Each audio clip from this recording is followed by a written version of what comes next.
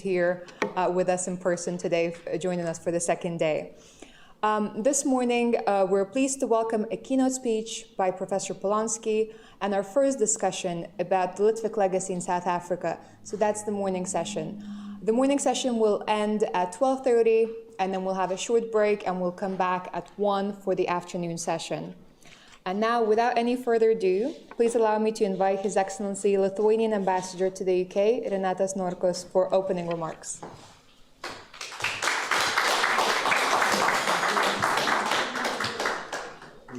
Thank you, Juste. Good morning, dear friends, ladies and gentlemen. Yesterday we launched our Litvak Days number 10 years. In a row. We are so happy to welcome all of you, part of you live in person here at the embassy, and others who are joining us on our platforms on YouTube or Facebook. So we are flattered to have you all with us this year to continue our series of Litvak Days that transcend into so many features and interesting observations on the heritage of the Jewish community, especially the ones that came from our region and got into all parts of the world, be it overseas, one direction or another direction, or in South Africa, as it is in this particular case, which we are focused our Litvak Days. Juste mentioned yesterday we had a splendid concert by two fantastic musicians. That's the tradition that we start our celebration of the Litvak Days with a cultural program. Today, between the two sessions, you will also be able to watch some excerpts from the upcoming performance, the music Shell Chromaticon, that will be presenting part of their program that will be featured in the Kaunas cultural capital of Europe 2022. So without any further introductory remarks, I also want to recognize, of course, Dr. Hamid with us today. Thank you very much for joining. We know you're not that often in London, but so we are blessed to have you with us. So today you will hear a couple of more introductory speeches, greetings, and then we will proceed with the keynote lecture. So enjoy the day and have a nice food in the between of the two working sessions, as it is always the case. Kosher food with some wine. Thank you so much, and back to you, Juste.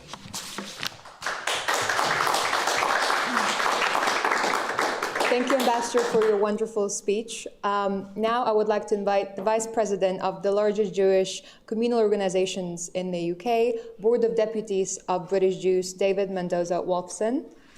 Please come to the stage.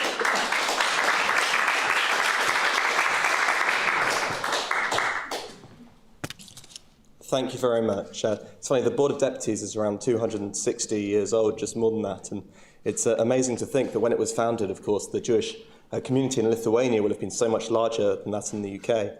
While that's no longer the case, it's fantastic that we're able to celebrate these Litvak Days to consider the identity, the culture of the Litvak community, which makes up so much of the British community here in the UK. And it's fantastic to be able to do this in person today after the many challenges brought by the pandemic.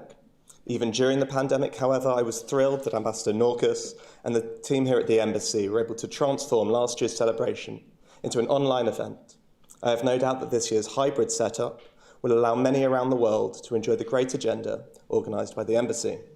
And I'd like to begin with a word of thanks to the Ambassador and his team for the warmth of the relationship that you have extended to the Board of Deputies and the whole of British Jewry. This celebration is a wonderful thing to share amongst friends. It would be impossible to overstate the importance of Lithuania to British Jewry. As you may know, most of the UK's Jews can trace some of their roots to Lithuania and the wider Litvak region. When you look at the history, it's little wonder that Vilnius, Lithuania's capital, was once known and referred to as the Jerusalem of the North. In Lithuania, Jewish culture was able to flower, and Yiddish arts in particular absolutely flourished. Litvak Days give us the opportunity to reflect on the Jewish legacy in Lithuanian history, culture, and identity. I have no doubt that they will continue to also provide new inspiration and bring people together. This year's focus is the South African Litvak community, and I'm delighted to have this opportunity to explore the history, legacy and art that distinctively connects Lithuanian Jews to South Africa and the UK. In my role, I have the pleasure of connecting with the Jewish diaspora around the globe, and I'm always moved to see the different and distinct ways in which that Jewish identity survived and grew despite the hardships so often faced. The Litvak identity is both distinct and a vital part of the rich mosaic of British and global Jewry, an identity which is resilient, fluid, and adaptive. Ambassador, thank you again for always being a champion of ensuring that Jewish history and memory are valued and understood in Lithuania. It is deeply appreciated by the community here in the UK. I hope you will enjoy this wonderful programme and celebration. Thank you.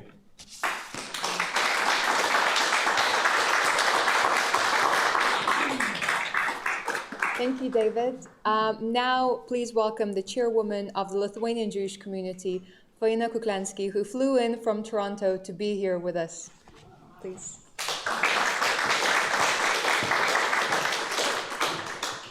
Dear ladies and gentlemen, I'm very happy to bring you greetings from the real Litvaks, Lithuanian Jewish community, which still exists in Lithuania.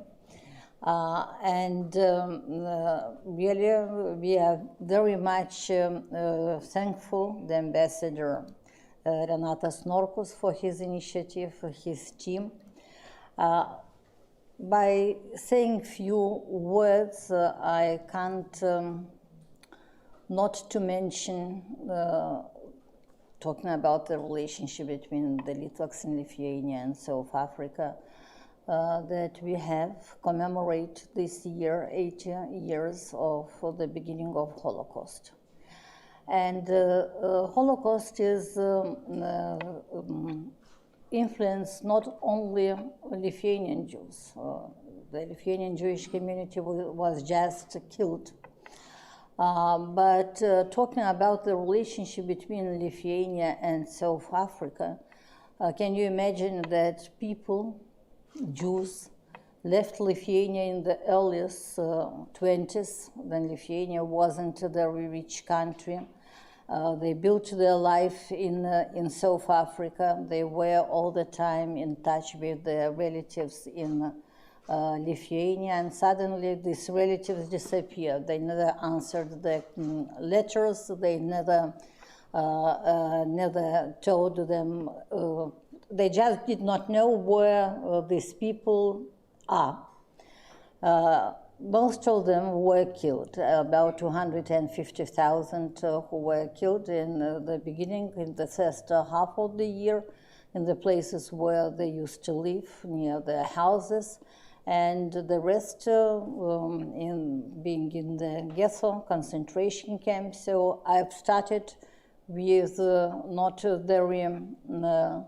very good news, but the good news are that still we have people in Lithuania, and we have the community which is able to visit the places of the mass murdering, and we have visited this year, in half a year, I don't know how many places, to pay our respect to the victims of the Holocaust. But what's really good news is that the local communities, mostly from which consists from Lithuanians, they joined or they initiated these commemorations in many places, many parts of Lithuania, and we are happy to pay this tribute together with the local Lithuanian community. Talking about South Africa, and my speech should be only greeting, but we have some, I would like to touch some problems as well. We have now quite sufficient problem with the citizenship, which South Africans are looking to obtain. It's EU citizenship, Lithuanian citizenship. Unfortunately, the practice of today legal system in Lithuania does not allow to do it so easy.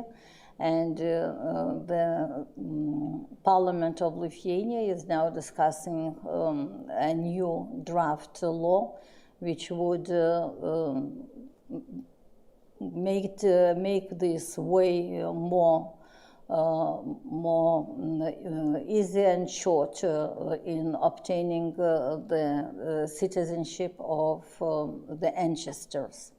So let us hope that it will come back, the legal system will come back in the way as it was before.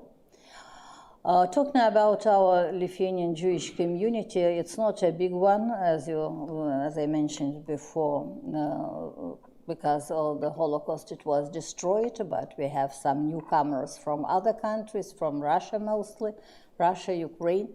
So we have about 5,000 people, and the relationship with the Litvaks are all over the world. We have here Mr.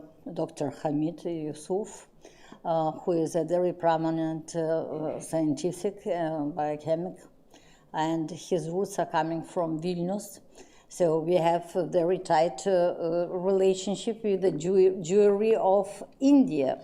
We have also published even a book about the first lady who traveled to India following Rabindranath Tagore, about I'm talking about Mrs. Flau. So we have in Lithuania a Jewish school, where the children can get full education, 12 years education, as Jewish students, and not only Jews are studying there, a lot of Lithuanians are studying. We are going to build, and we are putting a lot of efforts to build a kindergarten for the children.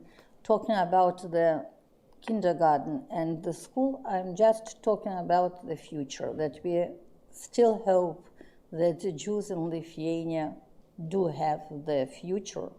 And their families will stay in Lithuania, maybe forever, who knows, the world is going around. And these two wonderful musicians, which gave yesterday the concert, and the music was related to the Jewish composers or Jewish or people who were performance this music before. We have also quite tight relationship, and especially with Glebas Pishniak. Each year we are organizing festivities. Now we are playing in synagogues.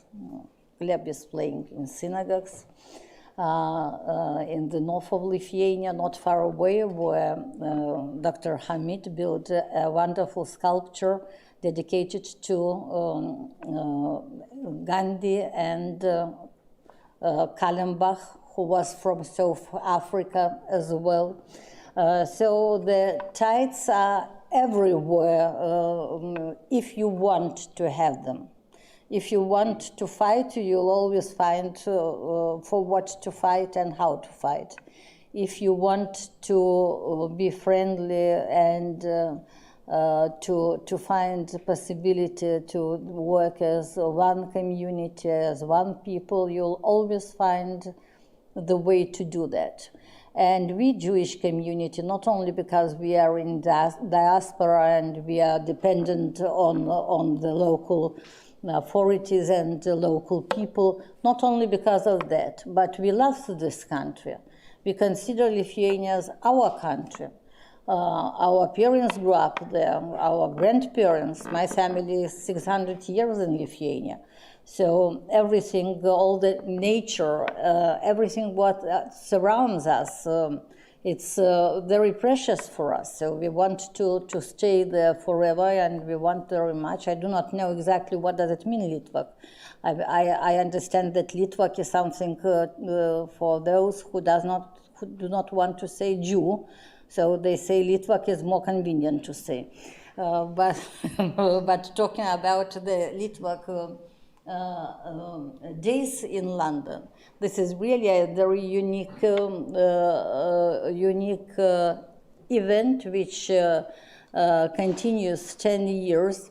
And perhaps the people who are here, they know how Litvaks are different, what is the difference between the Jews and Litvaks.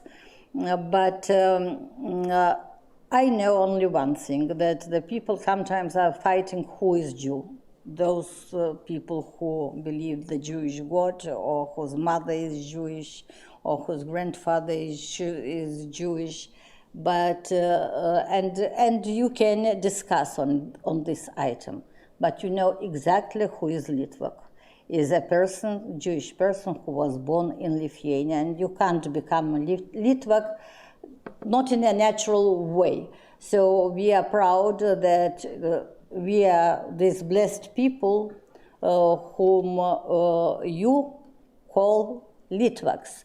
We are very happy to be Litvaks and to stay in Lithuania and to have very nice and friendly relationship with people all over the world. I can tell you from my 3+ trip in Toronto, I've got a very nice relationship with the local Lithuanian community. They just did not have an idea that they can be in touch with Jews of Lithuania, but they were very, very welcome to me, and I hope that we'll continue our relationship in Lithuania for the future. So thank you, all of you who came here, and those who could not, they'll be online. And but the result of it, that a lot of people can be acquainted with new ideas, with new plans of building new museums or new exhibitions, and to be together. So that is especially important. Okay, so I wish you a nice conference today. Yes, a nice conference and a nice being together. So all the best.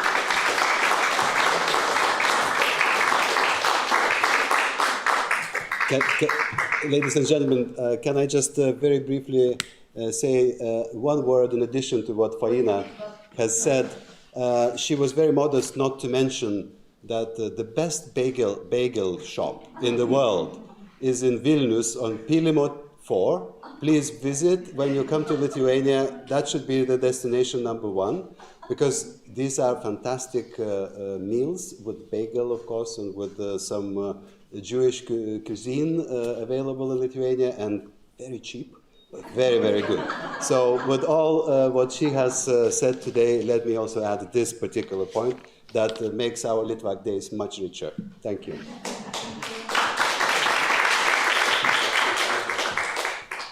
Thank you, Faina, and thank you, the ambassador. I can vouch, the bagels are incredible there.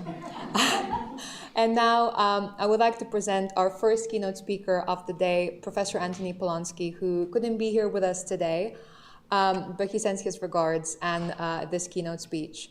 Professor Polonsky is not only an author of many historical works on the Holocaust, but he is also a founder and currently a vice president of the Institute for Polish-Jewish Studies.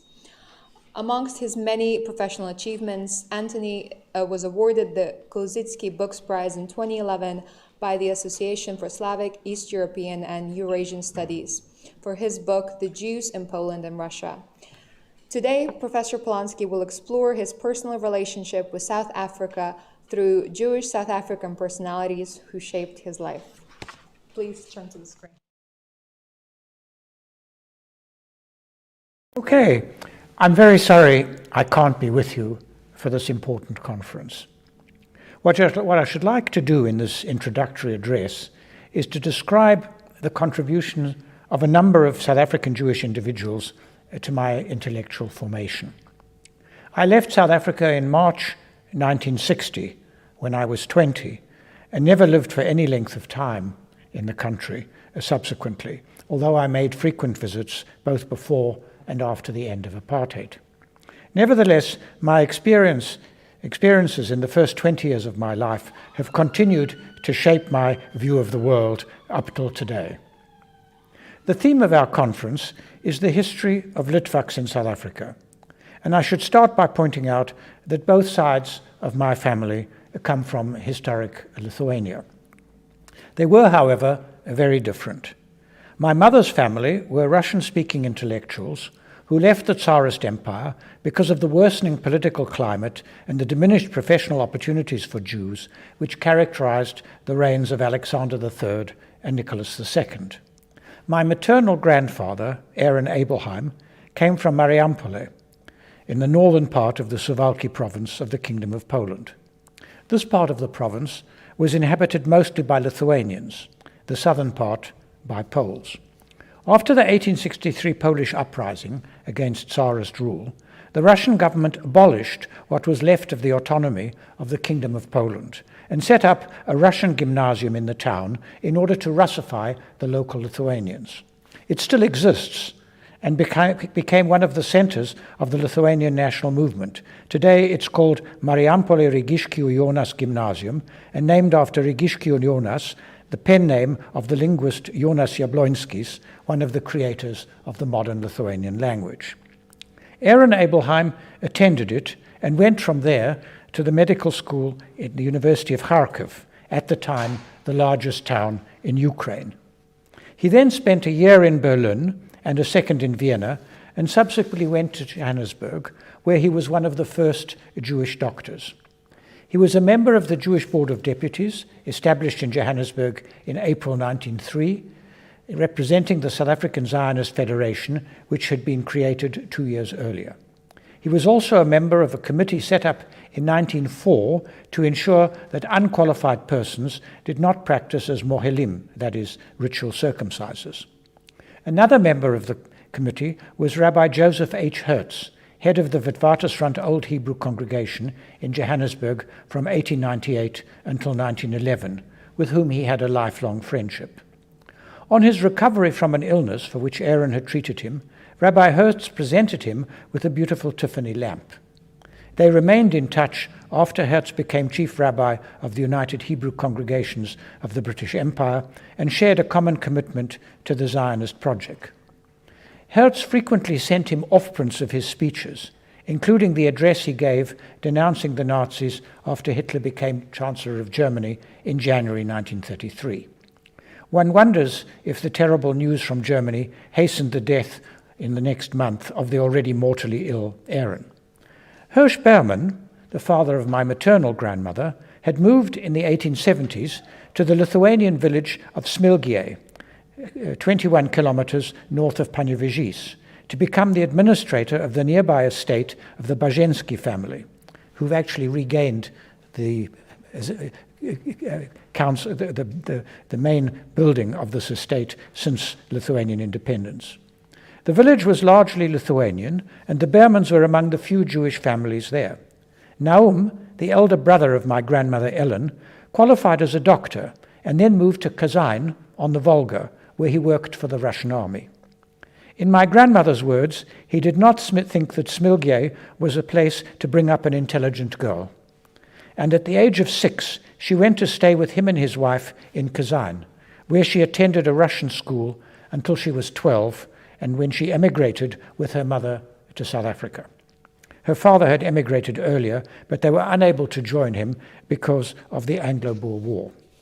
Hirsch Berman was very conscious of the need to make sure that the 4 of his children who emigrated to South Africa had suitable educations.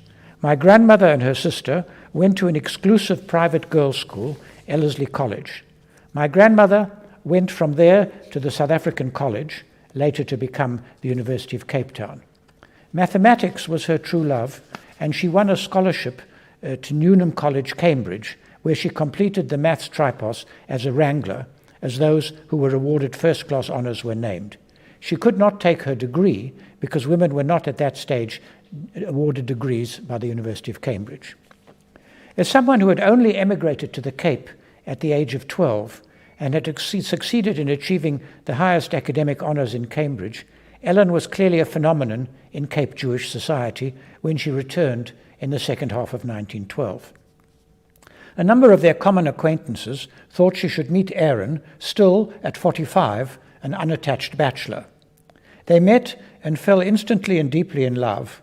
In spite of the 23-year age difference between them, they had an enormous amount in common: a love of the Russian language and culture, a commitment to Zionism, and a skeptical attitude to the Jewish religion, particularly in its more orthodox embodiment.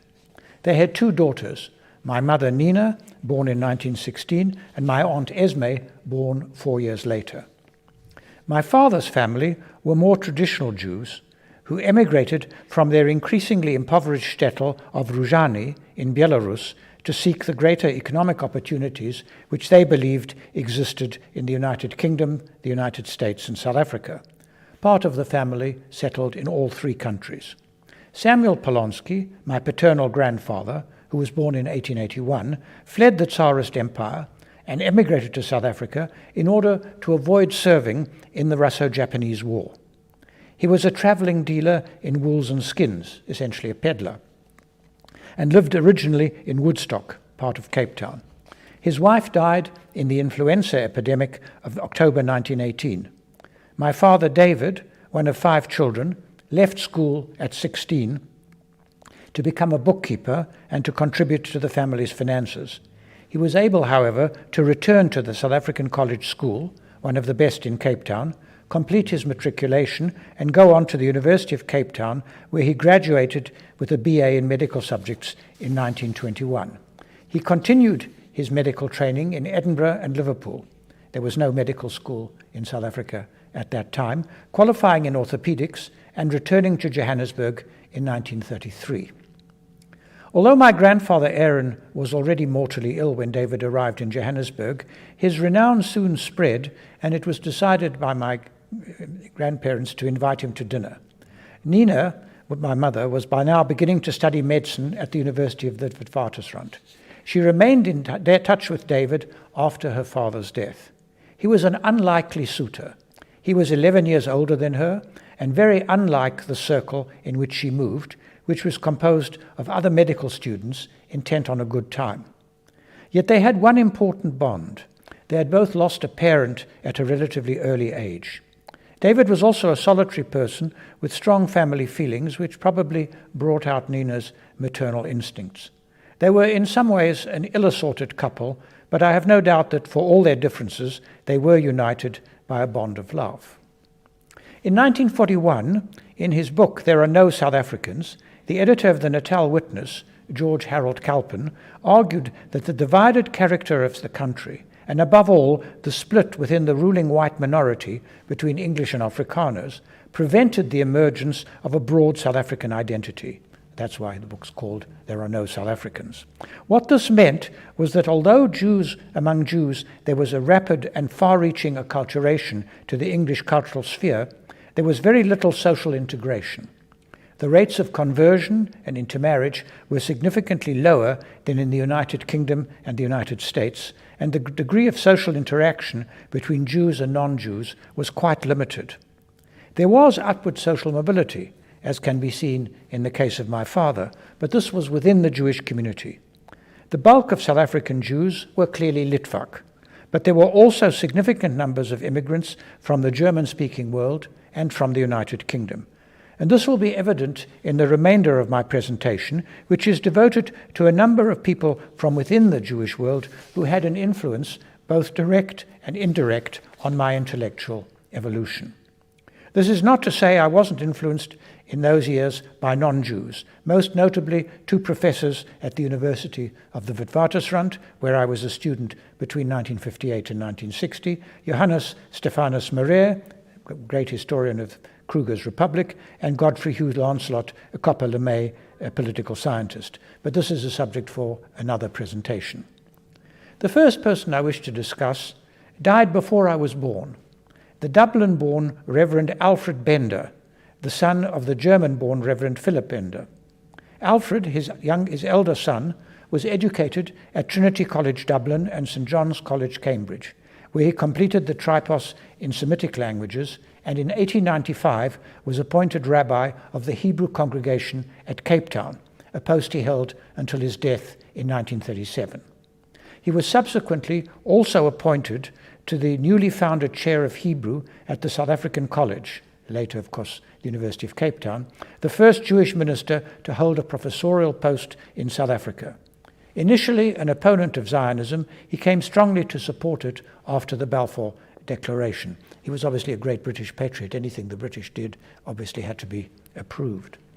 The very English Bender, who always wore canonicals, was clean-shaven and refused to be called rabbi, was deeply concerned for the welfare of the impoverished Lithuanian immigrants, and he went out of his way to ensure that they profited from the educational opportunities open to them in Cape Town. He was a member of the Council of the University of Cape Town and was able to obtain a scholarship both for my grandmother Ellen to go to Cambridge and for my father to go back to school and then to the University of Cape Town. He also officiated at the memorial service held in the Great Synagogue, Cape Town, on 24th November 1918, which commemorated 89 Jews, only a fraction of the total casualties, who died in the influenza epidemic, including my paternal grandmother, who is listed as Sarah A. Polonsky, Mrs. I was very close to my grandmother Ellen, and through her became acquainted with two of her friends, Bertha Solomon and Sarah Gertrude Millen. Bertha Solomon, née Schwartz, was born in Minsk and 4 years later went with her mother and elder sister to join her father, who had earlier emigrated to Cape Town. She was one of the first South African women to be called to the bar in 1926 when restrictions against women were abolished, and was active in the women's suffrage movement. White women, but of course not non-whites, received the right to vote for Parliament in 1930. She was also one of the main supporters of the Matrimonial Affairs Act, finally passed in 1953, which protected women's rights to property, income, and children. Between 1938 and 1958, she was a United Party Member of Parliament for the constituency of Jeppe, a working-class suburb of Johannesburg, and campaigned strongly for the welfare of her largely poor constituents. Sarah Gertrude Millen, née Leepson, was unquestionably the most distinguished of my grandmother's friends. Born in Jagare, her parents settled in the Kimberley area shortly after her birth. A prolific writer, she wrote many novels as well as biographies and 2 autobiographies. In her 1924 novel, God's Stepchildren, she portrayed miscegenation in negative terms, and her later work was marked by her increasing racism and also growingly conservative views. However, one could not but be impressed by her wide-ranging intellect and commitment to the Jewish people. Bernard Friedman, Minister of Health in the wartime Smuts government, was another friend of my family. As I've said, my grandfather spent a year in Vienna in the 1890s, where he seems to have specialized in obstetrics. He had a great reputation in Johannesburg for his ability to facilitate conception in infertile women. I have a bronze statuette by the South African sculptor Anton van Vo, famous for his memorial to the children who died in the British concentration camps during the Boer War in Bloemfontein, which has the inscription to Dr. A. Abelheim from LF and BF. BF, of course, is Bernard Friedman. LF is Lulu Friedman, his wife. And this was given to him by the Friedmans on the occasion of the birth of their daughter, a well-established novelist in this country, Gillian Becker. Infertility is clearly a psychosocial issue, and the books that I have of Aaron's confirm his interest in this topic. I wonder if he encountered a Freud during his year in Vienna. Barn Friedman, as he was known, was always willing to engage in political discussions with me, a rather crass adolescent. I remember once asking him why, after General Smuts obtained a decisive majority in the elections of July 1943, he did not attempt to alter the provisions of the South African Constitution, which made it possible for rural seats to have 15% less than the norm and urban seats 15% more, which ensured that the elections were always ultimately decided by the Afrikaner people. Friedman replied, "We did attempt to persuade him, but he always replied, 'I trust my people.'" Of course, we saw what happened in 1948. In 1955, Friedman resigned his seat in protest against the United Party's refusal to pledge to the restoration of coloured voters on the common roll. This led him to break with the United Party and become one of the founders of the Progressive Party and its leader in the Transvaal for 10 years. This party, a sort of moderately liberal party in South African terms, was enthusiastically supported by my parents. Among its leaders was another of their friends, Helen Suzman, who was born in 1917 in Johannesburg, in Germiston, to Lithuanian Jewish parents. Originally a supporter of the United Party, she was also one of the founders of the Progressives, and for several years its sole representative in Parliament, representing the constituency of Houghton, where my parents lived. She was a courageous and effective opponent of nationalist rule, but I was increasingly struck by her generally conservative approach to the world. I was now becoming increasingly radicalized.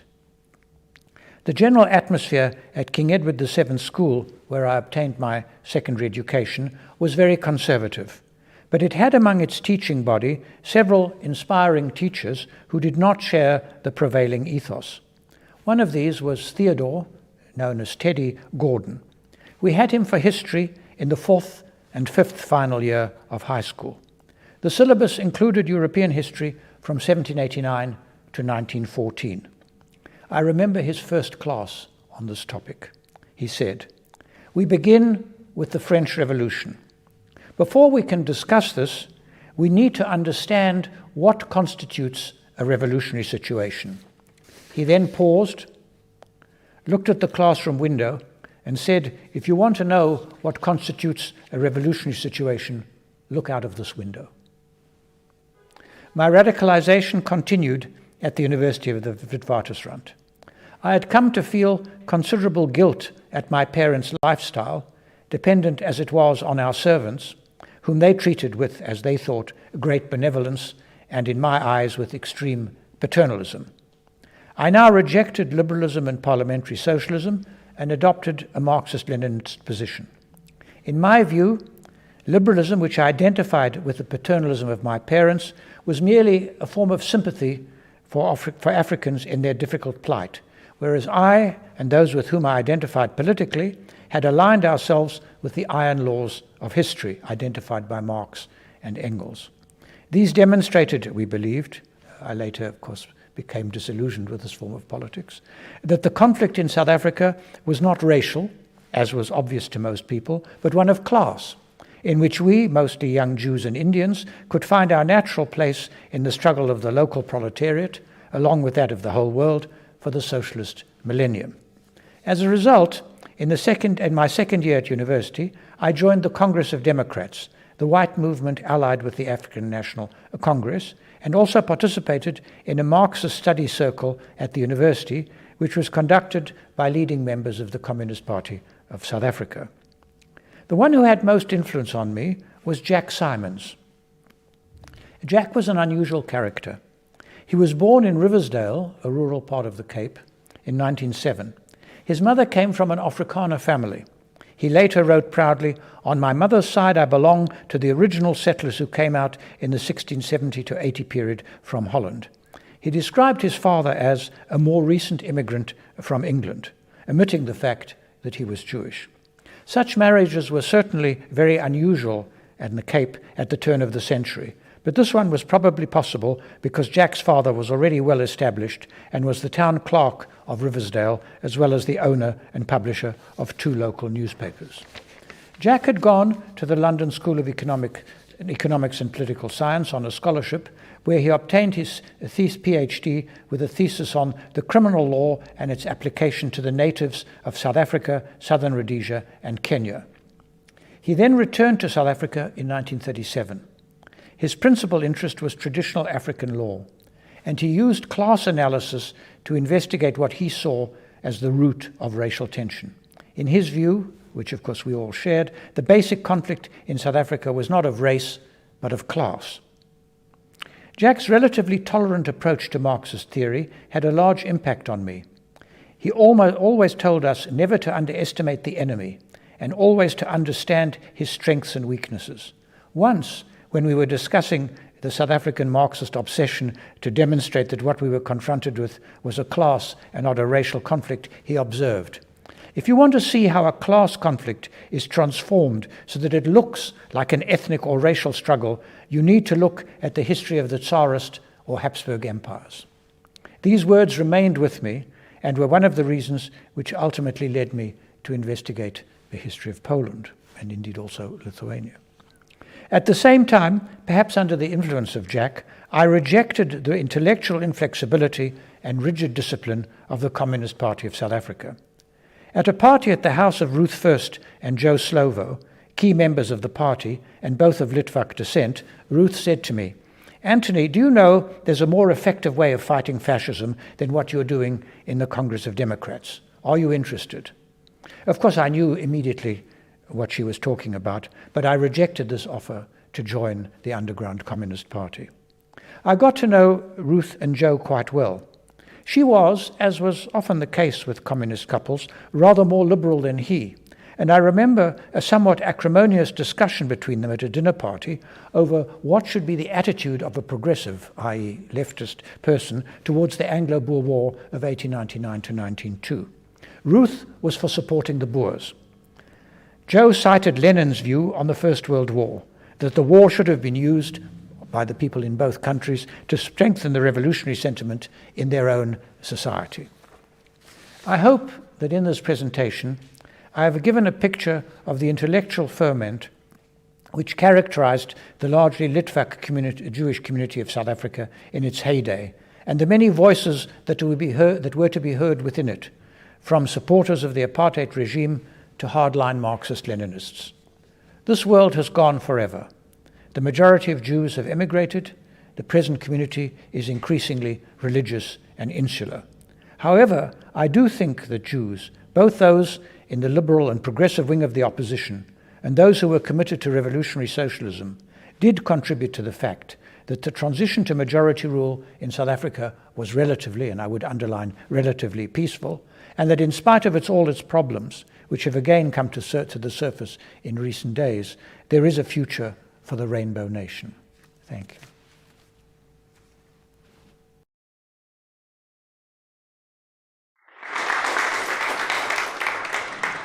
Thank you to Professor Polonsky, and hopefully next year he can join us in person.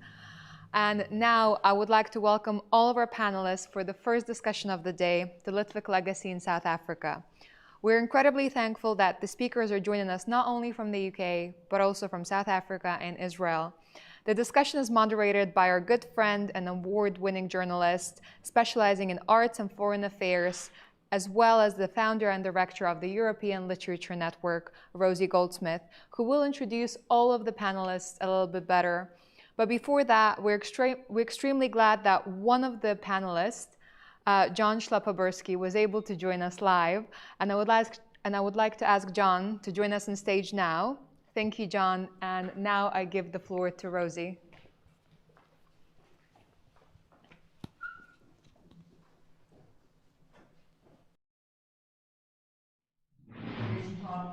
The Litvak legacy in South Africa. Last year, you may recall that Professor Polonsky was with us for the discussion in the 9th Litvak Days, and we asked the question, has Lithuania reached a milestone in embracing its Jewish legacy? Now, 2020 was a milestone. It was an important year for Lithuania. Let's remind ourselves it was the 30th anniversary of the official restoration of independence. It was also the 300th birthday of Lithuania's great Jewish scholar and rabbi Elijah ben Solomon Zalman, the Vilna Gaon. It's taken time for Lithuania, and it will take much longer as well, to confront its past and to embrace its diaspora. Under Soviet rule, the most Lithuanians had never heard of Jews, and memorials and plaques were removed. It was only at independence that Lithuania began to honestly question its history and to realize how integral its Jewish population is and was to Lithuanian life.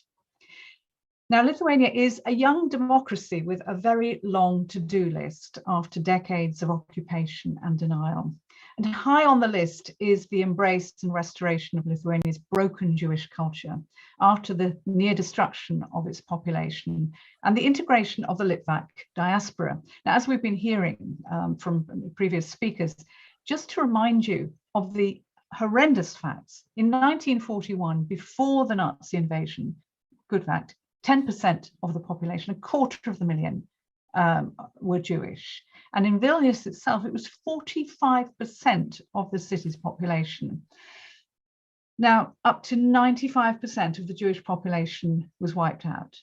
Possibly 12,000 survived, fleeing to the USSR, USA, UK, South Africa, and all over the world.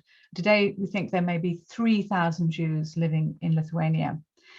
Anniversaries are important. They bring us together, and they're doing so now for the 10th anniversary of the Litvak Days initiative, which is an incredible and wonderful and sensitive initiative. So thank you to the ambassador and the embassy and the Lithuanian Cultural Institute as well for doing this. They focus the mind, anniversaries focus the mind. They enable us to celebrate, but they also highlight the challenges and help us reflect on the importance and complexity of the Jewish legacy in Lithuanian history. And today we're going to talk about this particular legacy and the present cultural life of South Africa and the diaspora in South Africa. So long story short, gathered together in person and online, I want to welcome my extremely very excellent panel. And you can see hopefully on your screens and in person, there's in Cape Town, Gavin Morris, who is director of the South African Jewish Museum, the great Albie Sachs, a great honor to have him with us, activist and former judge on the Constitutional Court of South Africa, also in Cape Town. And apparently it's really gorgeous weather there, so it makes us feel a little bit better, just being reflected in the sunshine of South Africa. Also very sunny, I think, and gorgeous. In Jaffna, Israel, we have Shimon Lev, who is curator and researcher in Indian studies, whose work focuses on Indian and Jewish studies. We'll hear from him later too. And in London and in person, we have sitting among you, John Schlapobersky, who is, amongst many, many things, he is one of the world's greatest psychoanalysts and psychotherapists, with particular focus on trauma and stress. And we'll talk more about that later. Now, for the first 40 minutes or so, each member of the panel has about 10 minutes to share a presentation of their work with us and to talk about their personal and professional stories. You'll see some truly remarkable photos and images, and here's some very powerful facts and testimonies. After each of them has spoken, the panel will come together and we'll have hopefully some time to discuss their presentations. I know we're running a little bit late. We do respect that. And then hopefully also, if we have enough time, we're going to have time for your questions. So we'll dedicate the last half hour maybe to your questions online and in person. And you can submit your online questions already via the chat or comment function, which at any point really during our discussion, and we'll address as many as we can at the end of the panel debate. So with no further ado, I am going to go to Cape Town. Very, very happily, I'm going to Cape Town, and I'm going to ask Gavin Morris to come and dominate the screen with me, just for a short introduction. Now, Gavin is the director of the South African Jewish Museum, and he's been director there since 2012 and has overseen the development of numerous exhibitions and a digital social history archive. He also runs all kinds of educational and cultural diversity programs. And I want to ask, first of all, Gavin, you've been in a pandemic, lockdown as well. How have all the programs, how has the museum been running in this time? The museum has been very badly affected. I think cumulatively, we've been forced to shut for about 6 months since March 2020. But the real tragedy is the lack of visitors. There's so many school days lost. We've seen very few school groups, normally the lifeblood of the museum. And similarly, tourists. We also have used one of our biggest demographics is tourists, people wanting to learn about our community and our history, which have also been very few on the ground. So it's been quite depressing in person. But on the other hand, the museum, ironically, has never had greater reach. The miracle of Zoom and the ability to reach people all over the world has really been a game changer, not just for the museum and heritage space, but I think for the whole world. So the fact that I'm sitting here in my office in Cape Town and speaking to you there in London and with people watching around the world and having the ability to share my story and the story of the museum and our community has really been a boon, but it'd still be nice to see people in person. Don't worry, I'll be there. I grew up in South Africa and I can't wait to go back. So we will be there and look forward to seeing you then too. And Gavin, before you start your presentation, tell me a little bit of your story. What about your family? Okay, well, I'm of Litvak descent. My surname is Morris, which was anglicized, and we're still trying to track the majority of my heritage and my ancestry. But like all other South African Jews, there's a deep Litvak influence. I grew up this fourth generation of smos traders, or traders that settled in a town called Bloemfontein, right in the center of South Africa. I mentioned to you earlier, South Africa has changed dramatically in my lifetime. I'm of a new generation, the first generation, I think, to be an adult in the post-apartheid era. I grew up having Jewish soldiers who were conscripted to the South African army, having Shabbat dinners at my house. As a youngster, we happened to live in a town that had a kosher kitchen where they would send the Jewish recruits. And when I share these stories with my children today who are growing up in post-apartheid democratic South Africa, they think it's hysterical. They don't even have a sense of reference to that type of environment. Myself being an English-speaking Jewish kid growing up in a primarily Afrikaner environment didn't infuse a sense of patriotism necessarily in me, but always a very close connection to my Jewish identity. I'm happy to say that since I've moved to Cape Town and started a family here, I'm much more committed and a part of South African society, much more so than I was in my youth. Had things not changed, I probably would have followed Professor Polansky's example and have left the country at a much younger age. That was quite a presentation from Professor Polansky. I'm looking forward now, as we all are, to your presentation, Gavin, and it's entitled The Evolution from Litvak to South African Jew. Over to you, Gavin, and thank you so much. Thank you, Rosie. So Professor Polansky already touched on a couple of things I'm going to talk about, but I'll jump right in nonetheless. So as you said, I entitled my talk, The Evolution from Litvak to South African Jews. And as the title suggests, I'll speak about how Litvaks arriving in South Africa evolved into a distinct community with its own character and traditions. Over the generations, Litvak South African Jews settled into South African society and developed a unique South African Jewish identity that is informed by its Litvak origins, but is recognizable and distinctly South African, influenced, like all diaspora communities, by the local culture and environment. South Africa is one of the most homogeneous Jewish communities in the diaspora. This is a unique feature of our community and its source of strength and cohesion. This cohesion is due primarily, I think, to the fact that the vast majority of South African Jews have at least some Litvak ancestry. Even the smaller South African Jewish communities of English and German origin, and even the lesser local Sephardi community, have been subsumed to a certain degree within the broader Litvak-influenced South African Jewish identity. And to understand this, it's necessary to see how Lithuanian Jews ended up in South Africa. So Nathan, if you can go to the next slide, please. Between 1850 and the First World War, 40 million people left Europe for the New World. Among them were 40,000 Lithuanian Jews who ended up in South Africa. The arrival of these Litvak Jews would forever change the nature of the then small Jewish community here in South Africa. Next slide, please, Nathan. The primary driver of this Litvak migration was the ascension to power of Tsar Alexander III in 1882. Under Alexander's rule, anti-Jewish laws and increasing anti-Semitism sparked a mass exodus of Jews from Eastern Europe. The timing of this event coincided with pull factors that brought Jews to South Africa. Nathan, the next slide, please. The primary pull factor at the time was the discovery of gold in Johannesburg in 1887, which led to a rush of fortune seekers from across the world, Jews amongst them. And whereas the majority of Litvak Jews who left Eastern Europe ended up as part of a larger Jewish migration to North America, many of those from the shtetls around Kovna or Kaunas in Lithuania made their way to South Africa. They were a product of chain migration primarily, as early Litvak arrivals in South Africa sent back positive reports about their new home, and this spread by word of mouth through the established networks of the nearby shtetls. And their migration was also helped by a already established route to South Africa. Can we see the next slide, please?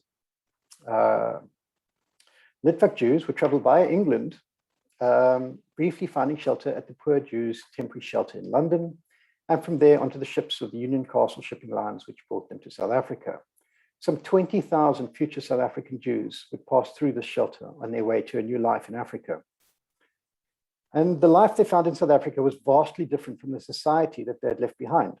They found themselves in a rapidly developing country with a growing economy, the readily available, cheap, unskilled labor in the form of the disenfranchised African community, and the arriving Litvak's classification as whites meant that they were immediately had advantages that were unavailable to them back home in the shtetls of Lithuania. Next slide, please, Alex. Nathan, sorry. While it's true that many, if not most of these new arrivals were poor, they were better off than the local Black population. They had access to a support network. They would receive support from the Litvaks that had arrived before them, but had already been successful in settling in South Africa. And many began their new lives in South Africa doing the same form of work they'd done in Lithuania. Next slide, please. As you can see here on the slide, the market day in the shtetl of Lithuania and Jewish Litvak traders and the Grand Parade in Cape Town. They were traders. They were selling their wares by a market or traveling from town to town. Next slide, please. The smose cart, which are the origins of my family that ended up in settling in South Africa, that's an actual smose cart that you'll find in the South African Jewish Museum. Very soon, the arriving Litvaks totally outnumbered the pre-existing Jewish community. In the cities, the arriving Litvaks gravitated towards each other, forming congregations and living in the same neighborhoods, where they were able to speak in Yiddish, pray in a familiar fashion, and eat their traditional foods. Others, who dispersed to the countryside, also gravitated towards each other, and soon Jewish communities were popping up all over South Africa. Just as in Lithuania, Jews were now a feature of the landscape, albeit in much smaller numbers. The Litvak Jews had arrived in South Africa. Next slide, please. They had embarked Lithuania with the hope of a new and more prosperous life, and they were now making this a reality. Their white skin, so access to capital, and a network of support meant that these shtetl Jews soon found themselves amongst the more privileged and upwardly mobile South Africans. But the Litvak experience in South Africa was by no means a bed of roses. Many arrived poor and remained that way. Others were drawn into a life of crime in order to survive, and there was a rising antipathy towards them from the non-Jewish white South African society. Can we have the next slide, please? White South Africans began to resent this rapid influx of poor and noticeably different underclass of Jews. The anti-Jewish sentiment increased, and the pressure was put on the government to try legislate to stop Litvak migration. Next slide, please. Over the course of the early 20th century, numerous laws were passed which limited entry at first to Yiddish-speaking immigrants, and finally the Quota Act in 1930 was passed, which effectively ended all Jewish migration to South Africa from Lithuania. Those who had arrived in South Africa had dramatically improved their lot in life. Even the anti-Semitism that they faced in South Africa, and there was plenty, particularly during the 1930s, was not as dangerous or as debilitating as the anti-Semitism they had left behind. First generation Litvak Jews in South Africa, however, remained outsiders, foreigners in a foreign land, and it was their children born in South Africa that fully changed the nature and impressions of Litvak Jews in South Africa. Their parents were able to provide them with opportunities in life far superior to those they had left behind or that they would have had they been born in the shtetls. Soon, Yiddish was replaced by English as the language in the home. Litvaks raised their children to speak English as it was the language of commerce and study in South Africa. Their upward mobility and the absence of any barriers to education and opportunity in this nascent country meant that professions were readily available and achievable for the second generation. Next slide, please. Building on their parents' early efforts, the second generation made the most of their opportunities. They were going on to become global leaders in their fields. By the early 20th century, Litvak Jews, now most second and third generation, were comfortably part of South African society, present in all the social strata. They spoke the local white languages, they attended secular schools, and they took part in local popular sports. Next slide, please. They were already very different from their cousins that had remained in Lithuania, as theirs was a totally different lived experience. Despite these radical changes and the diverging fortunes of Litvak Jews in South Africa compared with those who had remained in Lithuania, there continued to be a connection between the two communities. Next slide, please. There was a lasting impact of the religion, the culture and traditions of their parents. The religious observance of families religiously observant families would return to the shtetl to find a suitably pious spouse for their children. Newly formed congregations would send for rabbis from Lithuania to minister to in their newly built synagogues. This connection, however, was severed by the horrors of the Holocaust. The catastrophic impact on the Lithuanian Jews, where over 90% of the community were murdered, effectively ended all remaining family ties between the generations of Litvak Jews in South Africa and the families that had remained in Lithuania. Following the Holocaust, with Lithuania under communist rule and the apartheid-era South Africa firmly embedded in Western sphere of influence, the few remaining Jews of Lithuania and their cousins in South Africa grew further and further apart. Today, the two communities are distinctly different. 100 years of separate and disparate lived experiences meant there's little that remains that connect the two communities. But it's undeniable that Litvak traditions form the basis of South African Jewish identity, and the South African Jewish community remains the largest and most cohesive of the Litvak diaspora. Thank you. I hope I'm within time. Thank you, Gavin Morris, very much indeed. And we'll hear more from you later.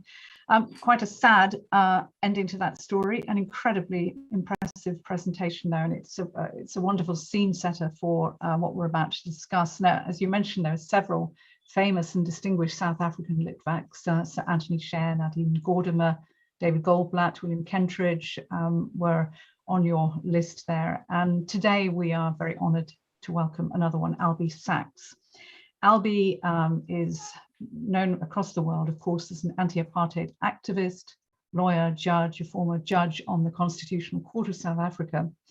In 1988, he lost his right arm and an eye in a car bomb in Mozambique. He went into exile and then later, alongside Nelson Mandela and the ANC, became instrumental in rebuilding South African democracy. He's the author of several books, including The Jail Diary of Albie Sachs, Soft Vengeance of a Freedom Fighter. Albie, I'm not going to spend longer introducing you because it is a very long introduction. If I were to give the full introduction, it is wonderful to have you with us. May I ask, first of all, do you have an allegiance to the Lithuanian Jews? Do you feel you are a Litvak? Litvak. I do feel, and very proudly, that I'm a Litvak. And to me, there's a certain kind of energy. It's an energy that's got me into a lot of trouble in different ways. To me, the Litvaks sort of impose almost a moral value to ideas. Can be very stubborn, can be quite wild in their thinking. And that got me into trouble with the state. That blew me up and put me in jail, and I suffered sleep deprivation, torture, and so on. But that's a side I'm very proud of. And I even make people who weren't even close to Lithuania, Jews, I somehow pick up my Litvak connection in a way, is with Jews like Karl Marx and Sigmund Freud and Albert Einstein, who belonged to the whole world but didn't belong to anywhere in the world. And that millenarian vision and view, to me, is connected with my Litvak heritage. The other side of the heritage that's got me into trouble has been at a very different level, at a more intimate level. Birthdays meant nothing to my family. And I'm seeing it very odd with people I'm very close to that I don't celebrate birthdays. And I realized only earlier this year that my parents didn't have a birthday. They had to officially put a birthday in a certificate their parents did when they arrived. But it had nothing celebratory about it. A birthday was actually a signal of stigma, something that Jews whose births weren't registered didn't have. And I'm seen as very odd by many, many people because I can't spontaneously sing happy birthday everywhere else is singing. Well, it does mean that you stay continually 21 years old. But before I'm going to hand you over, take the stage solo in 1 second, Albie. I just want to ask you very quickly: have you actually been to Lithuania? I haven't been to Lithuania, and I'm going to explain why. I just want to say the other thing that got me into trouble was we didn't get table manners. You all ate, you sat at the table, you grabbed things, and that's also got me into a lot of trouble with people very, very close to me who maybe are attracted by the wildness, the dreaminess, the millenarian views, but are not attracted by a lack of table manners, made worse by the fact that I now have only one hand with which to eat. That's exaggerated. So that these are kind of odd, weird aspects of my Litvak experience, but I haven't been to Lithuania. And this is really what I want to talk about, why. And I'm puzzled. I'm puzzled by myself.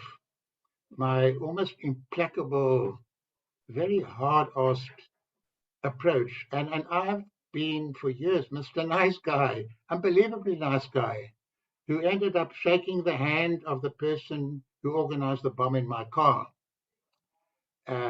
who developed the theme of soft vengeance when I was lying in the London hospital recovering from the bomb. And I want to say thank you to the British medical people and the nurses who made me love Britain in a way that I'd never loved it before, when I spent 11 years in the UK, getting a PhD, my family growing, getting books published, but feeling unhappy in England even when I was happy. Now, strangely, the nurses cleaning and wiping my body gave me a sense of British love in a most magnificent way that made me attached to British society in a way that I hadn't been before. In any event, I receive a letter while I'm lying in hospital. Don't worry, Comrade Albie, we will avenge you. And I think, avenge me? We're going to cut off the arms. We're going to blind in one eye. Is that what we're fighting for in South Africa? If we get freedom, if we get democracy, if we get the rule of law, that will be my soft vengeance. Roses and lilies will grow out of my arm. So that theme of soft vengeance became the theme of my life. Helping to write the Constitution was part of soft vengeance. It was triumphant. It's much more powerful than hard vengeance, because it's the victory of the ideas, the themes you were struggling for that led to the bodily calamity, if you like, of being blown up.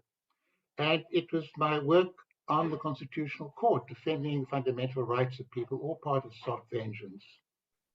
And now I'm asking myself, why do I feel so intense still? I'm puzzled about Lithuania. And previous speakers have spoken about the Holocaust absolutely correctly, but it wasn't just the Holocaust.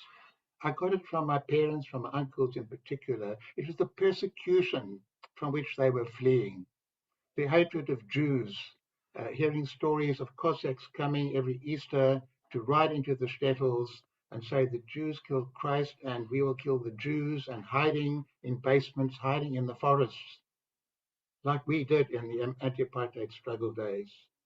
So there was a continuity from that to not a connivance at the Holocaust, but well, there were connivers who took part in the killings. But I think what gets me, what makes me feel so resistant to connecting with Lithuania now, is there's been no acknowledgement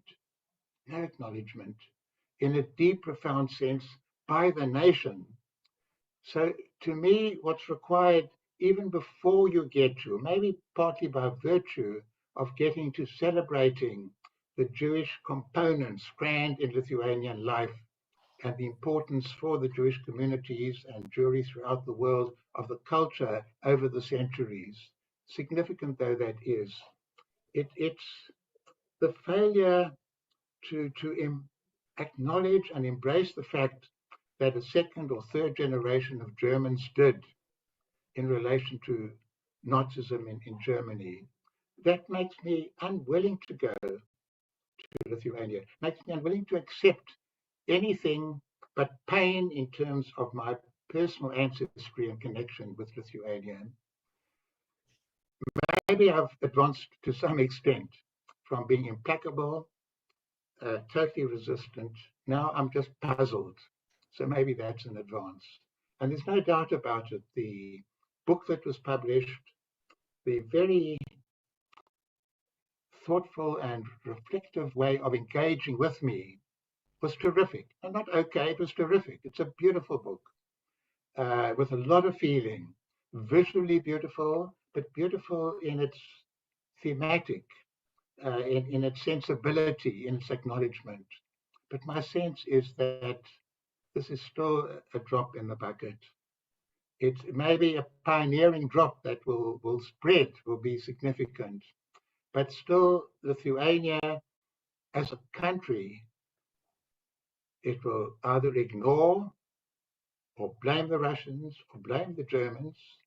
And clearly there was a lot of complicity, but not go in for that self-examination. And I'll just conclude with this.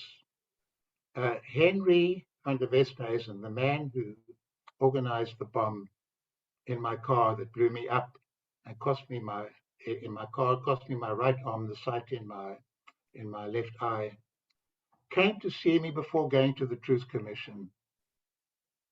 And he didn't say sorry, and I didn't want him to say sorry. How can you say sorry, I blew off your arm? He just came to see me and saying he's going to the Truth Commission to acknowledge what he'd done. And we had a long chat, and I said afterwards, Henry, go to the Truth Commission, and I can't shake your hand. And he'd come striding in like a soldier. He went out like a defeated person. I forgot about him. And 9 months later, I met him at a party, and his eyes were radiant. And he said, Albie, called me by my first name. I went to the Truth Commission, and I spoke to Bobby and Sue and Farouk, and I told them everything. You said one day, maybe you could shake my hand. And he put out his hand, and I shook his hand. I almost fainted. He went away beaming. I heard afterwards that, in fact, he went home and cried for 2 weeks afterwards. And that moved me very deeply, that he cried. It's more important that he went to jail, that he was punished, that he was now somehow taking into his soul what he'd been involved in, what he'd done. And what I find lacking in relation to Lithuania is that internal, if you like, emotional, cultural, psychological acknowledgement that the grandparents and great-grandparents and historically and systematically had persecuted Jews, amongst other things that might have happened, had to some extent been party to the Holocaust as it affected Jews in Lithuania, but had never profoundly and deeply and humanly regained their own, if you like, historical humanity by acknowledging what had happened. And so that's almost like, if you like, a plea from me. I'm not a very Jewish Jew in the sense I'm not religious. I don't go to shul. I don't see the world through Jewish eyes, solely Jewish eyes. I am a Jew. It's important to me to be a Jew, to be connected, to affirm myself as a Jew, to face up to anti-Semitism. But that, if you like, is the plea that comes from me. Albie Sachs, thank you very much for that, and incredibly moving as well. And that plea that you made, I mean, what would you like the Lithuanian government, the Lithuanian population to do? You spoke about the Truth and Reconciliation Commission, of course, in South Africa, world-renowned. You spoke about what the Germans did after the Second World War. What could Lithuania do? I think it's really acknowledgement in the history books, in the art and literature, in the sense of how did it happen? What made us like that? How can we prevent these things from happening?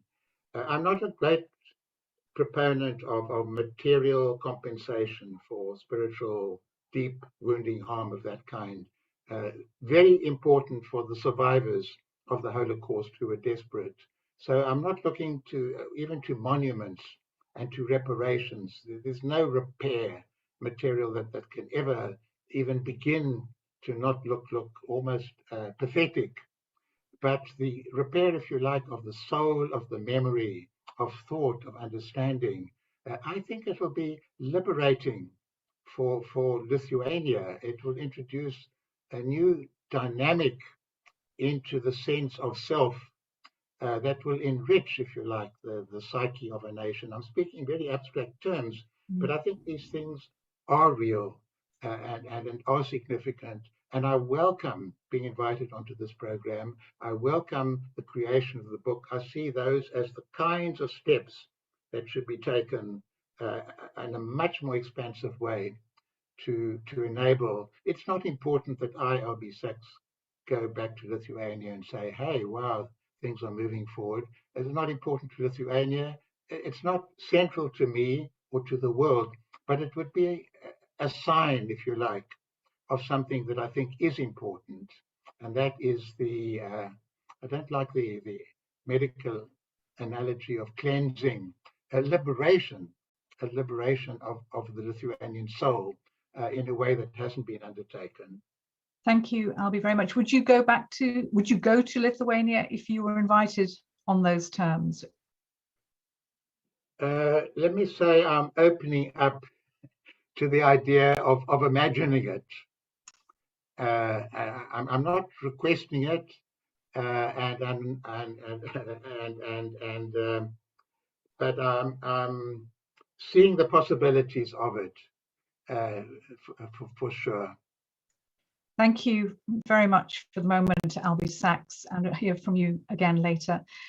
We leave South Africa now to go to Israel, to Jaffna, to meet Shimon Lev, and hopefully you can all see Shimon, and soon you'll be able to hear him if he unmutes his microphone. It's the first time I've had to say it. Sure. There's always a time. Welcome, Shimon Lev. Lovely, wonderful to see you. And just a very brief introduction, because I want you all to hear Shimon and his presentation.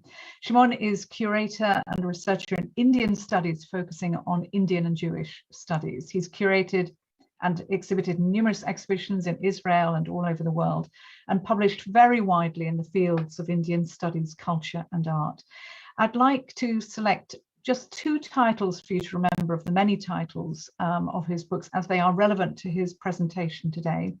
There's one book called Soulmates, the story of Mahatma Gandhi and Hermann Kallenbach, and the other is Clear Are the Paths of India, the cultural and political encounter between Indians and Jews in the context of their respective national movements. Shimon is currently working on a book entitled Gandhi and the Jews and Gandhi. Shimon, I need to ask you, as I've asked the others also, what is your personal relation to Lithuania, and have you been? Well, I've been at first. I always say jokingly, my father, the Lev family came from Poland, which I think it's probably also part of the Lithuanian. My father was Hasidic, but in his attitude, he was absolutely Litvak.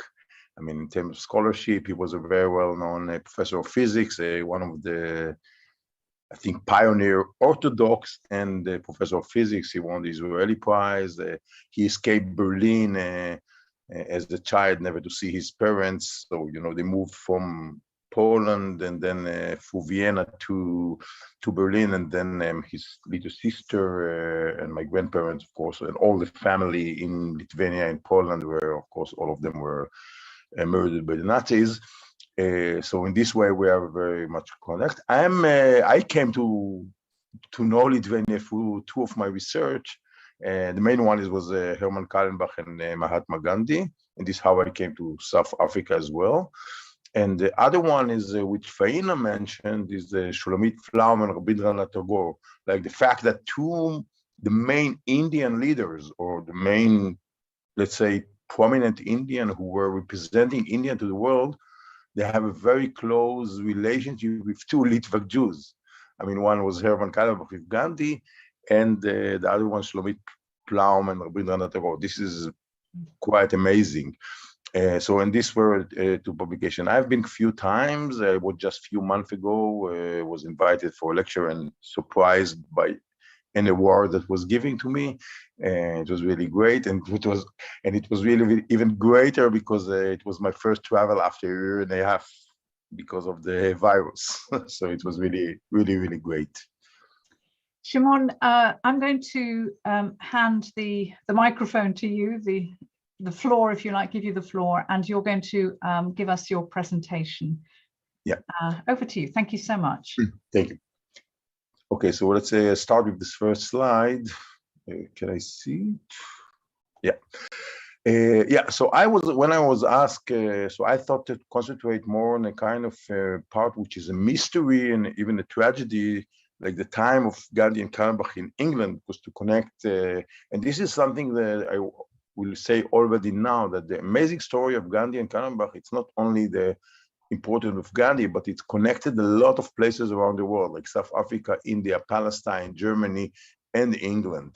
So in this way, it's a kind of very broad, let's say, legacy. Next slide, please. And I thought to focus on it, but while discussing it, I thought maybe I should give also some brief introduction. So here you can see on the right side, you can see the statue which was financed by Dr. Yosef Hamide in Rusne, which is the place where the Kallenbach family lived after immigrating across the border. Yeah, and this was for the last year. Next slide. And this is amazing because it's like many people ask, what is the connection of this? So that, is coming to this, the nice place in Lithuania far away and suddenly see the statues of Gandhi and Kallenbach. And this is actually what I mean, that it connects a lot of things. On the left side, you can see here, Isa Sarid, Lithuanian that live in Lithuanian Jews that lived in the Carmel, her mother, Hannah Lazar, which you can see in the small picture there during her visit to Gandhi Ashram in 1938. She's probably, I would say, the only Lithuanian Israeli, because after that she immigrated to Israeli, woman actually to have been in Gandhi Ashram.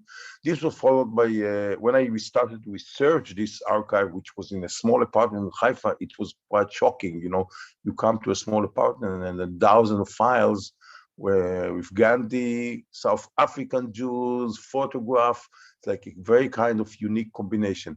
I would say even that all this subject of Indian and Jews in South Africa, which I'm working on a paper on that, it's a fascinating thing because there is a lot of similarities and a lot of carefulness, not to, in terms of the relationship. So this was followed by my publication, Soulmates, which you mentioned, and also the Lithuanian, they published this Indian Lithuanian, and there is a kind of summary of this story in this book, which was published. Next slide, please. Just to say, and when Gandhi was in the London, in the Second Round Table Conference, he gave an interview to the London Jewish Chronicle. And he said, I have a world of friends among the Jews. In South Africa, I was surrounded by Jews. And this is indeed true. You can see, I won't go into all of them, but some of them were English Jews and some of them were Lithuanian Jews. And the closest and the most important white approach, which Gandhi needed very much, were Jews. It's a big debate now, and that's relating to many topics that we're surfacing here. what does it mean, Jewish values? I mean, but I don't know about the apartheid, the Jewish support of Nelson Mandela, which is now a common subject, and everybody was part of it now. I don't know about it, but I can say for sure that the Jews that supported Gandhi, their reason was what they defined as Jewish values, whatever it is. Of course, none of them were Orthodox. But they said, you know, for us, the Jews, we know what is to be persecuted, we know what is discrimination, and this is the reason why we support the Indian. And for me, this is enough. Next slide, please. And here on the left, so here on the left side, you can see Sonia Slezhin, another Lithuanian, very important. There is a book about her, but I think it still needs more research. And on the right side, 𝐏𝐚𝐻 Kallenbach. Sonia Slezhin was Gandhi's secretary, a relative of Kallenbach. He brought her to work with Gandhi.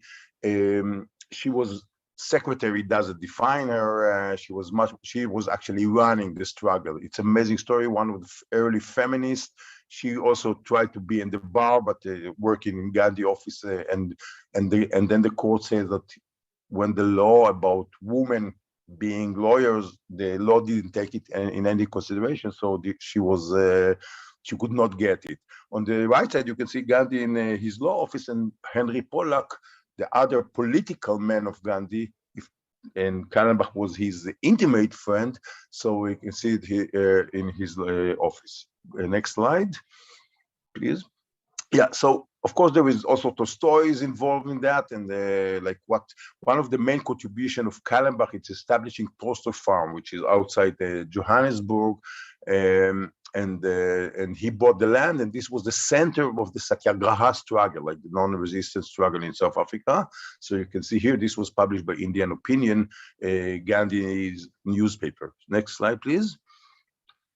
So you can read it meanwhile, but I say just maybe to emphasize it, why Kallenbach is important, apart from the connection and things like that, because Gandhi's formative years were in South Africa. When he returns to India in the age of 40-something, he's already fully developed to be the Mahatma in the future.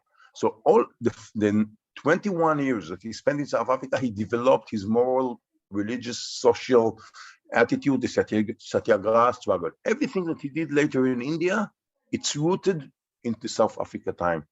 And this is why many scholars are very interested in what we call early Gandhi. I mean, how he developed, because Gandhi is a unique one. And so now you can understand that the two closest, or the three closest supporters of Gandhi, Sonia Slezhin, Henry Pollack, and 𝐏𝐻 Kallenbach, were part of this formative years development. Next slide, please. So just to give it a brief, he studied architecture in Germany, immigrated to, his uncle was already a prominent businessman in Johannesburg, Kallenbach, and then I met Gandhi probably in 1903. And the peak of the struggle in 1913, what you could say, so Kallenbach, Gandhi, and Pollack were arrested. And this is the way, albeit a kind of a prototype for the future anti-apartheid Jewish, let's say, resistant. And this is why it's also very important. Next slide, please. Yeah, we will jump on it. He died in 45, and in 52 his ashes was brought to Israel. And buried near the grave of A.D. Gordon. So I will just go, next slide, please. I see that I'm running out of time. So here you can see a photo of Tolstoy Farm, which is quite unique. It's a glass photo. It's very, very rare. And the prominent Indian visitor Gokhale. You can see Kallenbach near Gandhi and Gokhale. So you can define the relationship between Gandhi and Kallenbach as a kind of guru-disciple relationship, but it was much more than that. Next. You go to Johannesburg, Mountain View, you can see the place where Gandhi and Kallenbach lived together, which what I define as two-man ashram. And as I said, Kallenbach was an intimate friend, so they shared the experiences, and these experiences were very important for Gandhi development. And the one that he shared his experiences was 𝐊𝐚𝐦𝐢𝐥𝐿. 𝐊𝐚𝐦𝐢𝐥𝐿 was willing to do everything. Jump on to the next maybe slides more quickly. Tolstoy Farm, the pioneers, working with the hand. It was very alternative community. Maybe today we could envy this alternative, what we call new age recycling, free school education, spiritual center. So Gandhi and 𝐊𝐴𝐚𝐦𝐢𝐥𝐿 in the center. They made their own clothes. They made the sandal. The sandal was very important. 𝐊𝐴𝐚𝐦𝐢𝐥𝐿 taught Gandhi to make sandals, and when Gandhi left South Africa, he sent a pair of sandals to Smuts. We will come to it. Go on, please. Only the peak of the struggle. You can see here 𝐊𝐴𝐚𝐦𝐢𝐥𝐿 in the middle, and the big passive resistance, the big march, what we call the epic march, which thousands of coal miners, Indian coal miners, and sugarcane workers left their job and tried to march between Transvaal and Natal in order to be arrested as part of the Satyagraha struggle. Yeah, please next. So they left South Africa, and this point I'm coming to this point. Gandhi decided to leave his very successful architecture firm, to leave everything in the hands of Pollack and other, and to go together with Gandhi on the way to India through London, through England, in order to be his right-hand man. And Smuts, the famous quote said that the saint left our shores, I sincerely hope forever. And then Gandhi sent him this purpose. So they reached London, but tragically, next slide, please.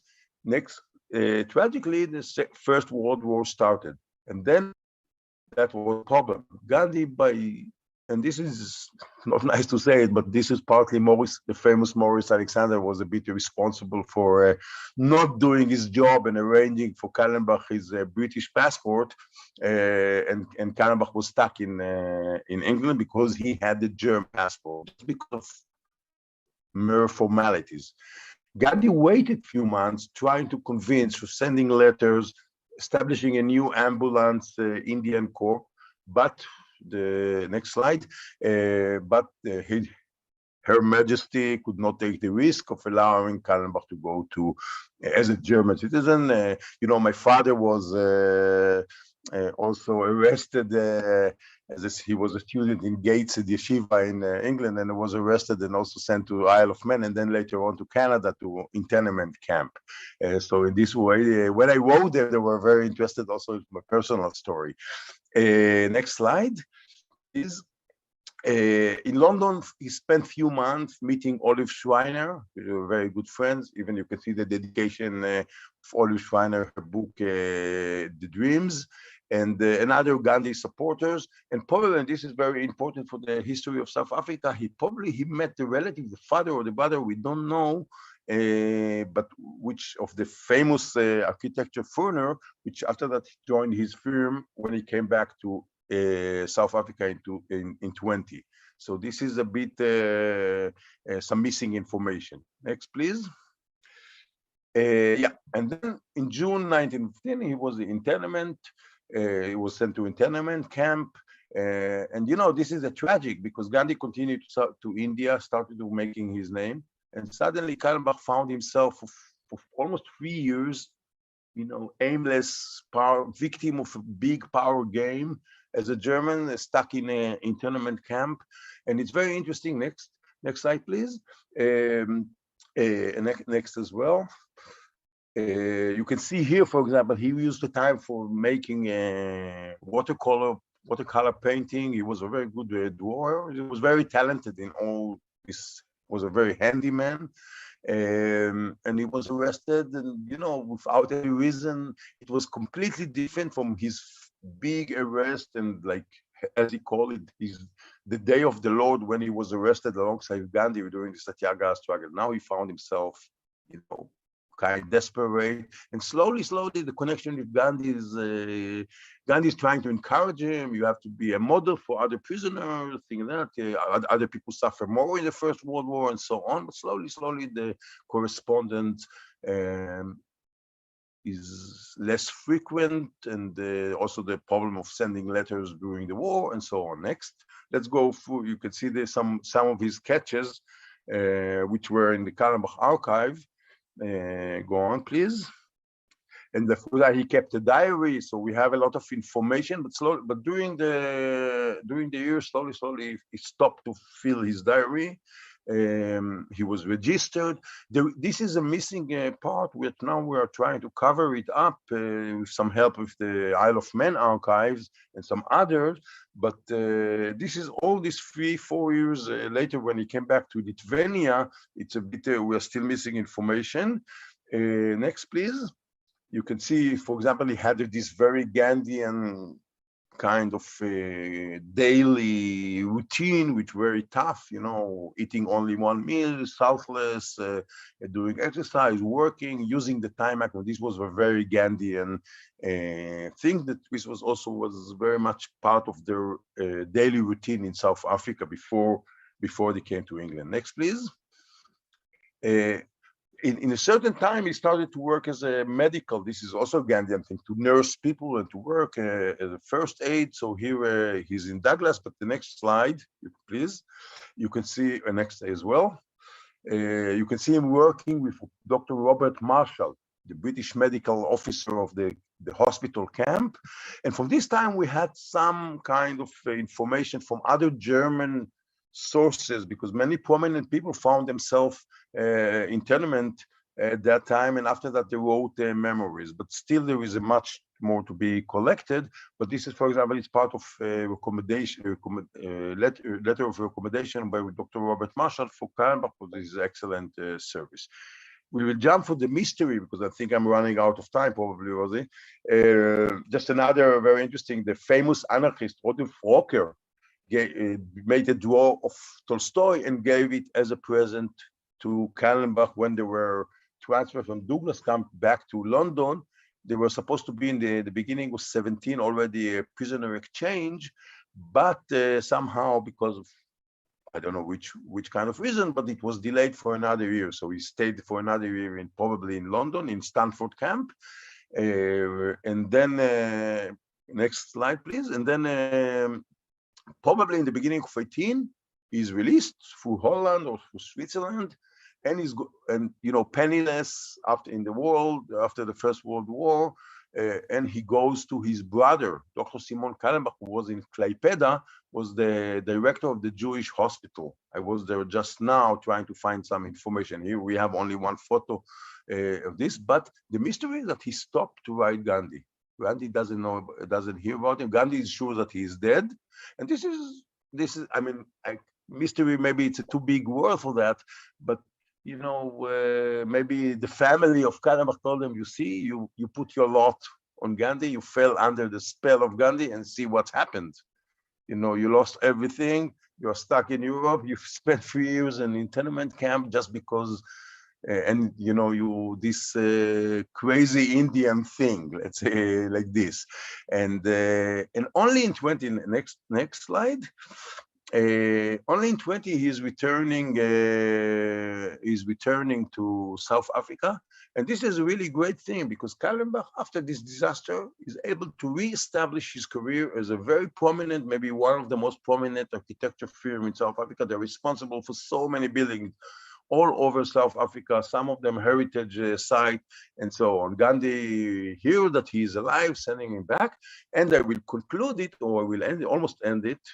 Next slide, please.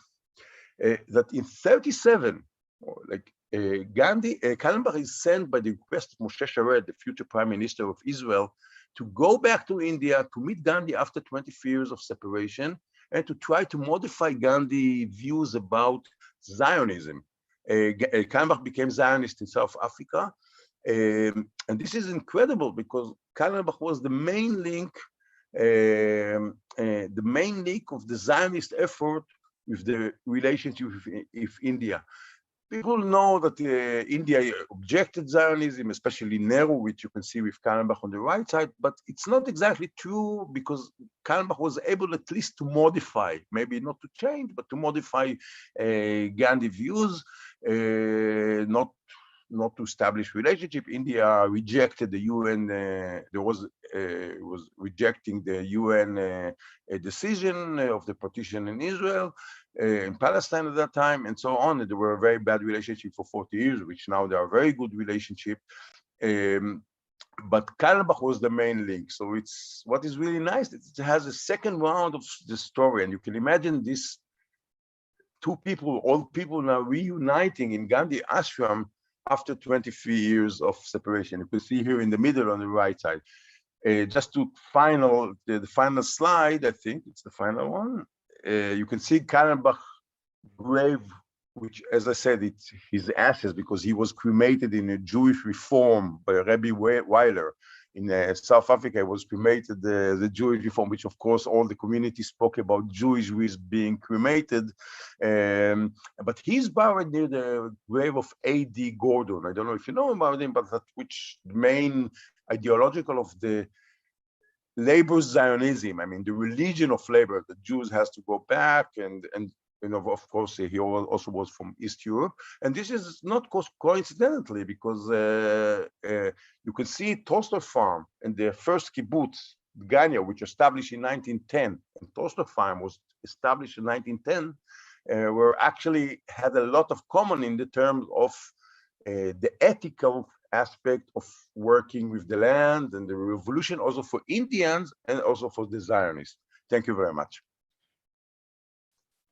Wow, that was absolutely remarkable. And I must say, to my great shame, I knew almost nothing about 𝐏𝐚𝐬𝐤𝐢𝐤.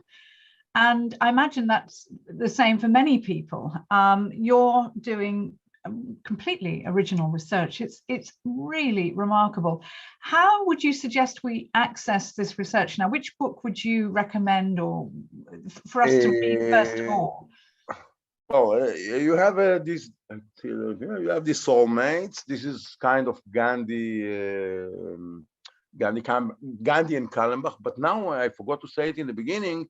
I'm working with Professor Cathy Monroe from Johannesburg, in South Africa, and we hope to publish kind of a full biography of 𝐏𝐚𝐬𝐤𝐢𝐤, because I'm coming from Indian studies, I dealt with and I think this is the main story, because as I said, it connects, and this is what's really amazing of cross-cultural ideas, transformation, and it connected so many worlds and so important event. It's not just small things, somebody knew somebody. It's much more than that.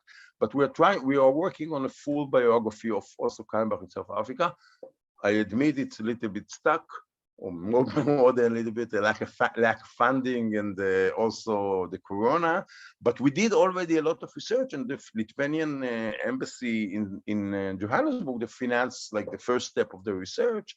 We're looking for more. I think it's really need it because it's more important for the, in this case, for the Jewish and the general South Africa history. I also try to convince Gavin to make an exhibition about the Jews, but this is another. I'm sure Gavin is listening, and I'm sure that he's listening very hard and incredibly impressed by what you've been telling us today, as we all are. But it's I'm going to move on now, and to thank Shimon Lev very much for the moment. Move on to our final panelist, who is actually in the room, sadly not with me, but he is with all of you in London.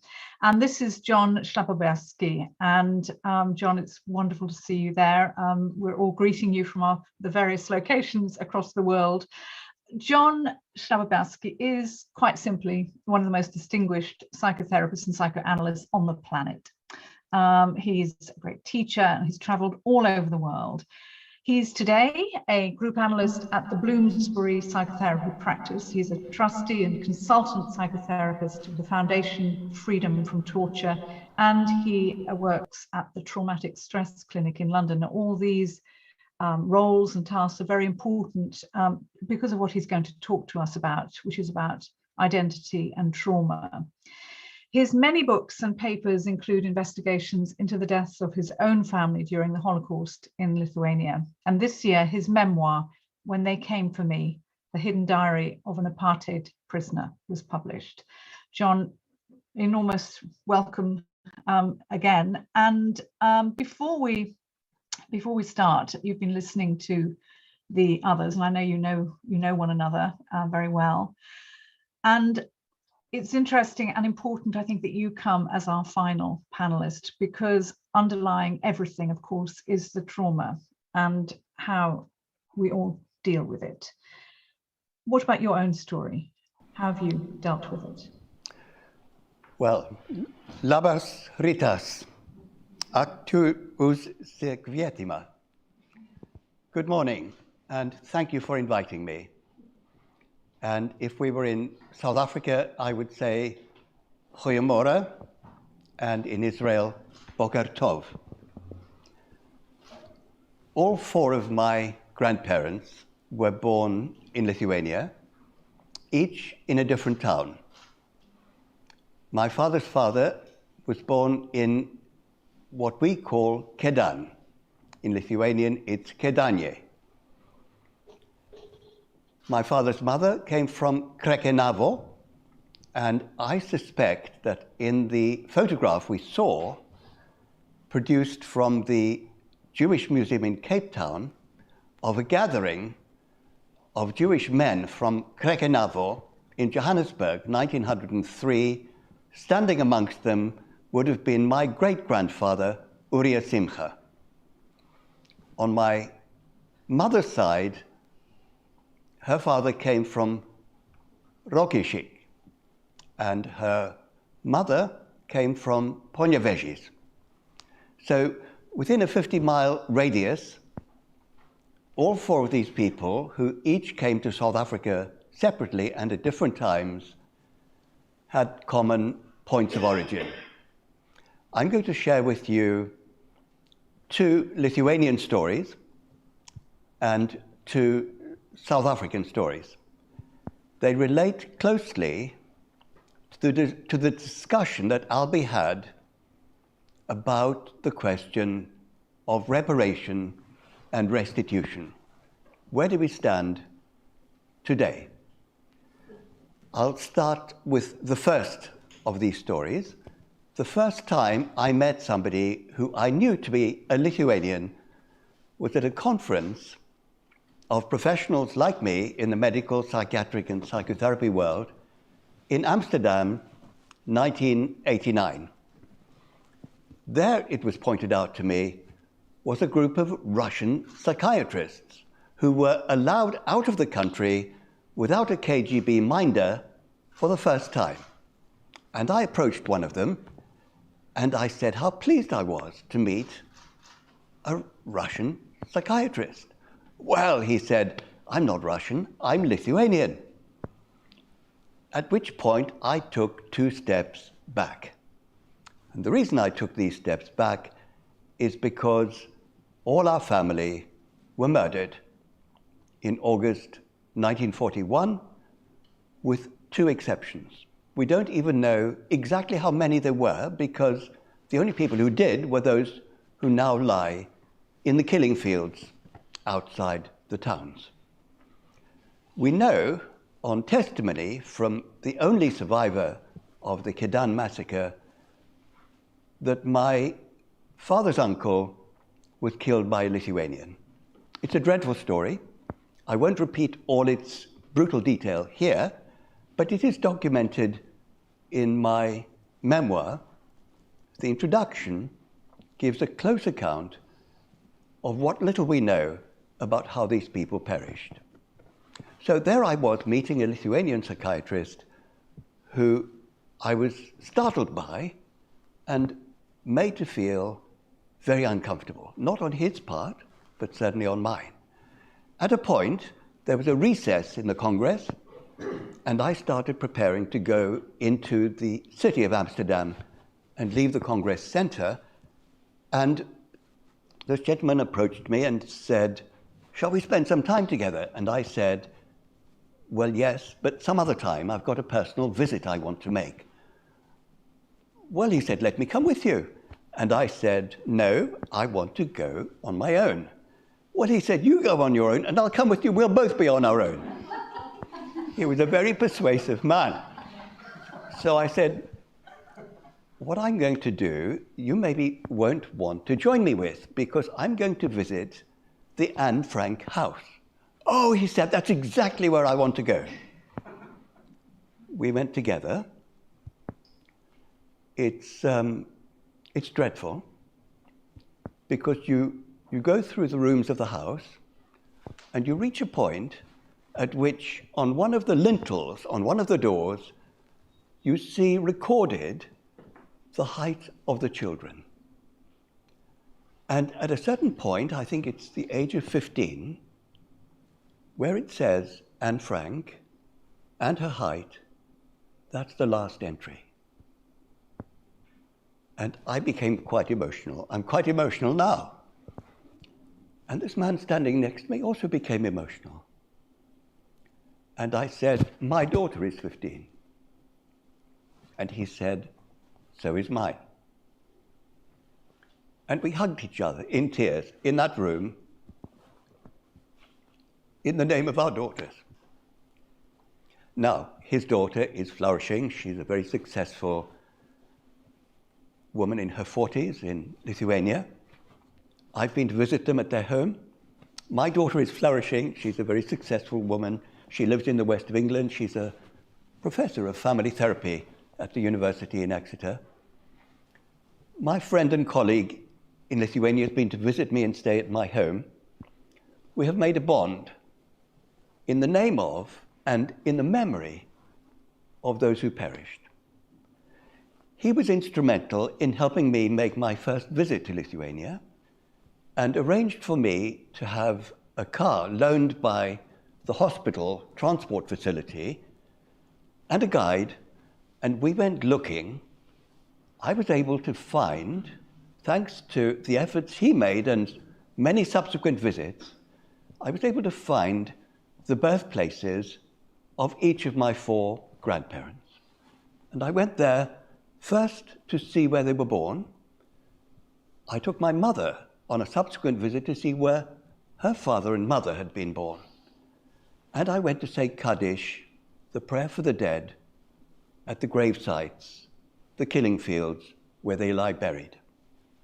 Now we come to the second Lithuanian story. It's a story about the visit I made with my mother, and on this occasion, we were not at her parents' sites, the towns of 𝐏𝐴𝐺𝐿𝐴 and 𝐏𝐻𝐵𝐻𝐵. We were at the site of my father's father in Gaon. We had from the survivor, the sole survivor, in a massacre of more than 3,500 Jews, the testimony that they were all buried in a pit 3 meters wide, 3 meters deep, 90 meters long, on a hillside above a certain stream. So we went with our guide above the stream, and we were looking on the hillside. We didn't know where to look, and we found some young couples. It was late August, summertime. They were picking blackberries. Pastoral scene, quiet, kind. They were hospitable towards us. And we asked them if they knew where the burial site was of the Jews, and they told us exactly where to find it. We went there, and it is exactly as the sole survivor described. This was just 2 years after Lithuania's own separation from the Soviet Union, and the commemorative plaque was still a plaque put up in Soviet time. And what it said was, here lie the bodies of many thousands of Soviet citizens killed by the Hitlerite fascists. That's how it was described. Today, it is an entirely different inscription. It acknowledges that here are the bodies of 3,500 Jews killed in the Holocaust. As we were standing there on this early visit, we could hear, coming up from the river, the sound of children's voices and a barking dog. And we were chatting with each other. There was my mother, there was our interpreter, there was our driver. It was a little group of 4 of us, and we'd been looking at this site. I had just finished saying Kaddish. And the interpreter turned to me and said, "Did you hear what they said?" And I said, "Well, I heard children's voices, but you can understand them, I can't. What did they say?" And she said to me that the one little boy said to the other little boy, "What's the dog barking at? Why is the dog barking?" And as she said this, these 3 or 4 little boys came round the corner with their fishing rods. And they were running, like little children run, with a dog in front of them, barking at us. She went on to tell me that these kids had said to one another, "Maybe the dog is barking at all those dead Jews in the cemetery." And then they saw us. Now, we were living Jews. Did they think they were seeing ghosts? Did they know why we were there? What did our presence there represent? This is the question Albie put to us on the screen. What does our presence here represent? It's heartwarming to feel such a close affinity with a country that my forebears must have lived in for many, many hundreds of years. My name, Schlapobersky, comes from a small hamlet just 14 kilometers northeast of 𝐏𝐬𝐦𝐢𝐤𝐿𝐴. It's called Schlapobersky. The person who gave the name Jerusalem of the North to Vilna was actually Napoleon Bonaparte. He passed through Vilna on his way to Moscow. He was impressed. Amongst the many things he did during his brief, startling, and unsuccessful occupation of Eastern Europe was introduce an instruction that the countless städtlach, towns and villages of Jewish life in Eastern Europe should be given an opportunity to record the births and deaths of the Jews amongst their citizens. And it was from that point that Jews started taking names, the names we use today, whether it's Sachs, Kaplan, Schlapobersky, Schneider, the naming of Jews with these kind of surnames, rather than the way in which I would be introduced in the synagogue. I would be introduced by my Jewish name, Zavel, son of Uriah Simcha. Now, the naming of Jews is a very interesting anthropology in Jewish society, but I'm going to move from these points of fondness and shared affinity, the anthropology of Jewish life and the question of life and death in Lithuania, to questions of life and death in South Africa. And I'm going to share with you 2 Jewish stories about South Africa. In the Livonia trial, when 8 people were put in the dock on threat of execution, there was a strong legal team in their defense, but there was an even stronger public prosecutor. His name was Percy Utah. He had been, for many years, the chief public prosecutor of the Orange Free State, the central province whose capital is Bloemfontein, where we heard from the Jewish Museum in Cape Town, your origins come from Bloemfontein. So Percy Utah was the chief public prosecutor of he was the Attorney General of the Orange Free State. He was designated to prosecute those accused at the Livonia trial.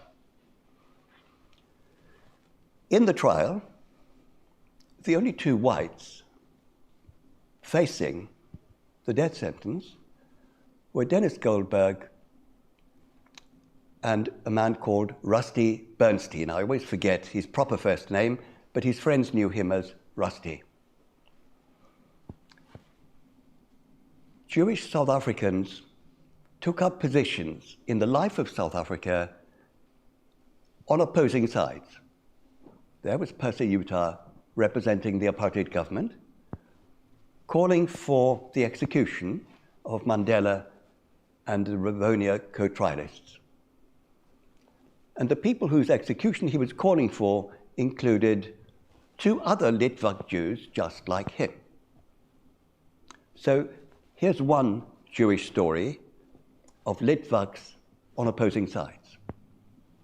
I'm now going to move you away from a big urban center and a famous narrative to something seemingly obscure, to a small town in the east of what used to be called the Transvaal. It's now called Mpumalanga, which means in Zulu, the rising sun.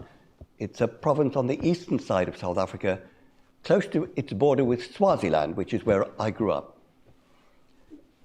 This little town in Mpumalanga is called Bethel.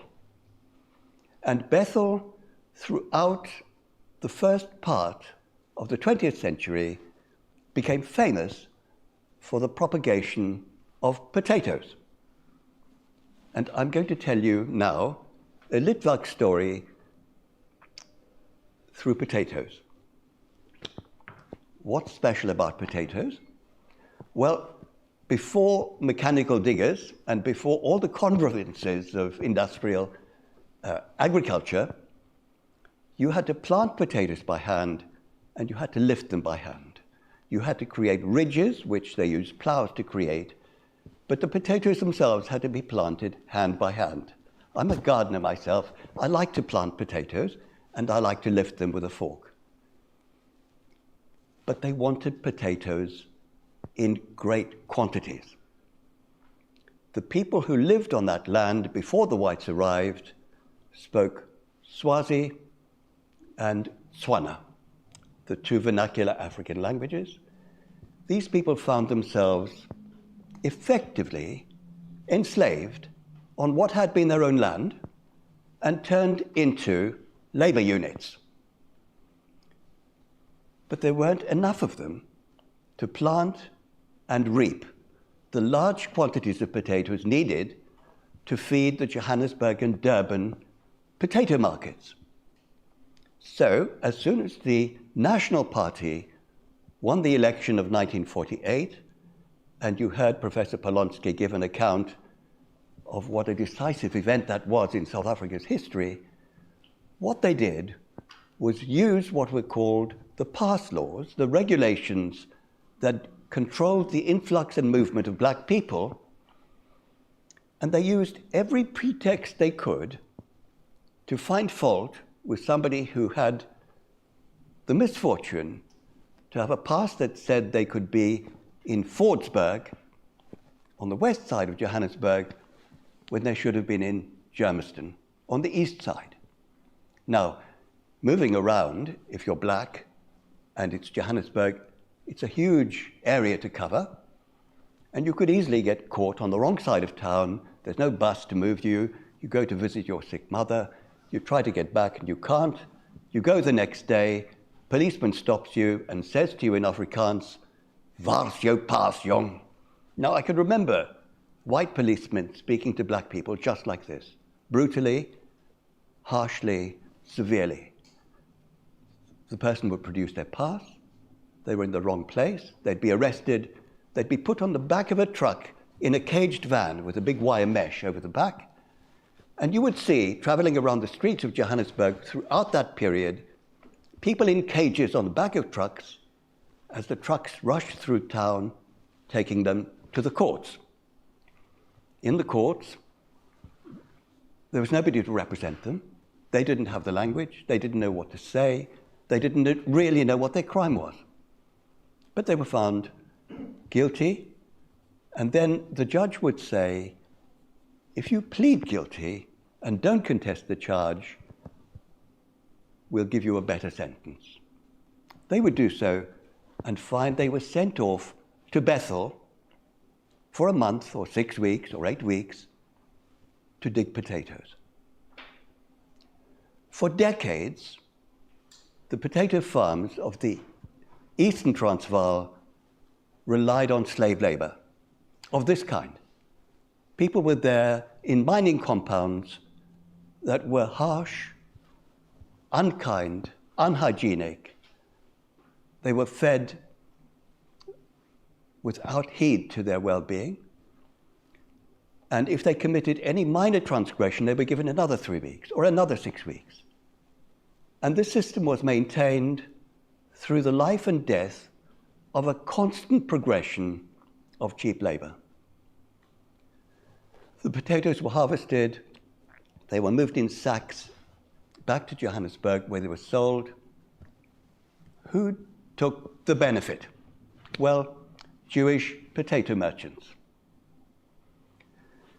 It's a poignant story because fighting against these punitive regulations of the apartheid system were Jewish lawyers.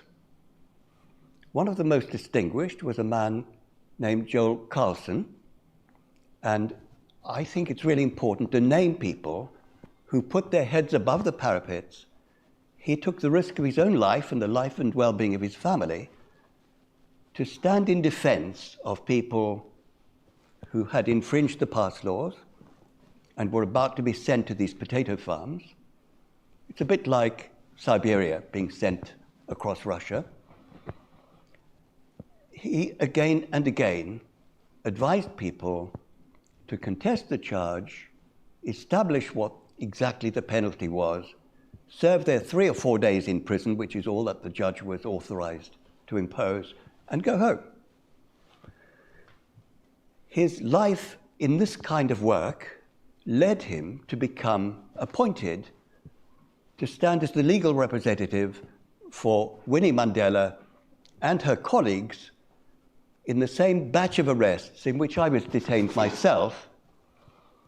We were all picked up between May and June of 1969, not because we'd committed any offenses, but because the apartheid government wanted to conduct a big show trial, put the wife of Nelson Mandela in the dock, and frighten the daylights out of everybody else. It was called, in Afrikaans, die swart gevaar, the black peril. Or, if they wanted to put whites in the dock, they called it the red peril. Communists, blacks, working together against the state. Carlson defended all 22. They were acquitted.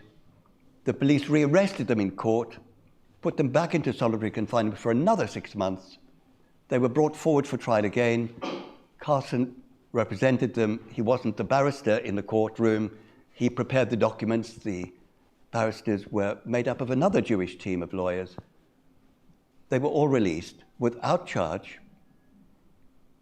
But the punitive reaction of the apartheid government was to place the same kind of bombs in Joel Carlson's way as very nearly killed Albie Sachs and did kill Ruth First in Maputo, where she was the professor of sociology just 2 years before the bomb that blew up Albie. The story of Jews in South Africa is a story which today many Jews like to take comfort by pointing towards the number of Jews who played a significant part in opposition terms. But Jews did very well out of apartheid at every conceivable level and played a part in the apartheid system in every respect except the police force and the prison service. They were kept out of it not always because they didn't want to enter those services, but because the Afrikaans people who regulated them wouldn't allow anybody who wasn't Afrikaans to come into these domains. So what I feel obliged to share with people here is that there is no virtue to being a Litvak if you stand with and for an apartheid government. And Litvak Jews played a part on both sides of what was a prolonged and dreadful struggle. I'll conclude there. Thank you.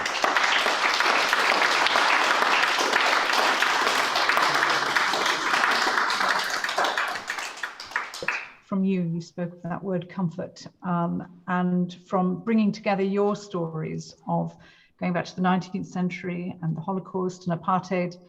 And, you know, we don't have time, unfortunately, to go into your work and how you've helped so many people deal with the trauma of so much of the Holocaust, apartheid, migration, genocide, crimes against humanity.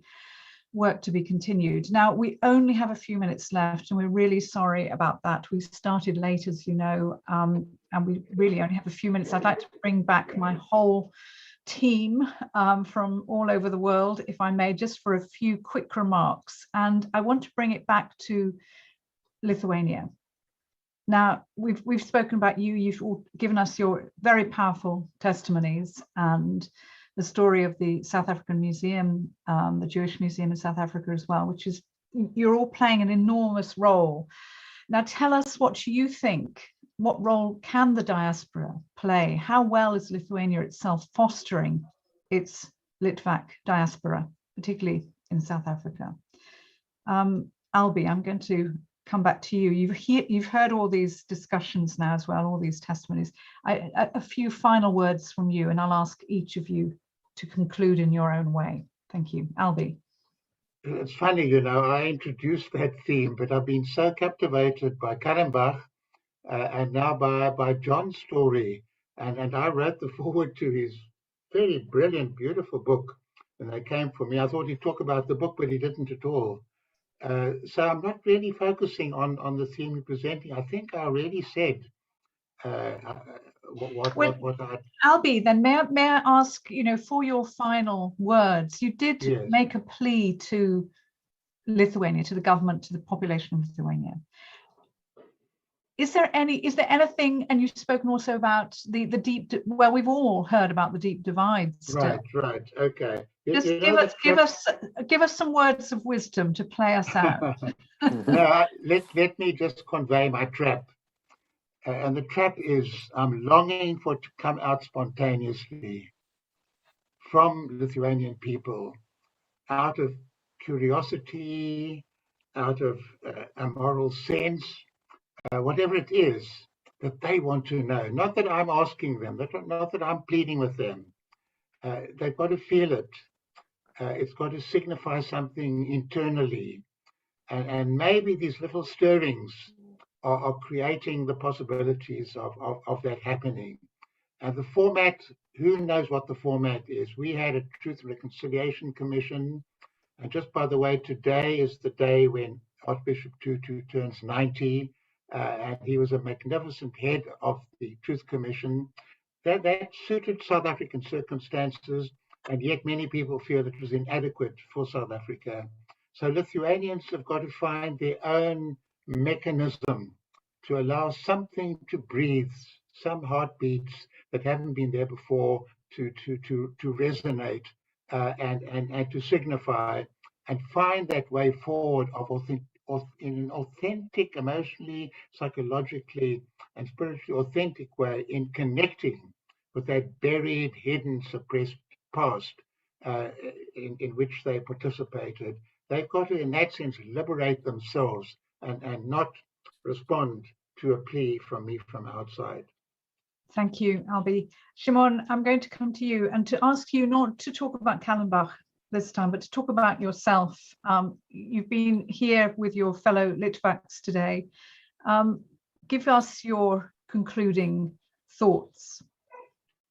And if you could unmute, that would be even better. that's a good idea. Although you are First, very animated, so it's fine. you know, that. Thank you very much for the very powerful presentations. And as you could understand, I'm also, you know, from my side, I have this personal connection to all what was said here. So this was very, very powerful, very strong. And for me, it's also very important to understand the South African later, let's say the anti-apartheid and the apartheid time, which I didn't deal with that. I just wanted to clarify, and this is very much going with the last talk. Also, the Jewish community during Gandhi time, I mean, these individuals were also in exactly the opposite what for the, let's say, the community leader. Maurice Alexander was a bit exceptional, but in the general, the Jewish community, and this is what Gavin said about the recognition of the Yiddish as a European language, this was crucial for immigration. But Tamili and the other Indian language, of course, could not be regarded as European languages. So, you know, when I go to Lithuania, but it's the same for me. I think this is common to all of us. When I go, I did a movie in Germany about going to Berlin to the house of my grandparents and father and his little sister. My father, as I said, was the only survivor. And I gave the German people who live there to read the letters that were sent.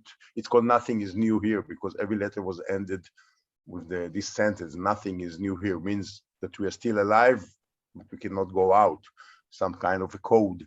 And so always I have this mixed feeling, but I think also it's common to all of us that we judge people by people, you know, not only by big political thing like that. So of course, everything is always tense in this way. And this was very, very powerful presentations.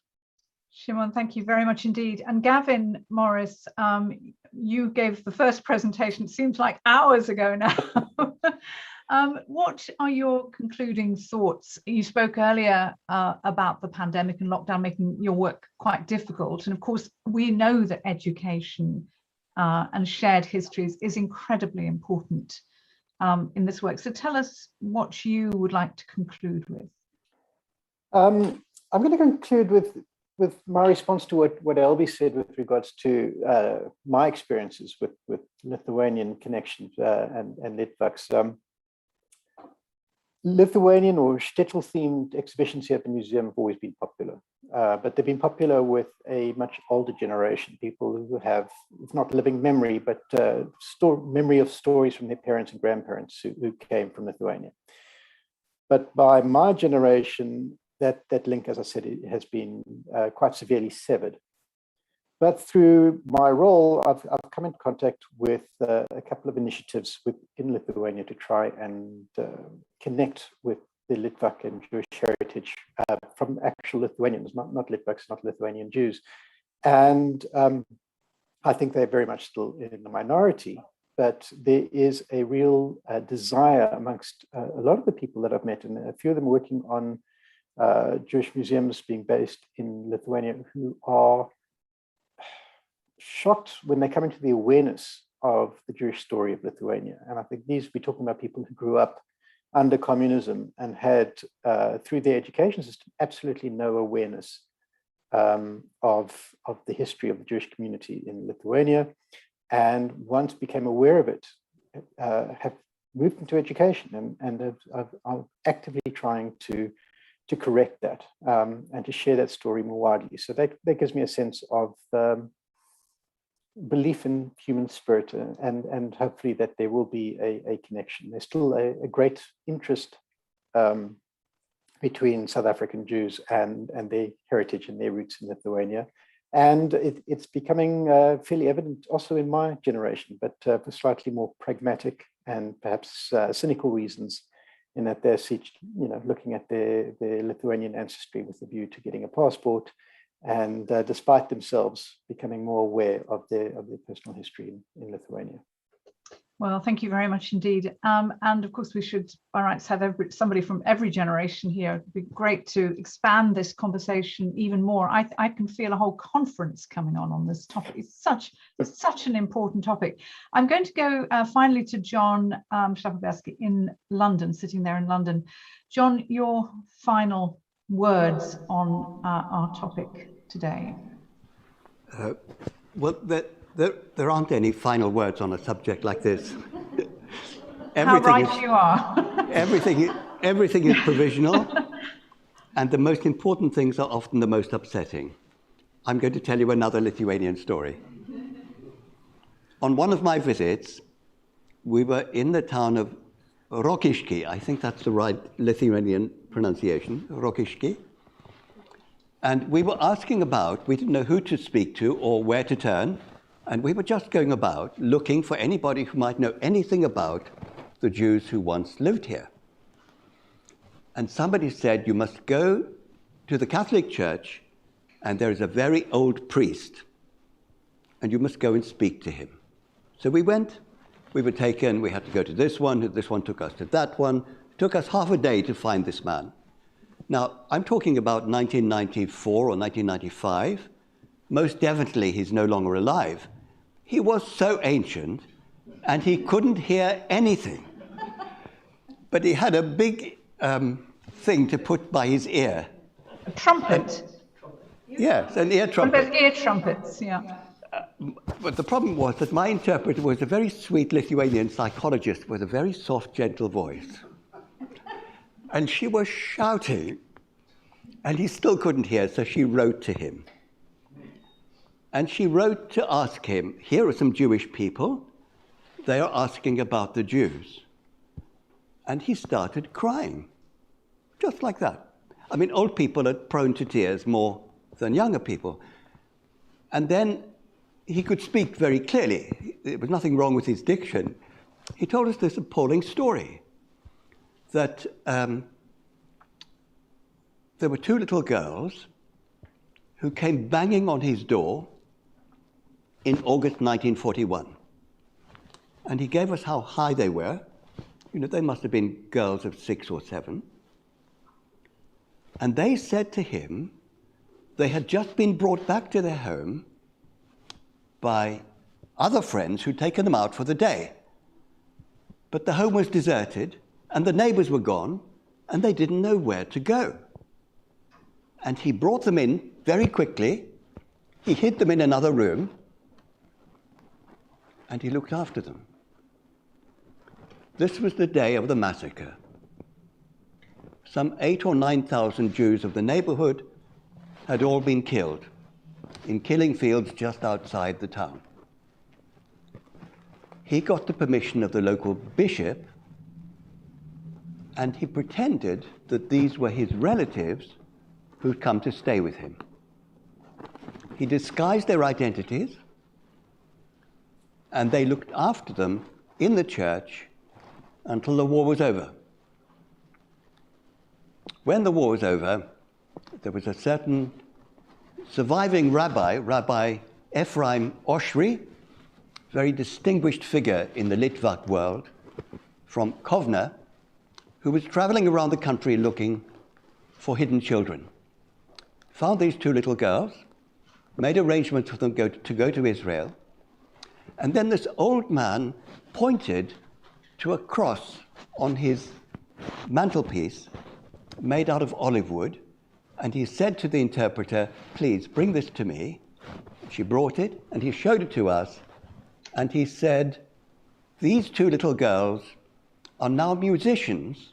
They live in Israel. They are Israelis, and they've had these crosses made out of olive wood, and every year they send us something else to remember the day of the massacre. In this case, they had this cross made. Now, we ask about reparation, restitution, connection. Here are Jewish people who've lost everything, raised as orphans in Israel, who've become musicians, who have an insignia of the cross made out of olive wood that will mean something to the Catholic priest in 𝐏𝐴𝐧𝐿𝐤𝐴. and they send it to him to thank him for saving their lives. These are the stories that I think can renew all of us. And we need to gather as many such stories as we can from those who can still pass them on to us. Thank you. Thank you, John, so much. Thank you, and thank you for bringing us all together as well. Thank you to the Lithuanian Embassy for bringing us all together. It's really been a quite remarkable morning. I'm sure you'll all agree. So very specifically, thank you to Gavin Morris in Cape Town, to Albie Sachs in Cape Town, in Jaffna to Shimon Lev, and in London in person, sitting with you, John Schlapobersky. And I just want to say there are no final words. John is absolutely right about that. There are, though, shared affinities, and we've heard very heartwarming and significant testimonies and presentations today that contribute, I believe, to the memory and legacy and the future of Lithuanian Jews in Lithuania and around the world. So thank you very, very much. I'm sorry we didn't have time for questions, but we certainly had an extraordinary morning. So thank you everyone very much indeed, and back to you in London.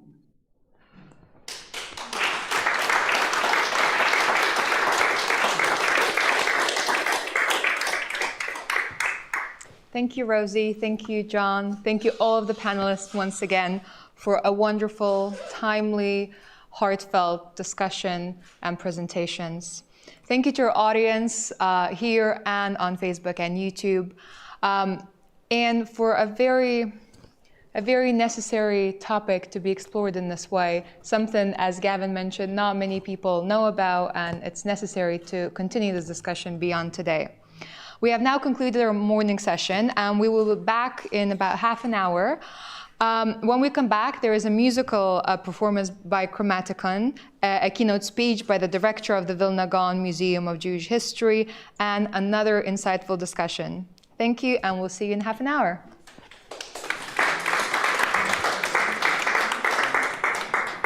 And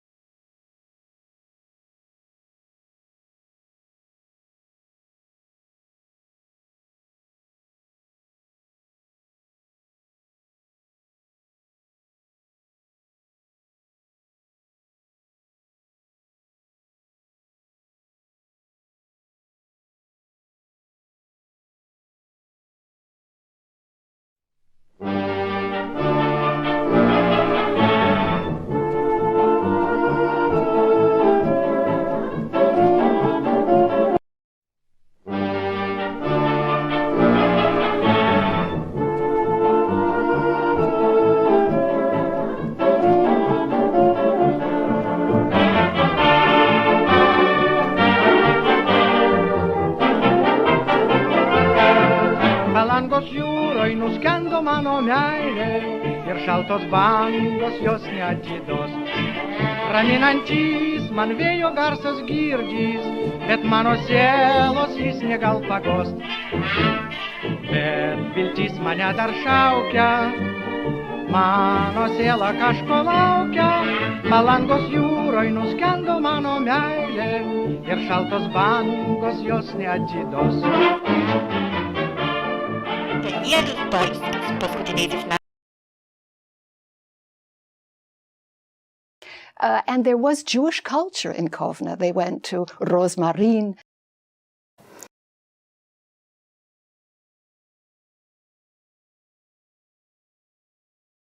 And there was Jewish culture in Kovna. They went to Rosmarin to have, that was a delicatessen where you get anything. You went to Kapulski, that was where you had a coffee.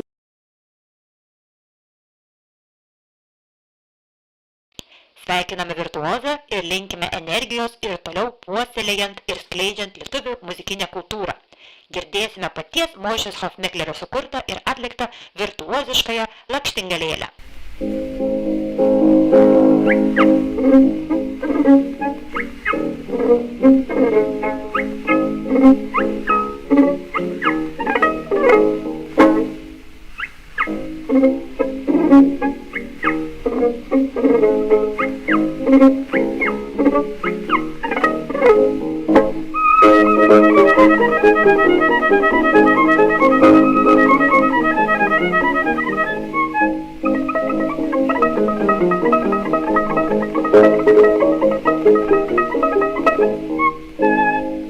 Toliau mūsų programoje 𝐊𝐚𝐻𝐿𝐤𝐲 choras, įkurtas vos prieš 4 metus, choras jau spėjo pavergti Lietuvos publiką savo entuziastingai atliekamomis dainų, aranžuotėmis bei operų ir oratorijų ištraukomis, apkeliauti scenas Lietuvoje ir užsienyje ir sudalyvauti šių 1930 metų Lietuvos dainų šventėje.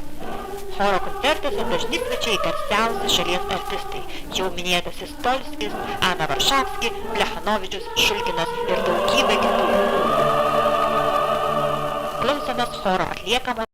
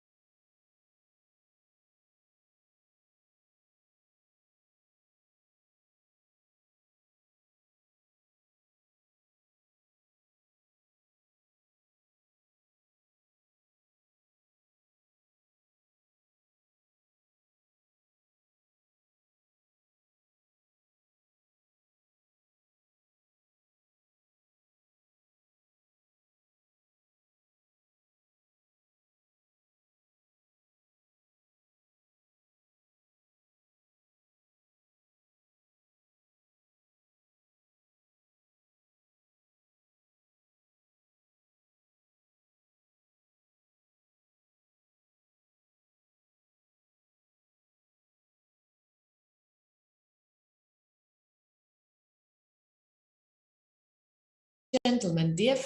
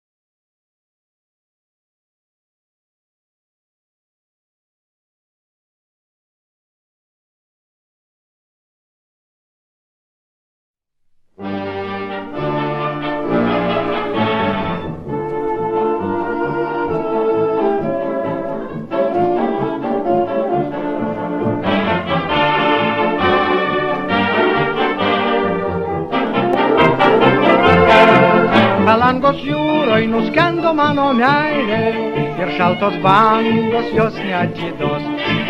Raminantys man vėjo garsas girdys, bet mano sielos jis negal pagost. Bet viltis mane dar šaukia, mano siela kažko laukia, palangos jūroj nuskendo mano meilė ir šaltos bangos jos neatidos. Danielius Dolskis paskutiniais metais tampa žinomas kaip žmogus, kuris linksmina Kauną. Girdėjote jo atliekamą naujausią estatinę dainą, kurios muzikos autorė Fanny Gordon, o akompanavo 𝐏𝐚𝐻𝐿𝐴 bandas. Kaune dar žinomas kaip Metropolio orkestras. Norintiems šių puikių muzikantų pasiklausyti gyvai, jie yra dažni svečiai pirmos eilės Metropolio restorane, garsėjančiame savo iškilmingais 5 patiekalų pietumis. Na, o 𝐏𝐚𝐻𝐿𝐴 bando įkūrėją, smuikininką virtuozą, valstybės teatro solistą, Kauno radijas sveikina su didžiausiu šalies apdovanojimu. Už nuopelnus kultūrai Moišei 𝐏𝐻𝐚𝐻𝐿ui šiais metais suteiktas Lietuvos didžiojo kunigaikščio Gedimino ordinas. Sveikiname virtuozą ir linkime energijos ir toliau puoselėjant ir skleidžiant lietuvių muzikinę kultūrą. Girdėsime paties Moišės 𝐏𝐻𝐚𝐻𝐿io sukurtą ir atliktą virtuoziškąją lakštingalėlę.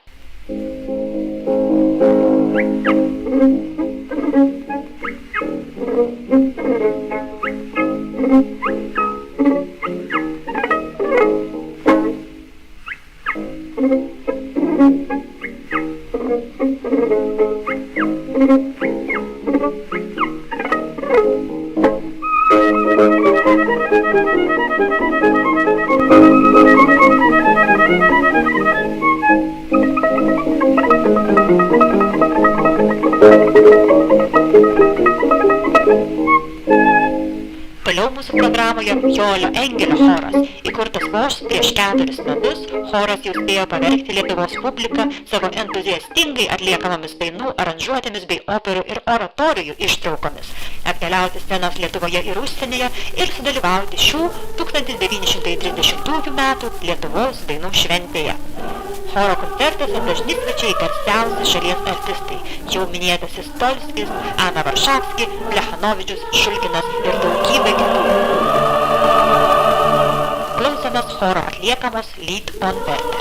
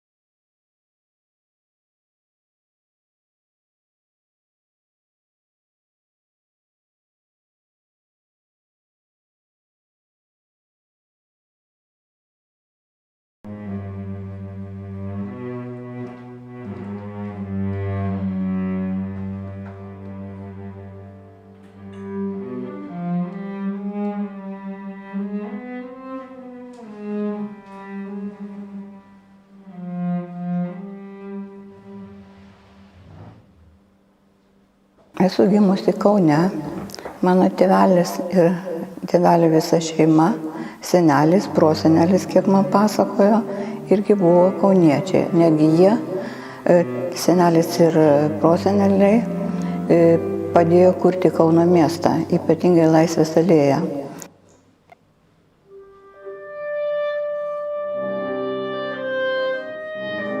And there was Jewish culture in Kovna. They went to Rosmarin to have, that was a delicatessen where you get anything.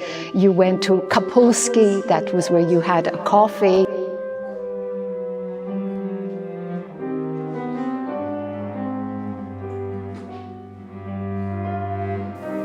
Aš kaunietė nuo gimimo, Fruma Kučinskienė, iš Rytkynų tėvelio gausios šeimos viena išlikusi po karo ir turiu gana ryškius ir labai spalvingus, gražius prisiminimus iš savo vaikystės laikotarpio. Buvo kažkokia šventė ir aš kaip paprastai vėl sirgau ir negalėjau eiti tą šventę. Ir man buvo baisingai liūdna.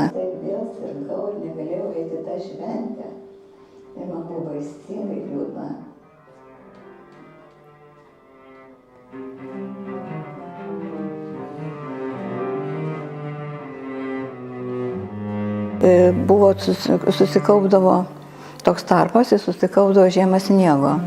Tai mes tenai vaikai, žinau, kad šokinėdami tą sniegą irgi buvo dar taikos metu. Ir buvo labai smagu. Tas pirmosios šventės, pavyzdžiui, senamiestį ypatingai. Ir žinot, tas vaizdas apsikabinusios visos tos gražios tetos, bijo garsiai juoktis, juokiasi linksmi šitie veidai.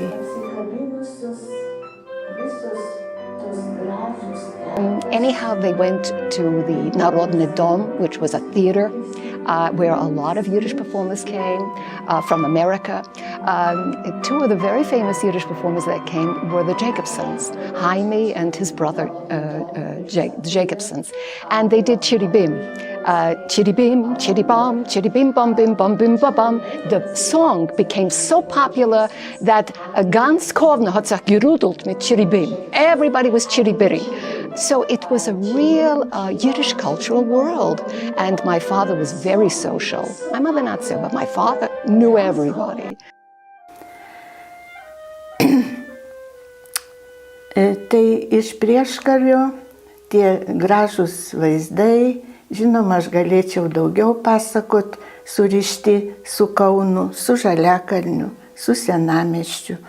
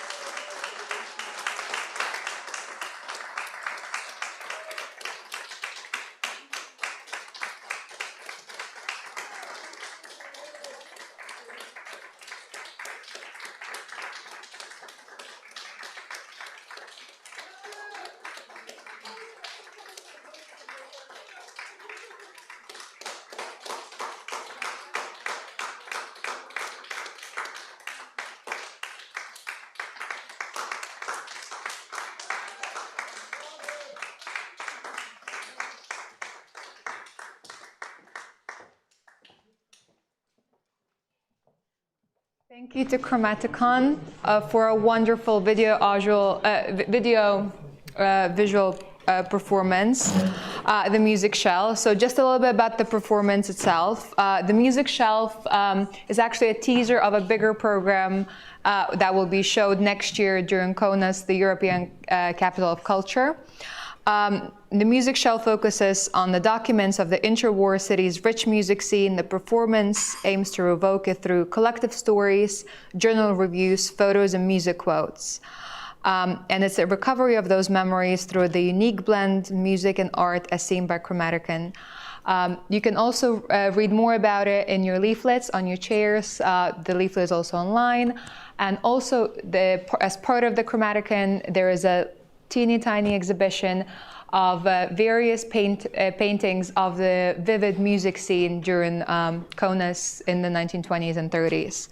So thank you again for the wonderful musicians. It was lovely. And now I would like to welcome our second keynote speaker for the day, Dr. Kamilė Rupeikaitė, who is the director of the Vilna Gaon Museum. Kamilė couldn't be here with us today. Unfortunately, she sends her regards and this keynote speech as well. Kamilė is not only the director of the museum, but she's also a researcher at the Lithuanian Cultural Research Institute. And since 2008, she has been a member of the Lithuanian delegation to the International Holocaust Remembrance Alliance. Her scientific research includes the symbolism of musical instruments, multicultural context of musical phenomena, and the musical heritage of Lithuanian Jews. Please welcome Kamilė and her keynote speech titled Lithuania's Link with the World, Creating Museum of Culture and Identity of Lithuanian Jews. Gentlemen, dear friends, hello from Vilnius. First of all, I would like to thank His Excellency Ambassador Renatas Norkus and the whole team of Lithuanian Embassy in London for the kind invitation to be part of the 10th Litvak Days. This international and traditional event, dedicated to different aspects of Lithuanian Jewish history and culture, contributes to fostering of historical memory in current cultural contexts and to more specific understanding of ties between our countries. I am very pleased to present one of the current projects of Vilna Gaon Museum of Jewish History and to share with you some thoughts why I believe it is important for contemporary society to have a museum dedicated to culture and identity of Lithuanian Jews. George Orwell has said, "The most effective way to destroy people is to deny and obliterate their own understanding of their history." After the Holocaust and during the second Soviet occupation that followed, historical and cultural input of different communities that have lived here in Lithuania for centuries were deleted and silenced. Cultural institutions were reorganized or liquidated. The Jewish Museum, created in 1945 by the Holocaust survivors in the building of the former Vilnius Ghetto Library in order to safeguard, research, and present Jewish cultural valuables rescued from the Nazis, unfortunately operated for less than 5 years.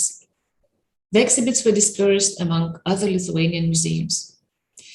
Generations were growing up in cultural gap and without opportunity to get to know the rich pre-Holocaust heritage of our country, without the possibility to perceive our common self within long-standing culture. People of these generations, like myself, had never heard names of the Vilna Gaon, Moshe Kulbak, Chaim Grade, or Leopold Chodowski. The restoration of historical memory, and herewith of the Jewish Museum in Vilnius, became possible due to political changes and coincided with the restoration of independence in Lithuania.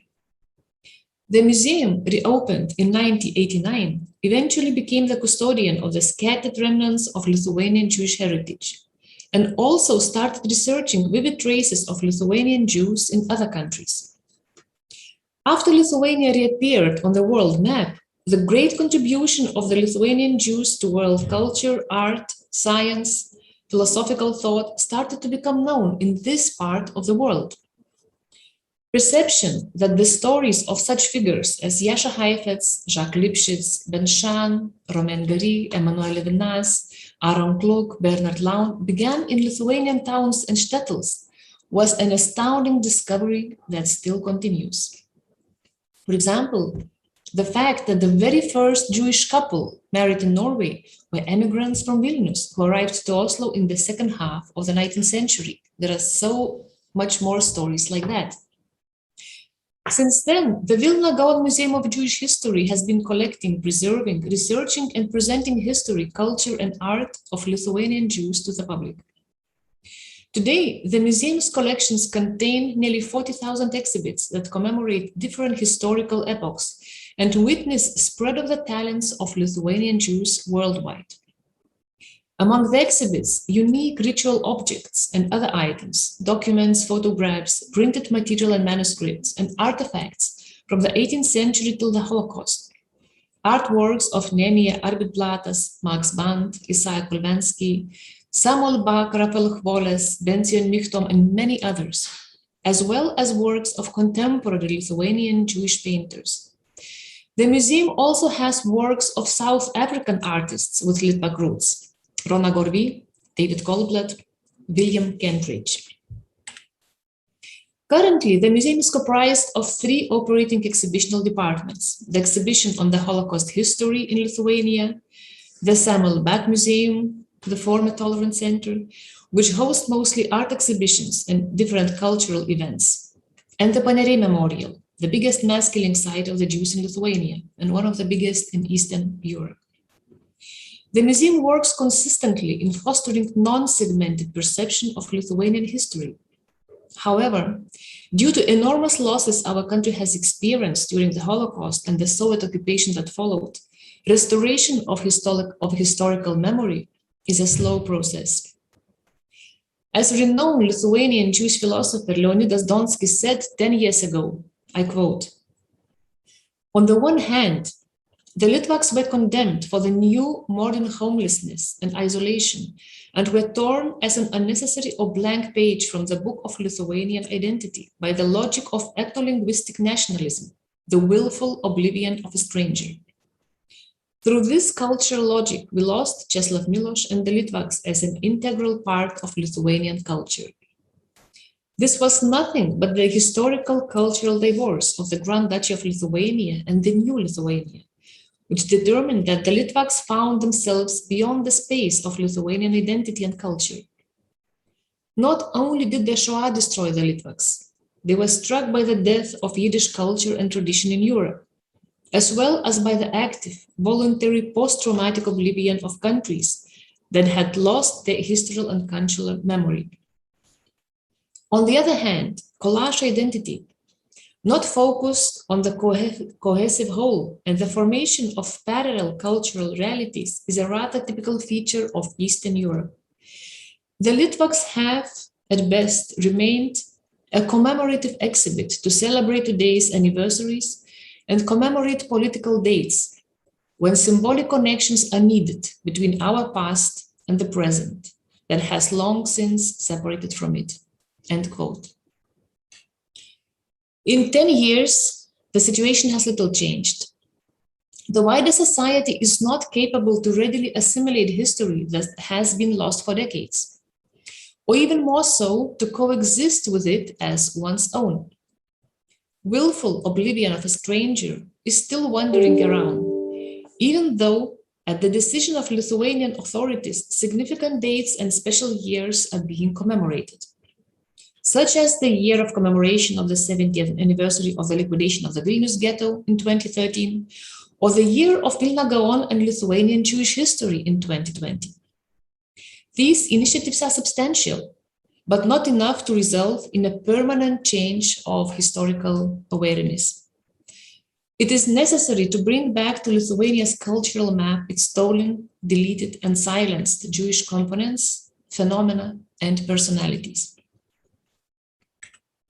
Creating the Museum of Culture and Identity of Lithuanian Jews as a permanent space in which the unique phenomena of Lithuanian Jewish culture will be presented in historical, religious, and political context is a long-term measure that will contribute to the process of establishment of Litvak history and culture in common Lithuanian identity. We expect this museum to become a place of historic, cultural, and personal discoveries, resulting in realization of worldwide importance of Lithuanian Jewish culture, which spread to other countries and continents due to emigration starting with the second half of the 19th century. The possibility to learn about the factors that formed unique Lithuanian Jewish identity should inspire local and foreign visitors not only to better understand historical ties, but also their own self. The new museum is being created in the historical building of Jewish Gymnasium on 𝐏𝐴 Street 4 in downtown Vilnius, close to other places of Jewish heritage. On completion of renovation works, a modern exposition will be installed, combining authentic exhibits and interactive tools. The project is funded by European Union structural funds. The building was built around 1900 at the expense of the project author Tadeusz Rostworowski. After the reconstruction of the building in 1950-1920, the Gymnasium of Joseph Epstein operated there, and Tarbut Jewish Gymnasium was opened later. This was the largest gymnasium of the Tarbut network, which emerged in Poland and was based on an innovative Jewish education system and spread modern Hebrew culture in the diaspora in Eastern Europe. It offered a comprehensive education from kindergartens to teachers' institutes. In independent Lithuania, the activities of the Tarbut education network became the basis for the formation of an ideological worldview for future members of the local Zionist movement. This modern education was a strong contrast to the traditional way of learning in the yeshivas. Educational activities of the Tarbut network also had a strong social character. Literature and theater were the main areas of social and cultural activity. The gymnasium was closed down during the first Soviet occupation in summer 1940. The Museum of Culture and Identity of Lithuanian Jews, established in the building of the former gymnasium, will meaningfully immortalize the history of the building itself. The ground floor will be visitor welcoming space with a souvenir shop, informational terminal and educational cafe, where one will be introduced to principles of kashrut, Litvak cuisine, and recipes of traditional Jewish dishes. The exhibition will be located on the 3 floors and will offer unique cultural experience. Documents, photographs, Judaic objects, artworks, personal stories, video material will be complemented by interactive maps, films, and educational games for the youngest visitors. The exposition will be arranged thematically. The rooms on the 1st floor will be used to introduce visitors to the historic, religious, and political context and events that shaped cultural identity of Lithuanian Jews. The time zone, as the starting point of the exhibition, will present European and Lithuanian historical events that have influenced the life of Lithuanian Jews since the 14th century to the present. One room will be dedicated to the tradition of Litvak Judaism, which was characterized by strict adherence to religious laws, a rational worldview, and an exceptional approach to science and education, which influenced the formation of the yeshiva network. Vilnius Great Synagogue and the 𝐊𝐴𝐤𝐿𝐻, renowned cantors and a reflection of the Jewish liturgical music tradition in contemporary Litvak music, will be presented using the authentic exhibits as well as interactive technologies. The exhibition will take visitors through the room dedicated to Jewish home, revealing signs of the intersection of traditional and secular lifestyles which started to circulate at the end of the 18th century. Through the room of Jewish shtetl, which will be arranged using an interactive table, through the rooms presenting traditional education system and Haskalah, YIVO, teaching of Jewish languages in Vilnius and Kaunas universities, participation of Lithuanian Jews in politics, Lithuanian Jewish languages and linguistics. After introducing important factors that have shaped Lithuanian Jewish culture, identity, and everyday life, exhibition continued on the 2nd floor will be dedicated to creative endeavors, secular culture, and its most distinct phenomena and personalities. Literature in Hebrew and Yiddish will be presented, as well as different phenomena and artists of Lithuanian Jewish music of various periods. The importance of music and performers for Lithuanian and world music culture is revealed by focusing on sound, the opportunity to listen to different music, watch videos, interviews, and films. History of Lithuanian Jewish theater and cinema will be presented in the next room, with an emphasis on theater as an enhancer of national and cultural identity. Today's organizations conducting research on Lithuanian Jewish culture and history, especially activities of the Vilna Gaon Museum of Jewish History, will be presented as well. In the room dedicated to visual art, the influence of Jewish religious art on secular Jewish art, contribution of Mark Antokolsky to Jewish art, Vilnius Drawing School, modernity of Jewish art, migration of Litvak artists and the influence on the emerging of new art currents will be discussed. The room dedicated to Litvak identity will present different views and reflections on what is a Litvak, or on the factors that shaped Lithuanian Jewish identity. Interviews, specially filmed interviews with Litvaks of different generations and their descendants from various countries will be installed.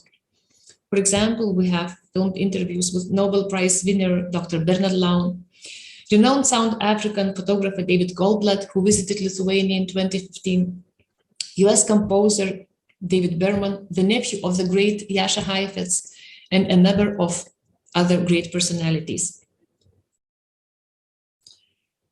The 3rd floor of the exhibition will be dedicated to the Vilnius-born artist Rachel Chvoles and is arranged by the joint initiative of Vilna Gaon Museum of Jewish History and artist sons Mili and Alexander Chvoles.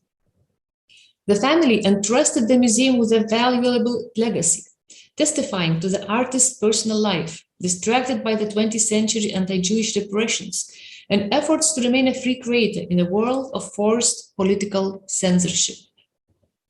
Chvoles chose the fate of the eternal nomad, but in his heart, he never differed from his native Vilnius. Through the story of one artist's life, we will tell about the complex events of the first half of the 20th century and the influence they had on the destiny of so many. Rooms on this floor will be dedicated to informational center, to life and work of 𝐏𝐻 in Vilnius, where he participated in the activities of interwar Vilnius Jewish cultural organizations. 𝐏𝐻's periods of life and work in Warsaw and Paris will also be reflected in separate rooms. The presented content of the new museum will be revealed through visual integrity and symbolism.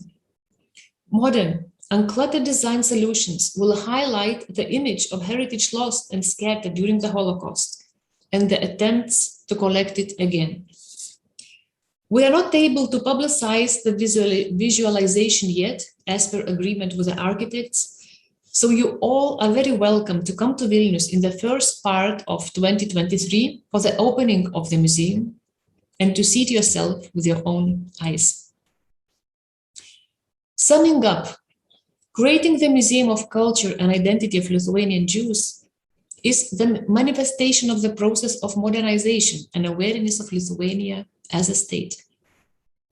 The project sends a special, but at the same time universal message of more capacious perception of identity. And it presents common history that is relevant not only to Lithuanian society, but also to Litvaks and their descendants around the world, as Lithuanian Jewish heritage has spread far beyond Lithuania. Memory and personal relation with it forms one's identity. As the project also aims at showing geography of immigration, the change in identity and diverse relation with one's roots, connection with the Litvaks from different countries and continents is very significant. Being Litvak and feeling Litvak or not is part of the story and part of our museum story. It is an element of Lithuanians' link with the world. Therefore, I would like to end this presentation with a thought of the Lord Acton. History is not a burden on the memory, but an illumination of the soul. Also, I would like to encourage you, if you are a Litvak, to contribute to the project by sharing story of your family, documents, photographs, or artwork. You can see our contacts on the screen. And also, I would like to thank you again for inviting me to be part of this event. And I'm looking forward to be in touch. Thank you for your attention.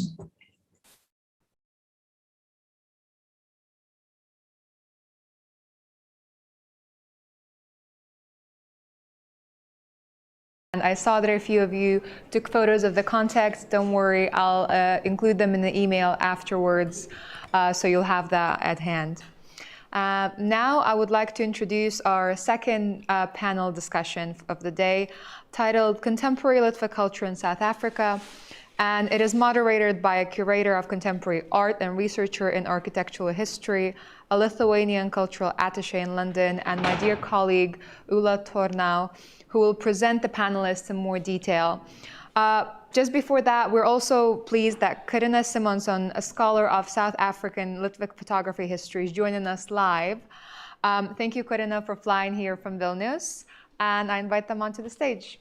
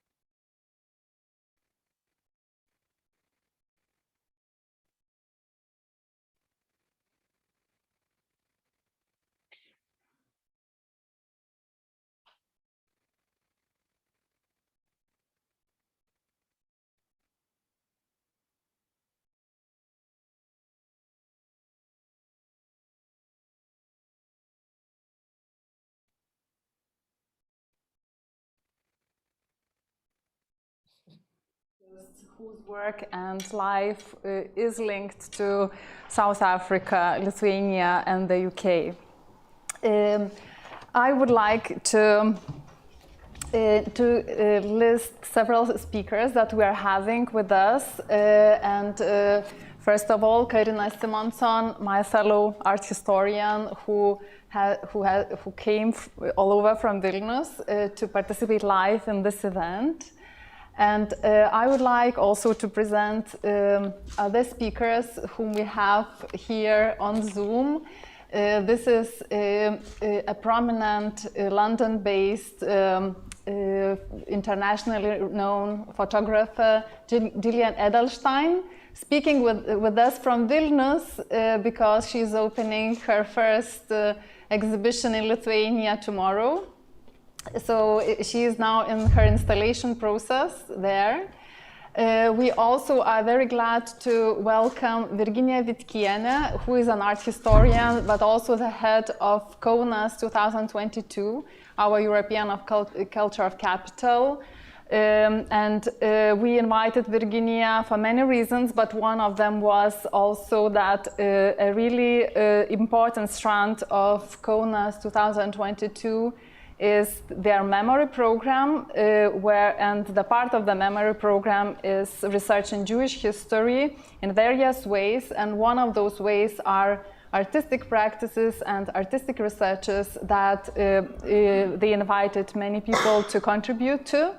And some of them are South African Litvak artists, most prominent artists. This is 𝐊𝐚𝐴𝐺𝐿𝐼, whose solo exhibition will open next year in Kaunas, and Virginija Vitkienė is a curator of, so hopefully she will tell us a few things about it as well. And our final panelist, our fourth panelist, is Philip Miller.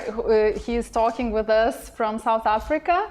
Hello, Philip. And he is a prominent composer who has been working also with the above-mentioned 𝐊𝐴𝐺𝐿𝐼, but also working with 𝐏𝐻𝐭NA's Cultural Capital 2022.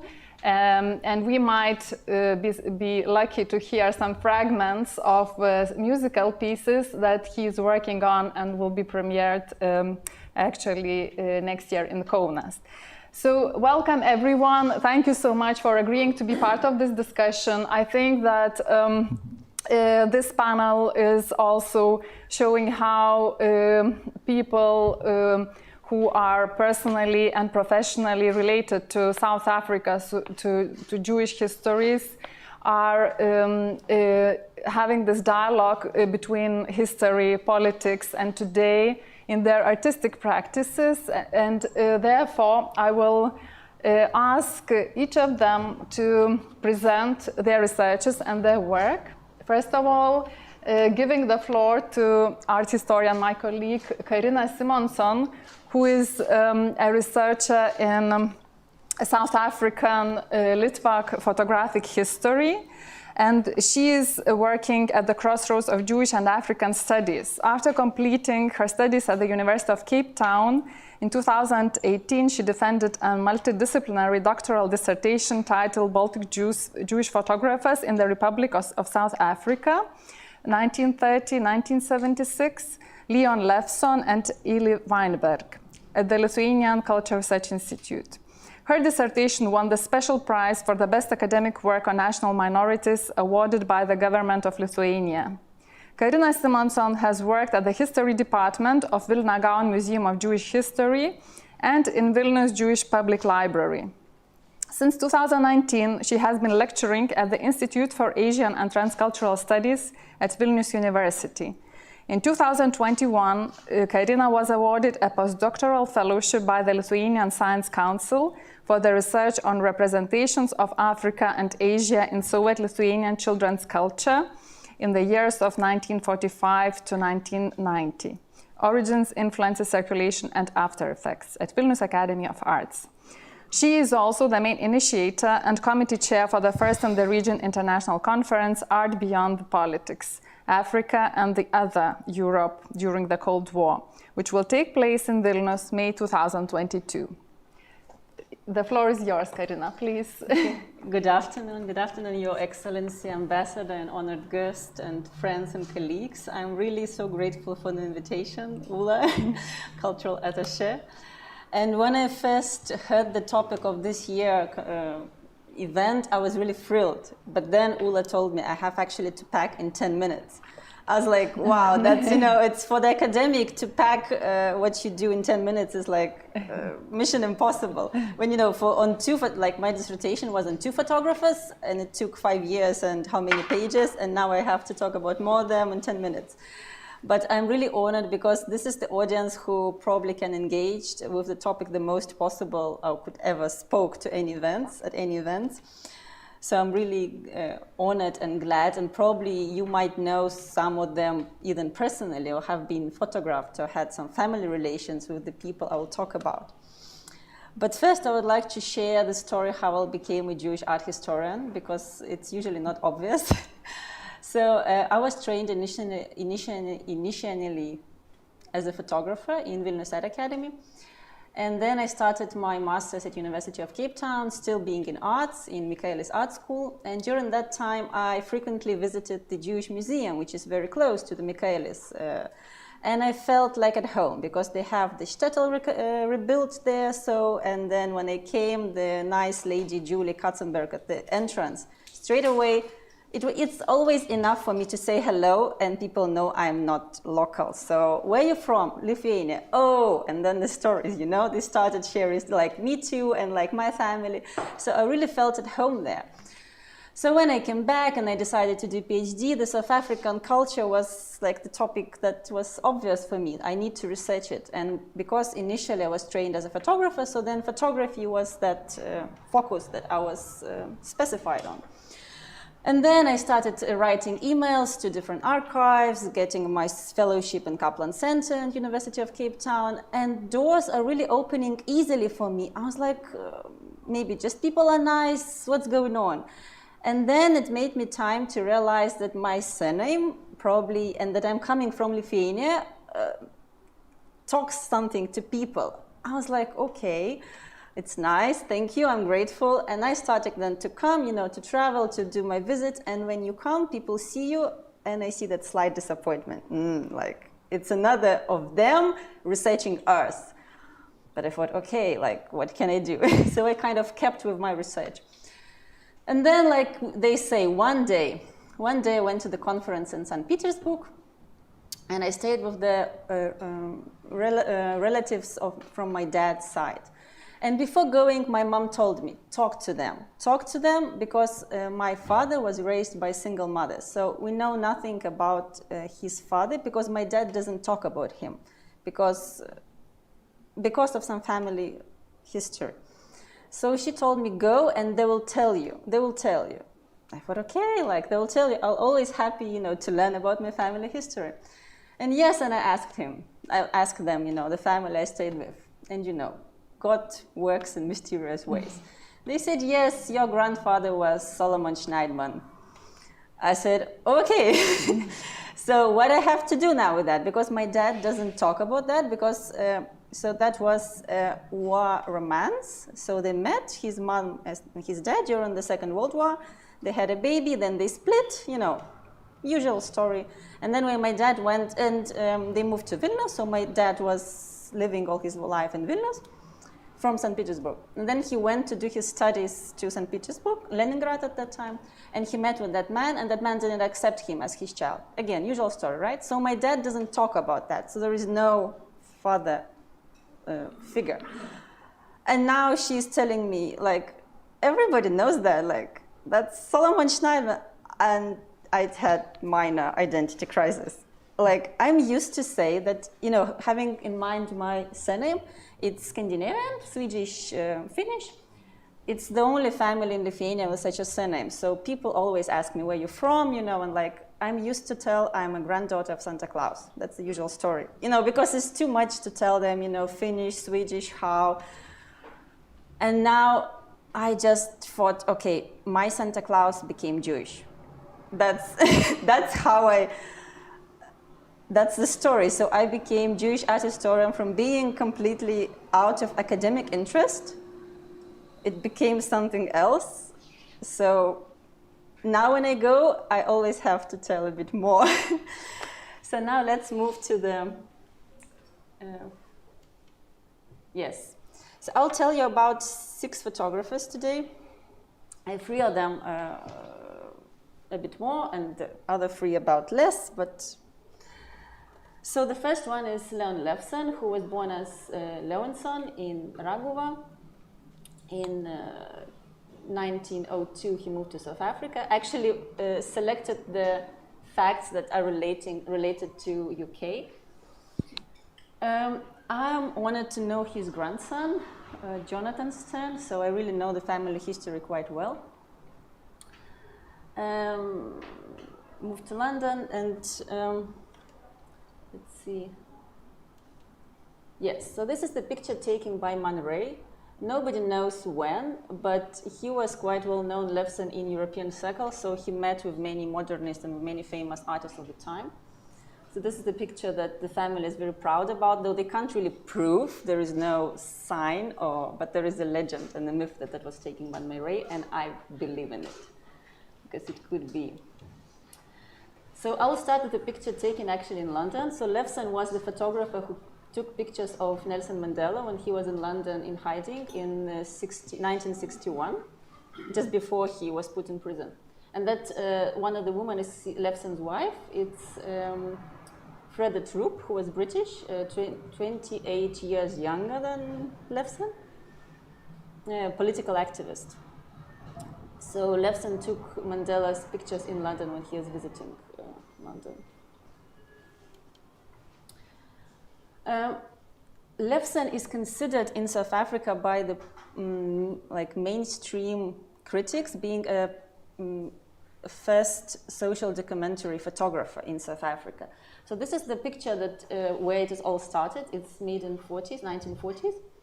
It's the first example of social documentary, as many critics will tell you.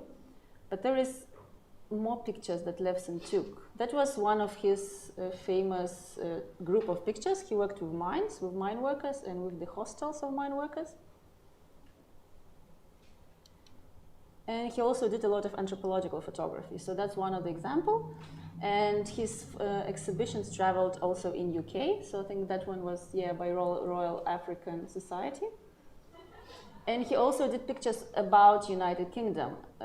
This Hands at Work. Unfortunately, the works himself, there is only leaflet that is available in the archive, but no works as the artworks. But he did also many pictures that that group of critics don't know much about, so he did a lot of pro-regime photos. So this is the picture of a celebration of Voortrekkers, Great Trek, 100 years celebration, which took place in the country. He also did pictures of all the apartheid personalities like Louis Bottom. And they were quite good friends with him. He also, this is the picture from the flat of Jonathan Stern, who inherited the big collection of modernist art from Levson. Because Levson was famous in European circles, as I mentioned, he collected a lot of examples of the art, and he brought it to the Johannesburg to organize the first exhibition in the country of modernist art. It wasn't successful. The art didn't really was accepted by the public, so he kept most of the works. So when I came to his flat, to the flat of Jonathan Stern, you can see Braque and Picasso and like everything like on the walls. So all the walls were full with this art that I'm used to seeing in the museum. But okay, it's the early, maybe not the most famous, obviously, but still. So this is the picture of ballet dancer Anna Pavlova, who was visiting South Africa, and Levson took a picture of her. So this is the only place that they found the spot for this portrait made by Levson was in the bathroom, because everywhere else, like the walls were like, you know, given to, I don't remember if they have Chagall, maybe not, but Picasso and Braque and was full. So yeah, that's me taking picture there. And I have a quote from his mother, who was actually complaining. So his family, he moved with all his family. So his mother was complaining about the English language in South Africa. So she had to learn from Yiddish to English. What sort of a language is English when everything is a keeper? Housekeeper, storekeeper, hotel keeper, and keeper that you eat.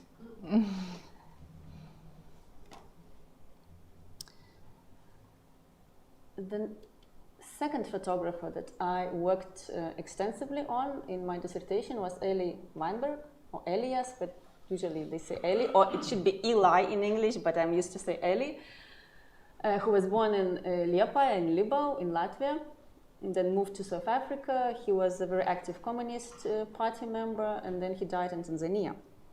Actually, his mother was Lithuanian. His mother was from Rokiškis. That's him. He was keen traveler, so there is a lot of pictures of him dressed in these hats and shorts and travel shoes, you know, mountain shoes, wearing mountain shoes. And this is very interesting postcard. I also know his family. So Mark Weinberg was very politically active person. So in his collection of his family archive, I found this postcard, it's very bad quality, I'm sorry. This is the picture of Latvia from Riga, and it says, "Dear Mark," so this is the postcard that Elie wrote to his grandson, Mark, already in Tanzania to South Africa. So this is, "Dear Mark, this is river Duna in German, or Dvina in Russian, or Daugava in Latvian. In any language, it is a nice place. Love, Elie." Though he have never been back to Latvia, but he got this Russian postcard, typical Russian postcard from Riga. But there is no way I can trace how he got it, but that's a very interesting story, I'm sure. That's probably one of the most famous pictures that Elie Weinberg did of Nelson Mandela. It's, I think, 1961, if I'm not mistaken. This was done already when Mandela was in hiding in Johannesburg in the flat of Albie Sachs, another Jewish activist. And it was done to recreate this traditional clothes and person in traditional Xhosa or Zulu clothes. Actually, it should be Xhosa. But they didn't have, you know, the Jew, Albie didn't have any traditional clothes. So he used the bathrobe to kind of create. But on one hand, it looks like traditional. On the other hand, Weinberg used his European experience and art history, like knowledge of art history. It looks like more like an antique or Roman toga than a traditional African clothes. Actually talking about the picture again, the necklace that Mandela is wearing, the South African historian Anita Nettleton, she wrote that actually that's also a hybrid, like the whole costume is recreated. So this type of necklaces were born out of European Victorian lace necklaces that people brought to South Africa, and then locals started to reproduce from the beads kind of similar way. It wasn't born out of traditional jewelry. That's another picture. Weinberg did a lot of wedding photography, so he also did a Mandela wedding photo. It wasn't taken during the wedding itself, it was either before or after, so it's kind of recreated in the flat of Barbara Harmel, if I'm not mistaken, so another Jew. Weinberg was very famous for taking pictures of bus boycotts, protests, passbook checks, all kind of events that are taking place in the country. And the rumor said is his son. You see the white boy standing in the group, because otherwise it will be a bit weird to find a white boy in this group of the protesting people. I think it was during the Lithuania trial or treason trial. I don't remember now.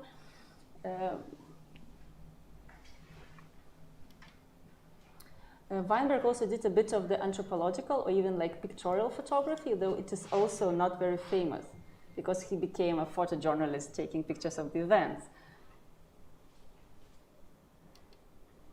The third photographer that I would like to quickly tell you about is David Goldblatt, which I also have, as you see, very personal and one I had relationship with. So I first learned about him when I was writing my PhD. So I first thought I will include the second generation immigrants as well, but then it was mission impossible. So I had to focus on the first generation as Weinberg and Levson. But we kept in touch, and then one day he decided that he wanted to come to Lithuania to see the land of his family. And I was happy to help him. So this is actually done. So he visited the Jewish Museum, and 𝐏𝐚𝐬𝐤𝐿𝐴 at that time was the person. And he had a lecture, and also he went to see the land where his parents, his family is from. So it's Papile. He came with his wife and his two children, Ron and Brenda, and we went to Papile. We found a local school teacher. Actually, the school teacher found us, who was really interested and who was looking after the traces of the community. So we went into the forest. We found a place. That's David and Lily. And he took a picture. It's difficult to explain the whole experience, and for him and for us, because it was his first time coming to the country, and probably he knew it's going to be the only one and the last one. It took, just to go back, it was very, actually initially he didn't want to take a picture of that, but then being a photographer, he kind of decided that maybe he should. But then after that, we hired a local household, like sodyba, farmhouse to spend the night, and he really wanted to eat latkes. And the lady, like the owner, said that no, we can give you something better. I mean, not potatoes. Like why? And he said, no, I want latkes. I don't want anything else. And he was sitting there happy, just eating the simple food. As for us, as a simple food, and we would happy to give a guest something better than fried potatoes. But that was David. And that's a picture just from his flat, though he would never focus his stories on his Jewish identity, but this is in his cutlery drawer. You see these David stars. I mean, that maybe it's coincidence, but that was just interesting. And this is again one of his probably most famous pictures. He would describe the photography, what he does, that he's interested not in the events. He's not a journalist, but he's interested in what leads to the events, what's happening that then these events will take place. So he would take the pictures of the black nanny and the white child, of the white communities of the time. Yeah, that's. He actually has so many famous photos. So when I have to choose 3 or 4, I like which one? Also, this one is like because the shops at the time were the only place where, or one of the few places where both races could meet in the shop. So this like, yeah, he's incredibly talented photographer. So it's.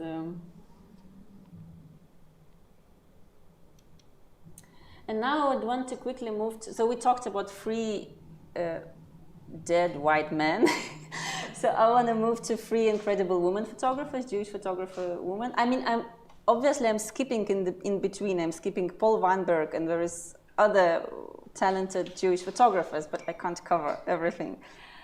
So Karina Turok, which is a very talented South African photographer, who is a niece of Ben Turok, who is a Latvian, who was originally from Latvia, so her family is from Latvia. And she is the wife of Zapiro, who I'm sure all of you know, Jonathan Shapiro, who is the cartoonist, the very famous South African cartoonist. And she did this book, this series of pictures on the very famous 75 most famous women in South Africa. So this is Ray Alexander, who was wife of Eli Weinberg.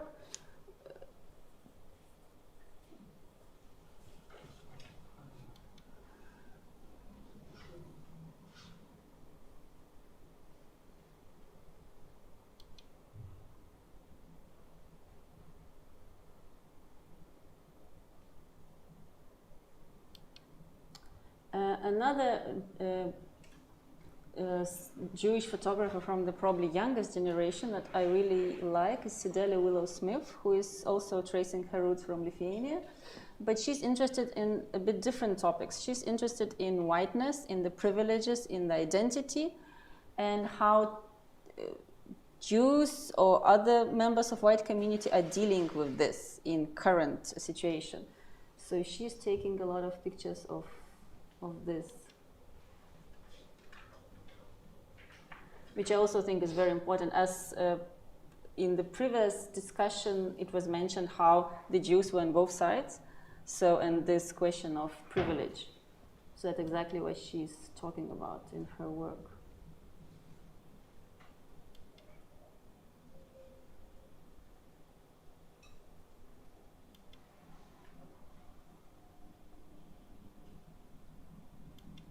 Yes, and the third one will be our next speaker. But, I'm actually so upset.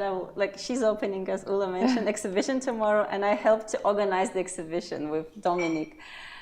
But I couldn't be in two places at the same time. So I thought if I finish here today, run there tomorrow, it's like a bit too much.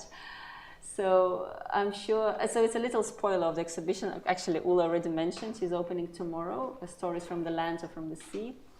I'll see the exhibition, but I'm not going to be on the openings. But I'm sure she'll talk more about her work by herself.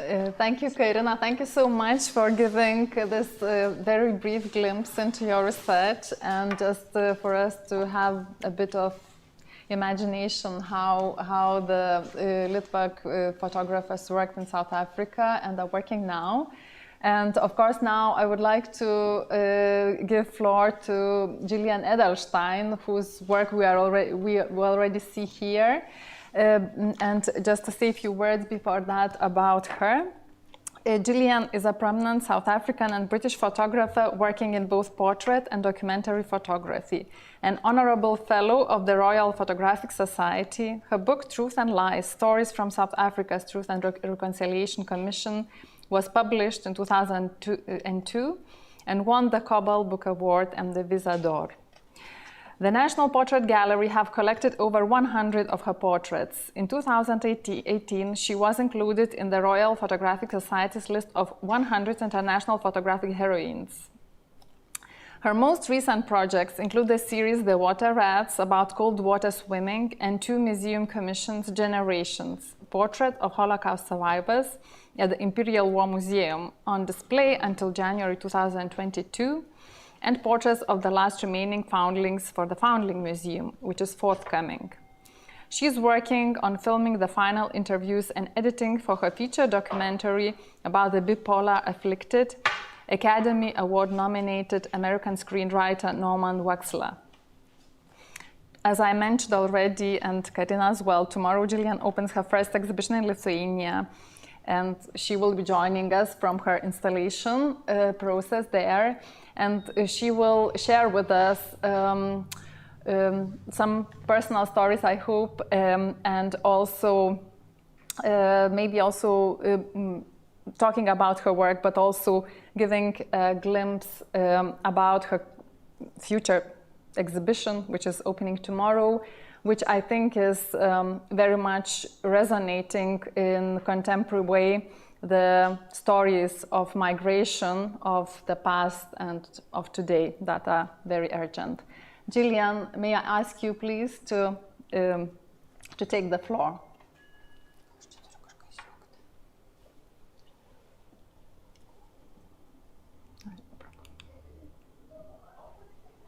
Oh, sorry.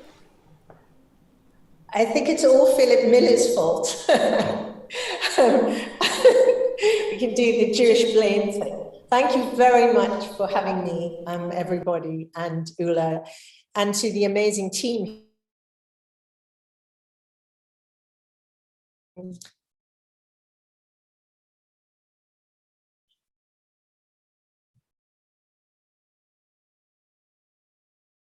very short second.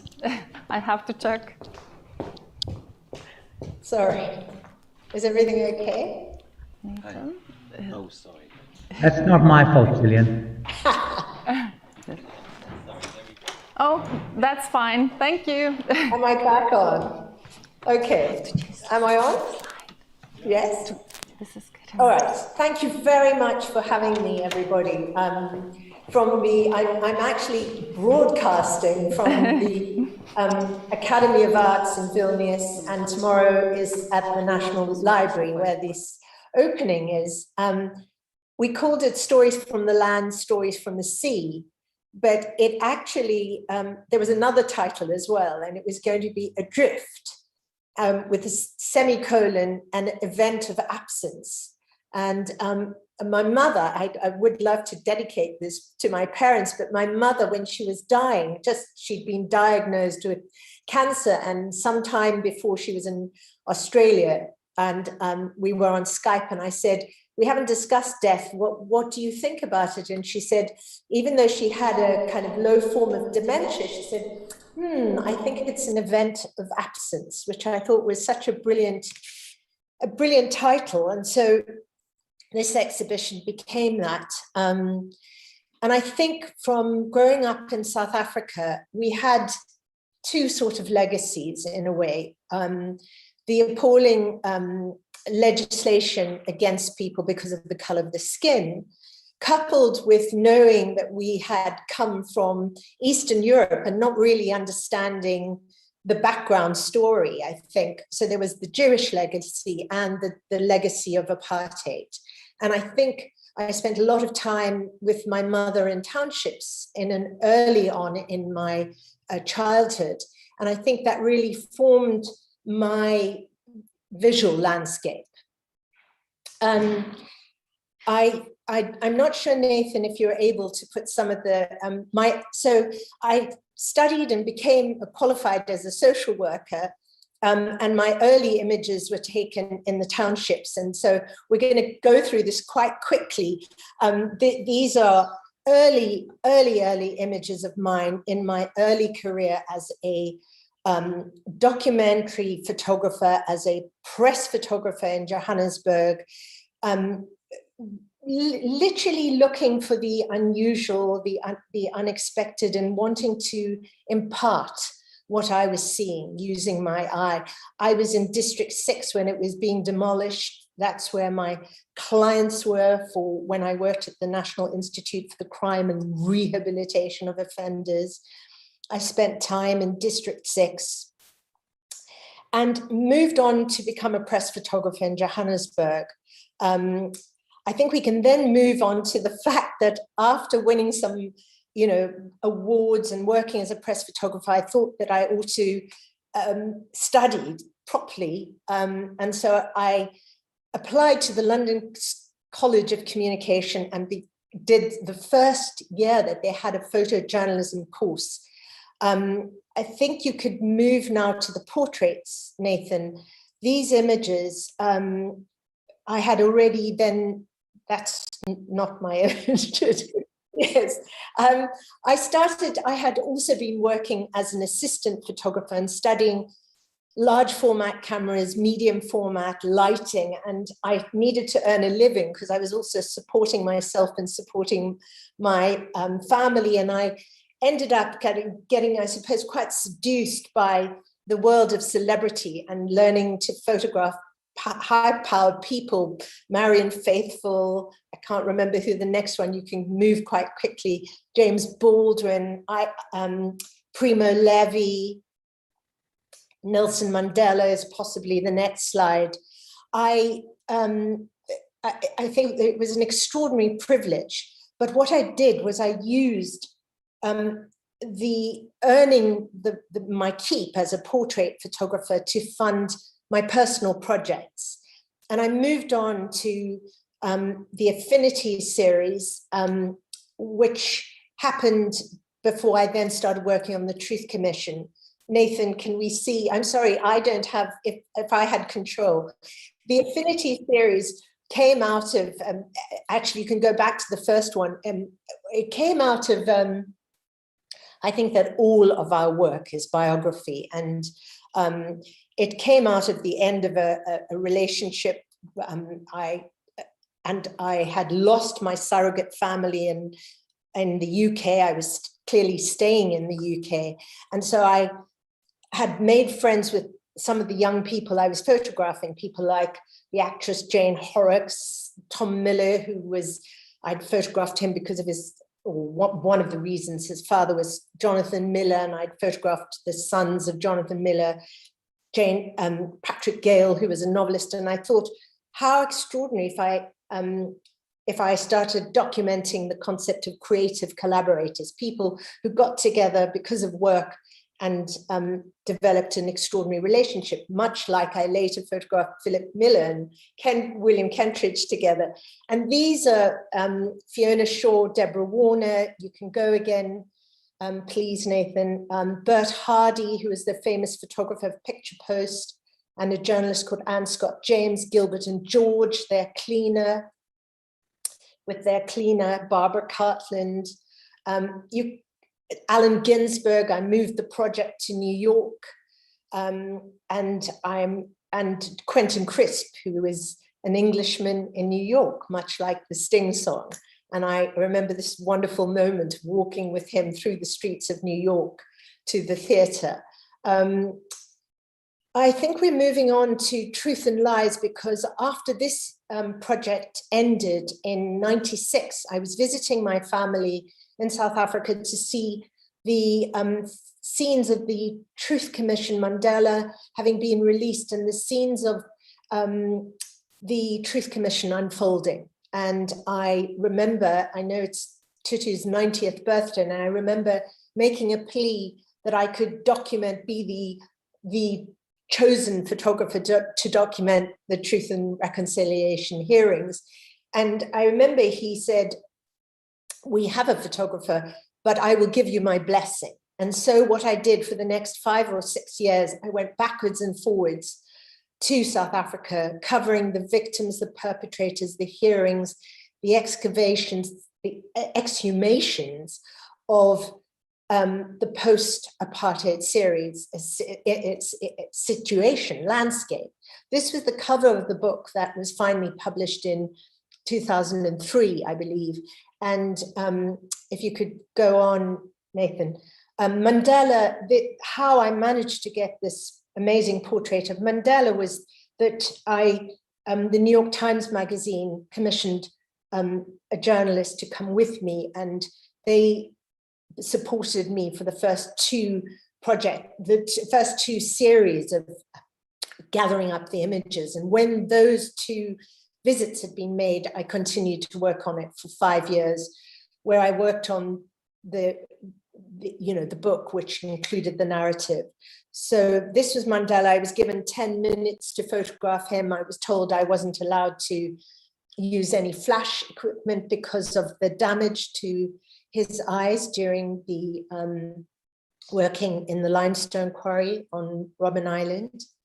The next image is, please, Joyce Cepay, her child, Stompy, had been, at the age of 14, had been murdered by I understand it, Jerry Richardson and the Winnie Mandela football team. And this was, she's wearing the translation tape in the side of her dress. She's the only, when I was announced at my agency Network Photographers that I was doing this project, some of my producers said, well, the only image you should get, or the images that are important, are victims and perpetrators in the same frame. And the only image that I got was Mrs. Cepay and Jerry Richardson together.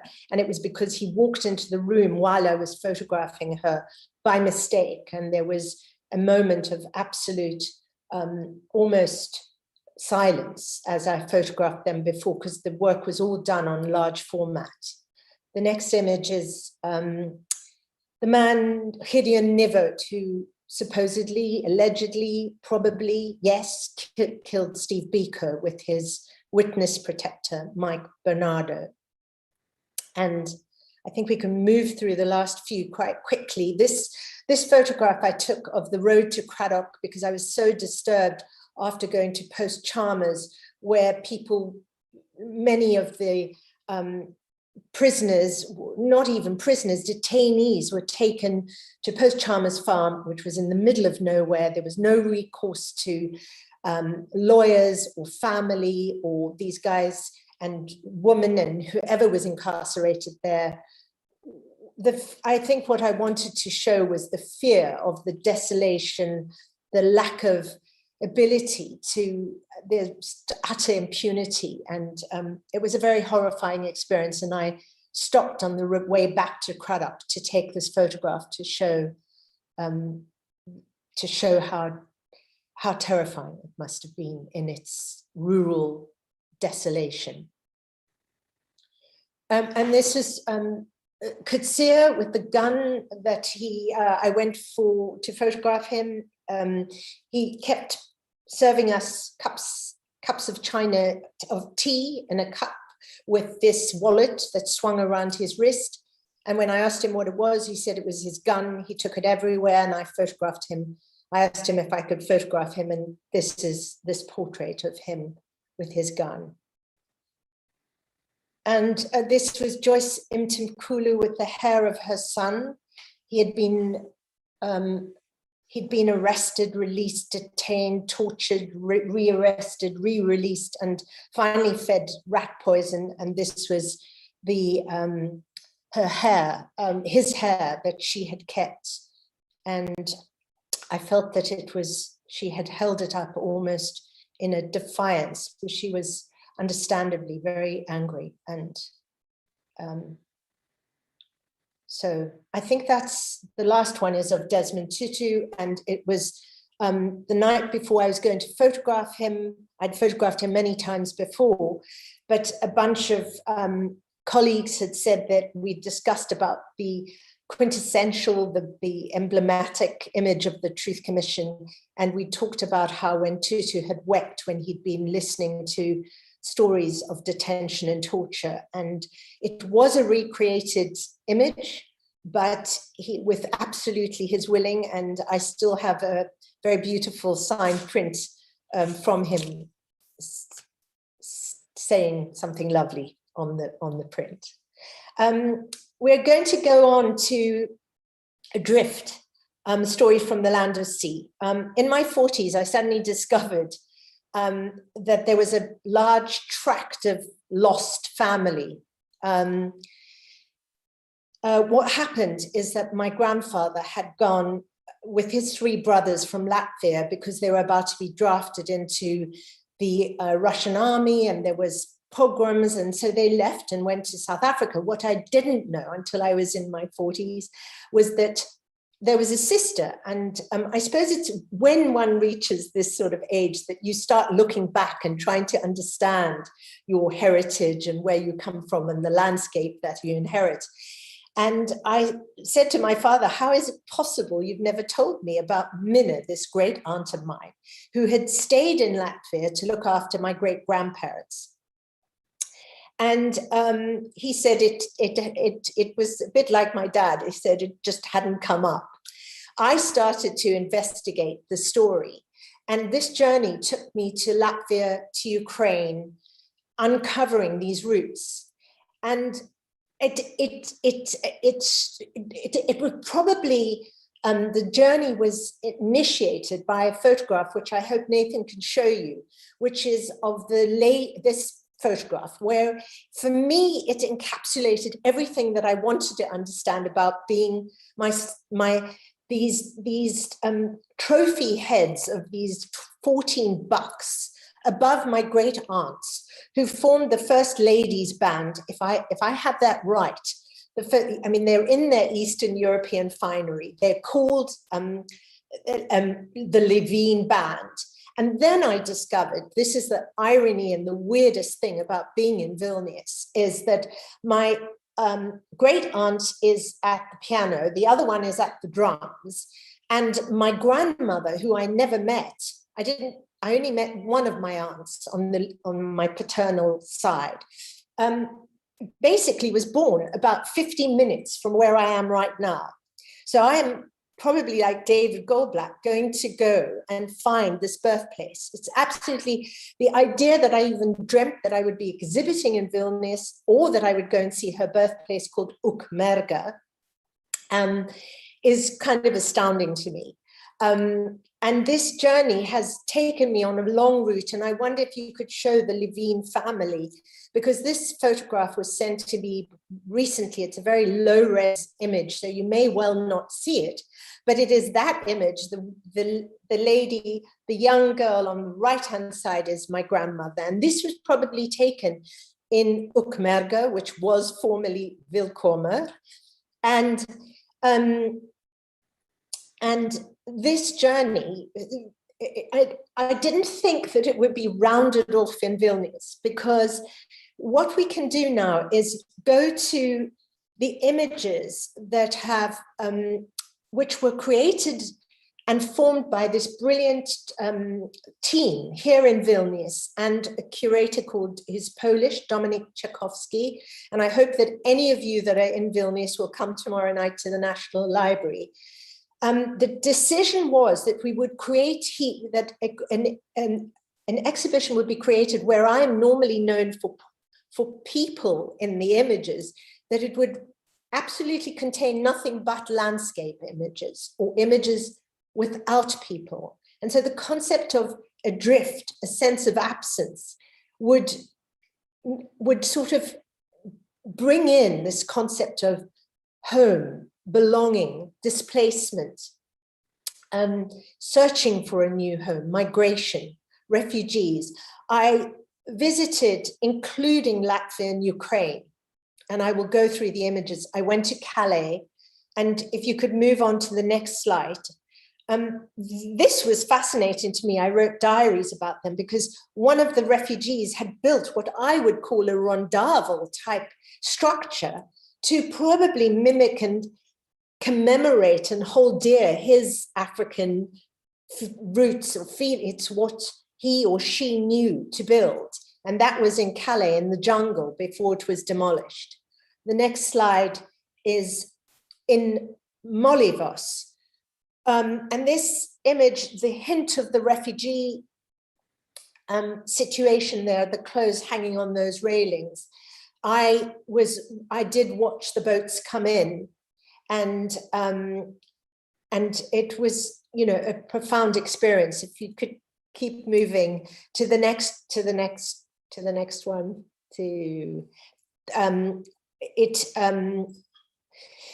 I think there should be some more slides from that set, but if there aren't, could we move on to the digital ones, Nathan? No, it's okay. I went to Ukraine, and I decided, I had this extraordinary moment where I didn't know that the family, that my great aunt who had stayed in Sasmarken, which is now called Valdemarpils in Latvia, what happened is that the local policeman came into the village, held up a sign, stood up in the local synagogue on the bima and said, "You people have 24 hours to leave your home, and if you're not, you will be taken out into the woods and shot dead." And what happened is that Minna, my great aunt, who was my grandfather's sister, had to leave. And it was that experience of watching the dinghies, the rubber dinghies coming from Lesvos, that made me think these projects could be entwined. What do you take if you've got 24 hours to decide to leave your home? And so this image, I took the Strelitzia, the birds of paradise, I found the descendants of my great aunt Minna in Ukraine. Victor was the reason they'd survived is they'd gone from Latvia. I found an excerpt of a diary with a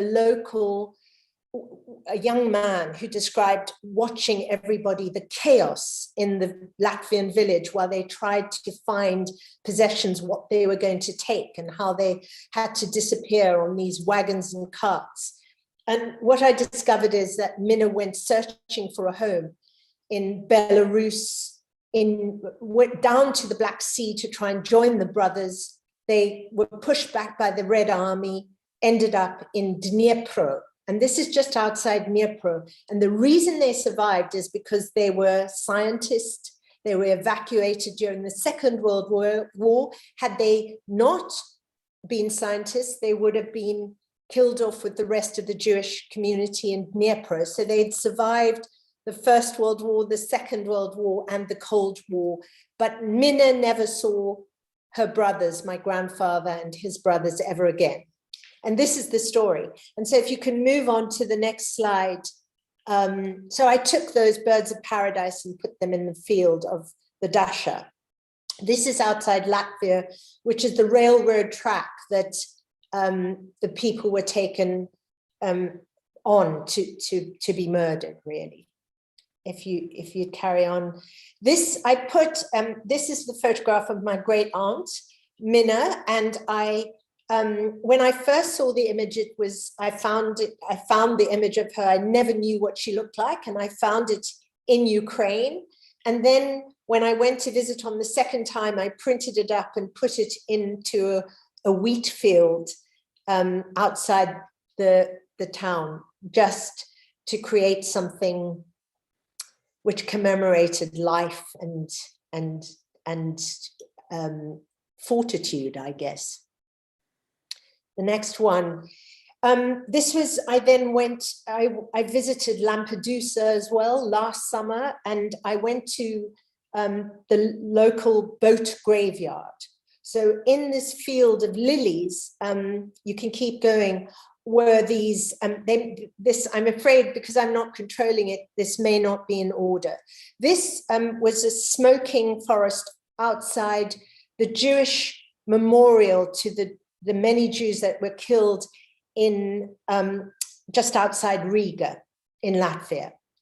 The next one is in Lesvos, and to me it looked almost like a sleeping figure, but under that tarpaulin was the equipment that the guards, the local lifeguards would use to rescue people coming on rubber dinghies from Turkey.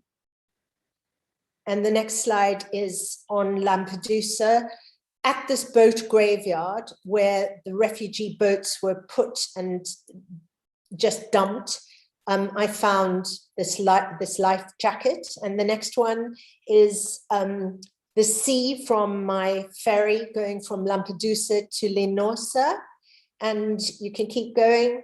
And these are forests. This is in Ukraine. This is the boat graveyard.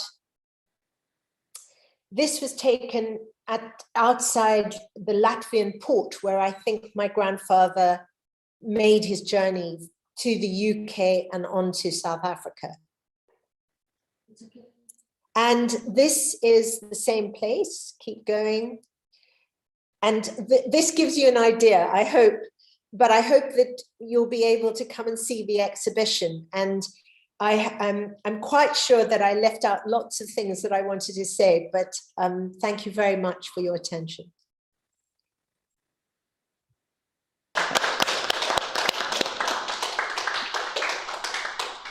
Dear Gillian, it's really it's so strong. It's really amazing. Thank you so much for sharing us this beautiful work and very touching work as well, and for these parallels of the history and today, and the theme of migration, which is going through your personal family story, but also the global story that we are encountering and addressing today.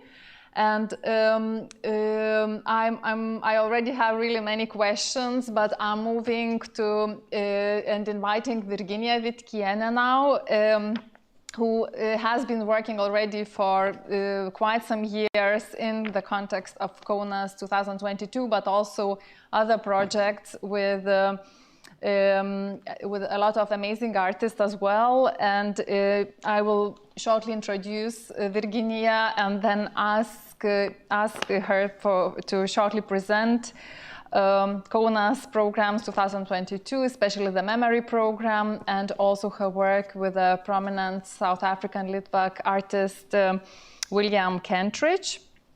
So Virginia Vitkienė is an art critic and curator, lecturer, editor of art publications, and head of international projects in arts and in research. She's a founder and since 2015 a head of the project 𝐏𝐻𝐿𝐴's European Capital of Culture 2022. In the framework of this project, she curated the solo exhibition of William Kentridge titled That Which We Do Not Remember in 𝐏𝐻𝐿𝐴's. It will open in January 2022. Everyone, welcome. Between 2010 and 2018, she was an artistic director of the 𝐏𝐻𝐿𝐴's Biennial.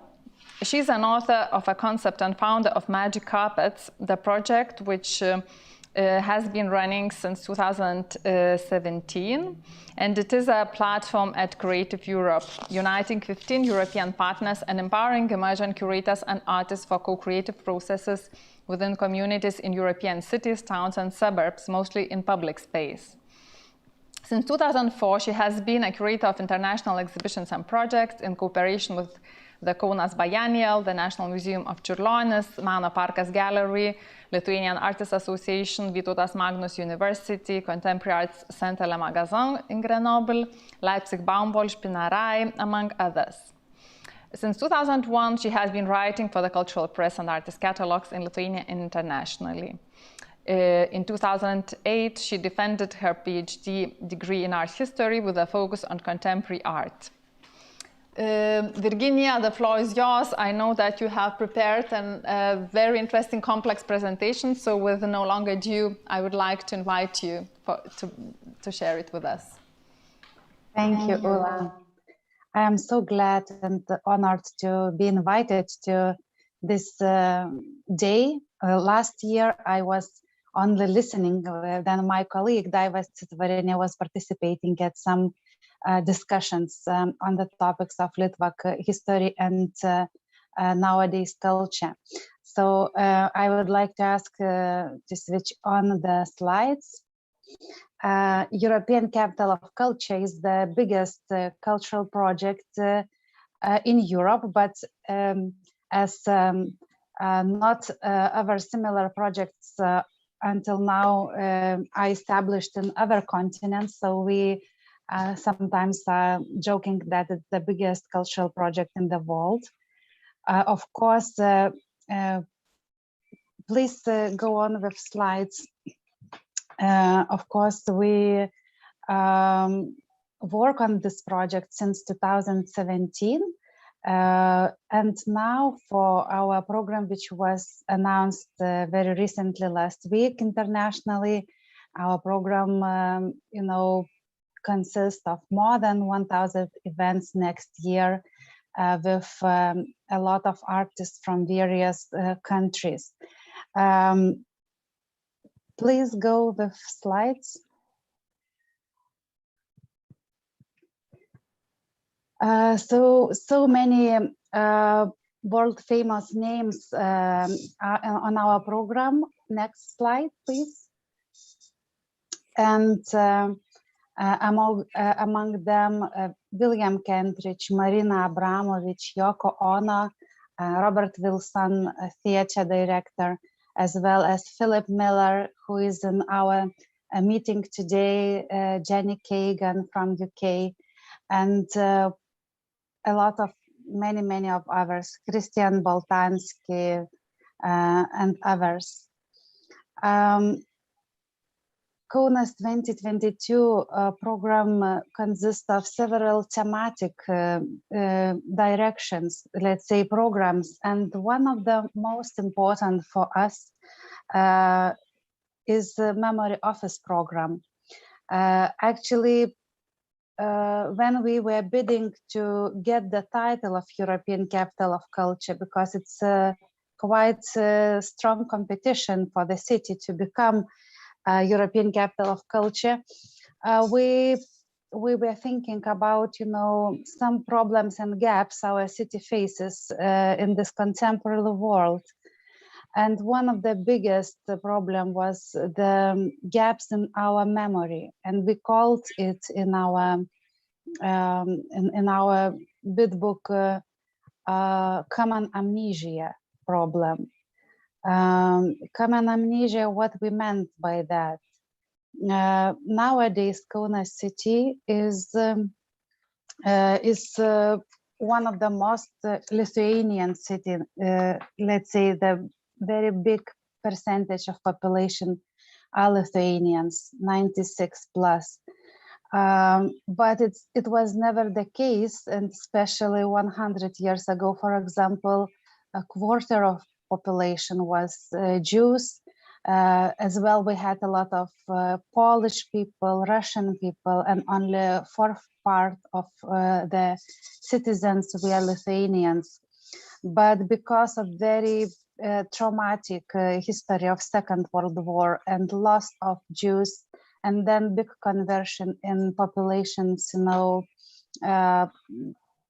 dimension, a lot of new people came to Kaunas city, and during Soviet period, it was big silence about Holocaust history, and as well as big silence about repressions from Soviets to Lithuanians. And after independence was regained to Lithuania in 1990s, Lithuanians were so busy with their own traumas and histories, with their own losses of family members in Siberia and in jails and other kinds of repressions, that they had no time or maybe no big reason, as it looked like in early 90s, to remember and discuss Jewish history. And then in 2009, Kaunas Biennial had edition based on residencies. And one team of artists, Ida Wolt, Cheryl Rumbach, and Philip Miller, came to Kaunas, and they contributed to Kaunas Biennial with great, artwork titled "Where is Kovno?" It was the first big impulse from cultural field to speak in Lithuania and in Kaunas about the lost memory of Jews in our city. Actually, it was very beautiful installation made at the museum, but before of that, those three artists and also several researchers who came together, as one of them was Alice Kentridge, the daughter of William. They were helping to organize several workshops with young people, talking about past and what they do know about Jewish history in Kaunas. And it was really very touching moments, encountering the truth that we know almost nothing about our previous citizens and neighbors, and who contributed greatly to the history of our city and country. That was very big, actually, impact for cultural sector, especially, and then to open and raise many discussions, many projects commemorating personalities and also historical moments which relates to Jewish community in Lithuania and in Kaunas particularly. That's how also in European Capitals of Culture program, memory topic and especially Jewish history became very, very important topic. Please go to the next slide. Next one. We are very proud actually to have on our program William Kentridge personal exhibition, That Which We Do Not Remember. I would love if you could switch on to video, please. And the story how we invited William Kentridge was not short one, and Philip would be, you know, my friend in that story for many years. Like I tried to convince William to come to Kaunas from 2016 and only got yes from him in 2019.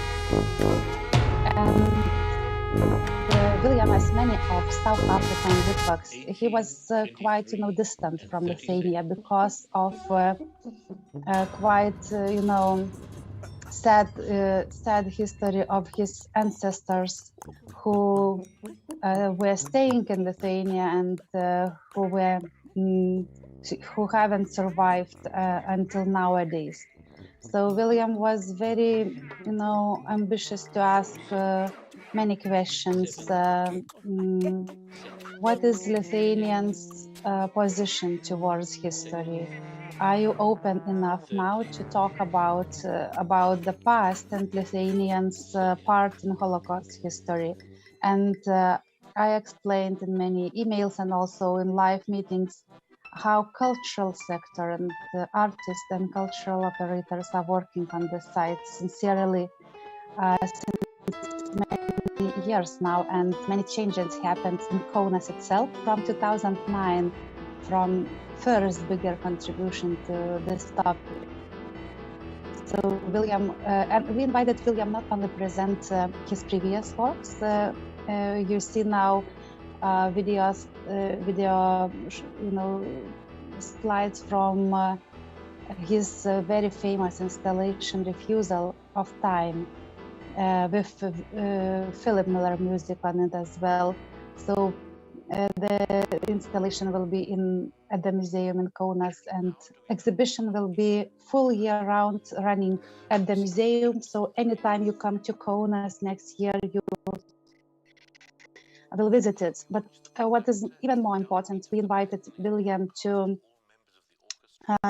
make his own statement with his exhibition about the history of Jews in Lithuania, maybe his own statement of his own personal connection or disconnection to the country and city. His grandparents from both sides were from Kaunas or Kovno, as in Yiddish language, Kovno for more than few hundred years. So actually, we are announcing and inviting you especially to come to visit this show.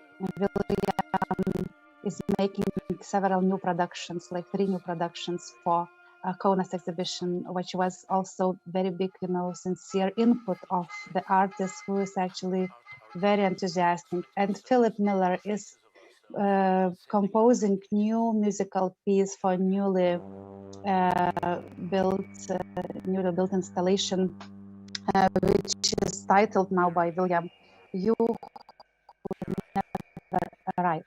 So new installation will consist of you know, moments taken both from South African landscapes and Lithuanian landscapes of the memory as well. So big and sincere invitation to all Litvak community to come back, and please go for the next slides, and I will announce few other moments for Litvak and Jewish community to visit European Capital of Culture. City Telling Festival. Usually it takes from 1 to 2 weeks every year. In Kaunas city, it's established by European Capital of Culture in 2019, but next year we will have like 3 months festival with many exhibitions, theater premieres, also very important moments, World Litvak Forum. Could we please go to next slide? World Litvak Forum will coincide. We put the program in the way that people who will come to the forum would get the best of program. So previous slide showcased 𝐏𝐚𝐬𝐤𝐚 personal exhibition Out of Darkness. So Jenny is UK-based Litvak artist whose parents were rescued from 𝐏𝐚𝐧𝐿𝐵𝐻 ghetto by Lithuanian industry men. So the special exhibition will be on, 𝐊𝐿𝐴𝐚𝐾 exhibition will be on, several other Litvak artists exhibitions will be on during World Litvak Forum, which actually has very honorable board members. And I am really proud that Professor Anthony Polonsky is among board members of the forum, as well as James Young, and also Zef Krengel, 𝐊𝐚𝐻𝐬𝐤𝐲 from South Africa.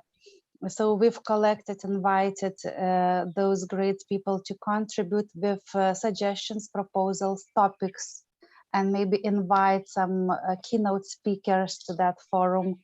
And also we invited 𝐊𝐴𝐚𝐾 to come back because he will be in Kaunas for opening program on 22nd of January, but then most probably he will come back for Litvak Forum to also give a lecture and make a guided tour through his exhibition to honorable guests.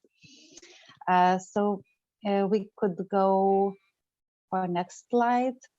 And dates coincides forum and Kaunas cantata, one of the greatest production of the year, composed by Philip Miller, our next presenter, together with 𝐏𝐚𝐬𝐤𝐚, directed by Chris Baldwin from UK.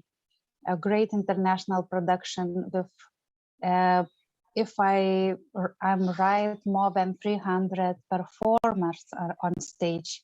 Symphonic orchestras, choirs, klezmer, band, and many others.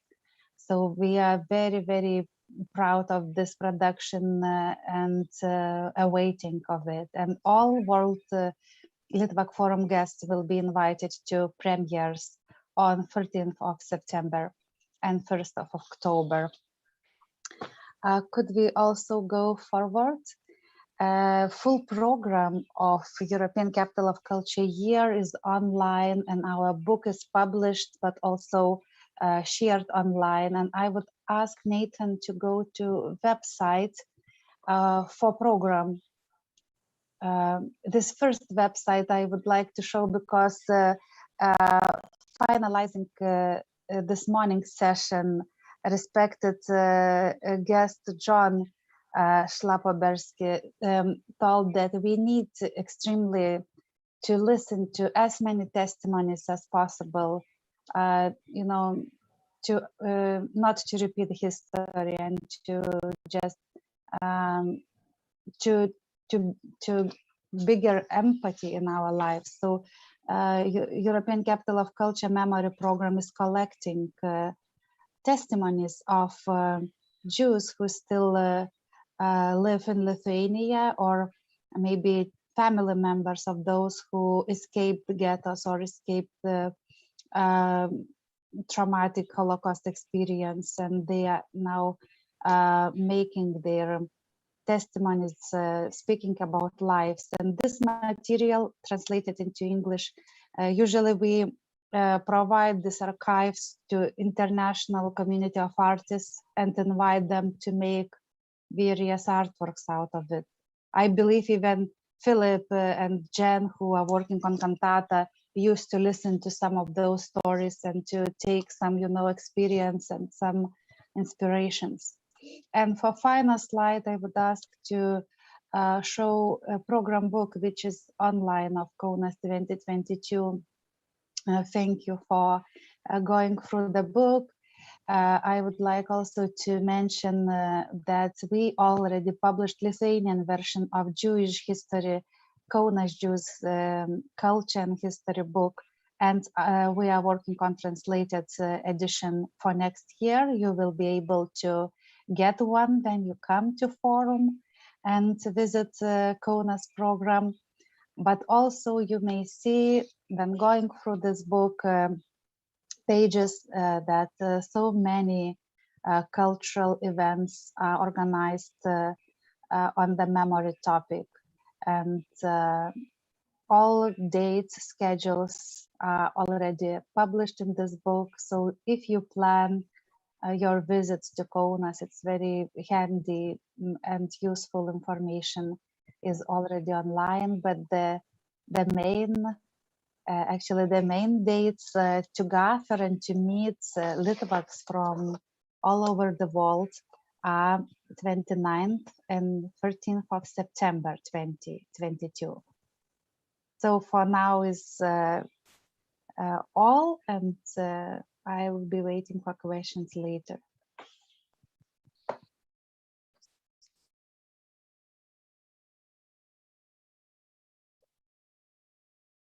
You see, it's an incredible and very vibrant program that is coming next year of 𝐾ONAS 2022. But I would like to add that probably the amazing thing about the 𝐾ONAS 2022 is also that of course, it focuses on many prominent events that will take place next year, and they have been, which have been taking already the years before. But probably this European Capital of Culture is also particular because they have started their work, if I'm not mistaken, in 2017, and with a memory office program, but also with other programs, including communities and working with communities of the city, working with history of the city. They have obviously, the impact was made there as well to recreate and revise the identity of 𝐾ONAS, the identity of Lithuania, which used to be a very multicultural state. Multicultural territory, multicultural towns with their tensions and good and bad histories and stories. And this work, it will stay, of course, after next year, after 𝐾ONAS 2022. Thank you for that. And now I would like to ask our last speaker, a prominent composer, Philip Miller, to take the floor.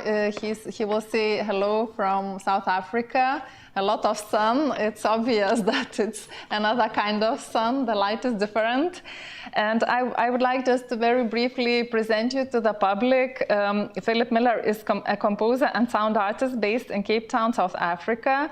Since 1994, he has worked with his longtime collaborator, 𝐊𝐚𝐴𝐺𝐻, composing the music for the seminal film 𝐊𝐴𝐿𝐼 in Exile. His music has more recently been heard here in London with the installation Refusal of Time in Whitechapel, the Sinner Concert Paper Music Print Room, and 5 themes, Tate Modern, The Tanks. In 2016, together with Susuka Sibisi, he composed Triumph and Layman's, a processional march for 2 orchestras and choir, performed in front of Kentridge's frieze on the banks of the Tiber River in Rome. Independent projects include his award-winning Rewind, a cantata for voice tape and testimony presented at the Market Theatre in South Africa. The 62 Center Williams College, Celebrate Brooklyn, and the Royal Festival Hall. In 2013, it was selected for the South African Pavilion at the Venice Biennial. Other recent commissions include the sound installation 𝐏𝐻𝐧𝐿, Steve Biko and Karl-Heinz Stockhausen, Johannesburg at Darmstadt Summer Music Festival. And his most recent collaboration with Sibisi is the sound installation The African Choir of 1891, Reimagined, at Autograph ABP London, the Apartheid Museum and National Gallery, South Africa. He regularly composes film scores which have garnered him many awards, including an Emmy nomination for HBO's The Girl in 2012, and Philip is currently working on a commission for 𝐾ONAS European Capital of Culture, which I hope he will tell us about, and maybe we will be even lucky to have a glimpse to it and hear it from Cape Town. So Philip, please, I know that you have some amazing presentations. You have prepared also something for us to hear and see. I would like to ask you to take the floor. Thank you so much for this generous introduction, and thank you both to the ambassador and to everyone here, including my colleagues, for such a lovely opportunity to talk, and also such interesting already conversations have already provoked my thoughts in relation to my previous speakers. I think I'm going to get down to business, because I know these are longish sessions, and I thought I would play quite a bit of music and video, because often listening or watching sometimes is better than talking. Well, I find in relation to describing music. But I will start off by very quickly touching upon certainly something that 𝐊𝐚𝐦𝐢𝐤𝐚𝐢𝐿 has spoken about, and that's growing up in South Africa. I'm not sure if we were exactly the same periods, but I think we do overlap. I grew up in the 70s in suburbia, white Cape Town, middle class.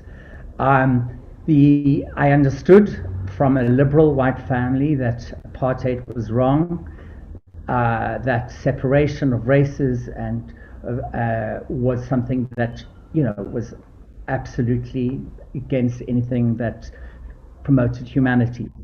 My father, by the way, was English, and he had always felt very strongly, for various reasons to do with family demands, he had come to South Africa rather actually an unwilling immigrant at that time. But having said that, I grew up in a liberal family and understood and started to make connections very quickly, going to Judaism classes, preparing for my bar mitzvah, that the story of the Holocaust had an enormous resonance here in South Africa. And what I was seeing around me, seeing people not being able to sit on the same benches, go to the same beaches as me, I realized quite then that there, you know, the way humanity treats each other, and that for me was a seminal point for me. However, in relation to Lithuania, and something perhaps also again that talks to various Litvak South Africans, I in fact felt very distant and disconnected from Lithuania. My parents were actually, my father was English, Jewish English, but very assimilated, and my mother was also. And so for them, they did not actually speak Yiddish, and they did not talk about �ྡ𝐮𝐻𝐼𝐻, the home. They, in fact, for them, I think it was important to assimilate into a an old New South African way of living. And so I didn't hear much. I knew that my great-grandfather was an egg merchant from, Chalet, of course, but it was very fragmented. And so now we jump to 2009, and Virginia, of course, has already mentioned. So I came over with my collaborators, Ida Walt and Cheryl Rumbach, to make a work for a Biennale, and I was working on the sound element. What I will quickly jump to is actually a really, for me, the actual process of working with young students from the choir, the Magnus Vitatus University, was part of my process, and that involved really teaching them a Yiddish song. Oifem Pripachik, those of you will know, a very important song in Yiddish folk song. And it was an extraordinary experience because these young people were, of course, interested in music and singing, but they were the first time literally saying the words of Yiddish coming out of their mouths, singing. And it was profound and very powerful, because that for me said a lot more than having to kind of, in a way, try and make people look at histories that in fact they also had no connection to, because it had been hidden by their parents or their grandparents. And there was something so visceral about sound and a song being sung and learned, and saying the Yiddish words. Faye Singer, a musicologist from Cape Town, who I'm sure many people would know, helped. I had her recorded saying the words, each word of the Yiddish song, and we played her voice. It was something quite uncanny. And that was, the start of an amazing, for me, journey with Kaunas, with Virginia, and the work that I was to do. I'm going to just pause here because in the process of that workshop, I presented my cantata, Rewind the Cantata. And it was at that moment, or a bit later perhaps, Virginia turned to me and said, you know, perhaps something could happen like this in Kaunas with you. And so all this time later, here we are, and in a year's time, almost to the day, the cantata will be performed. Here is an excerpt with the late 𝐊𝐚𝐴𝐬𝐿𝐿𝐿 Khumalo, an extraordinary singer who unfortunately died this year. It's called Mrs. Plaiki. It's based on a testimony of a mother, also from the TRC. Sorry, and of course that connects so much, Gillian, to your work, your book, which I went and bought at the time, and was actually a visual inspiration for me too. So there were all these points of reference. But here is a song based on a text written by the writer Pumla Gaboro Madikizela, who was a TRC commissioner and who worked very closely with me on this project. But here's the small short excerpt. It wasn't long, I heard shots outside, some commotion and shouts, then I am hearing Ulutando, Ulutando, Namutando, Bamtumule. Then someone calling out for me.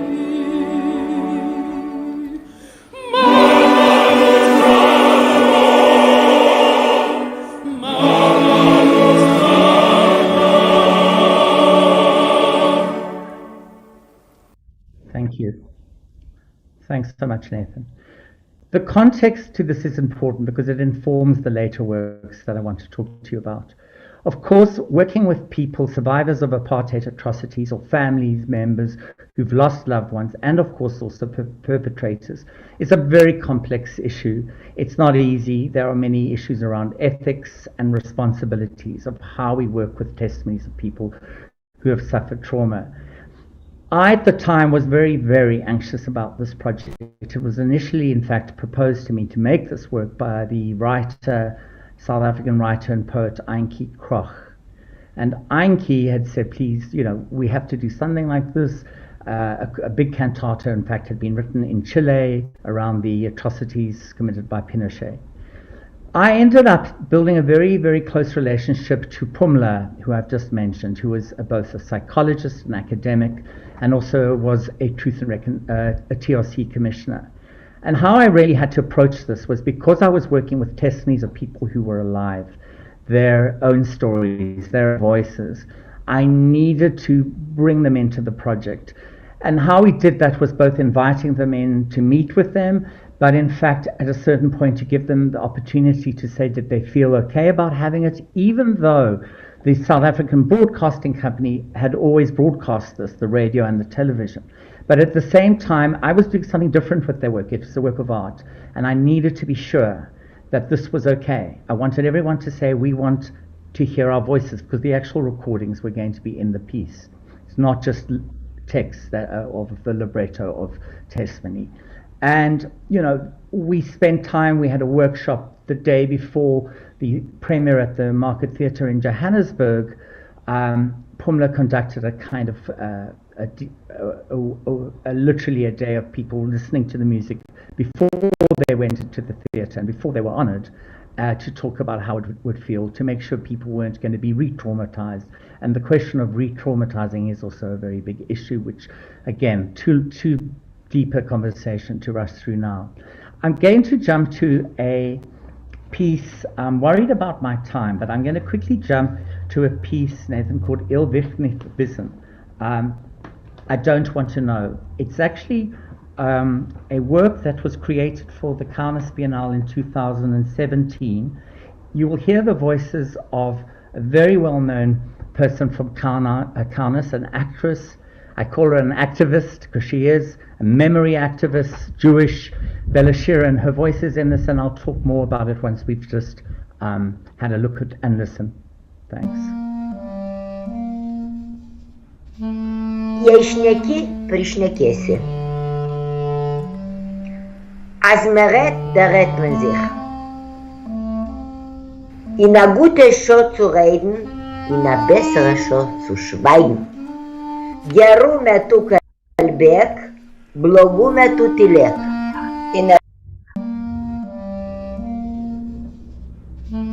Jei šneki, prišnekėsi.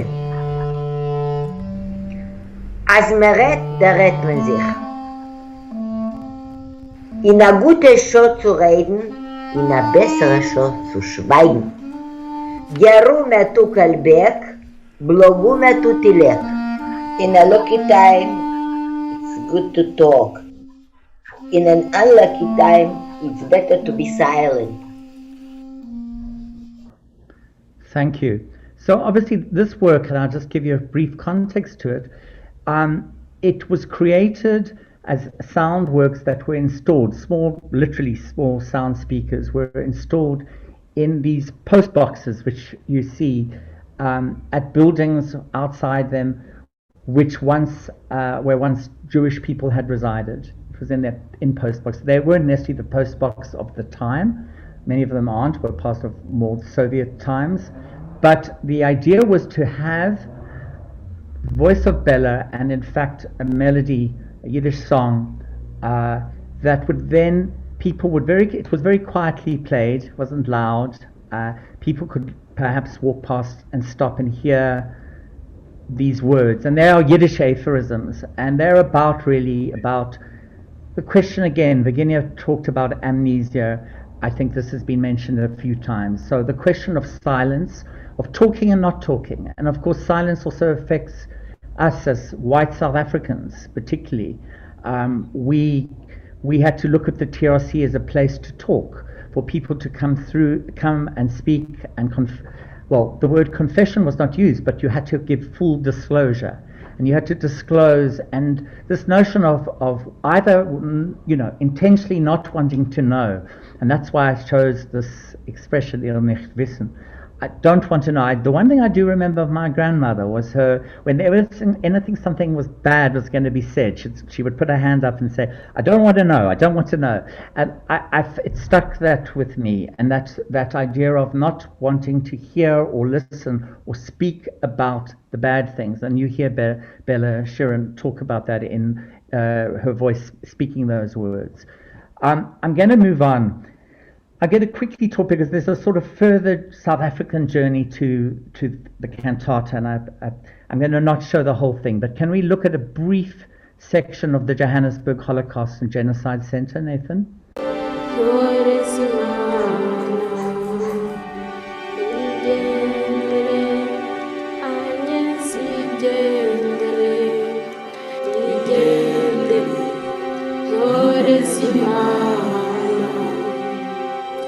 Ndakwibuka amagambo twavuganaga simenye ko aribwo bwa nyuma.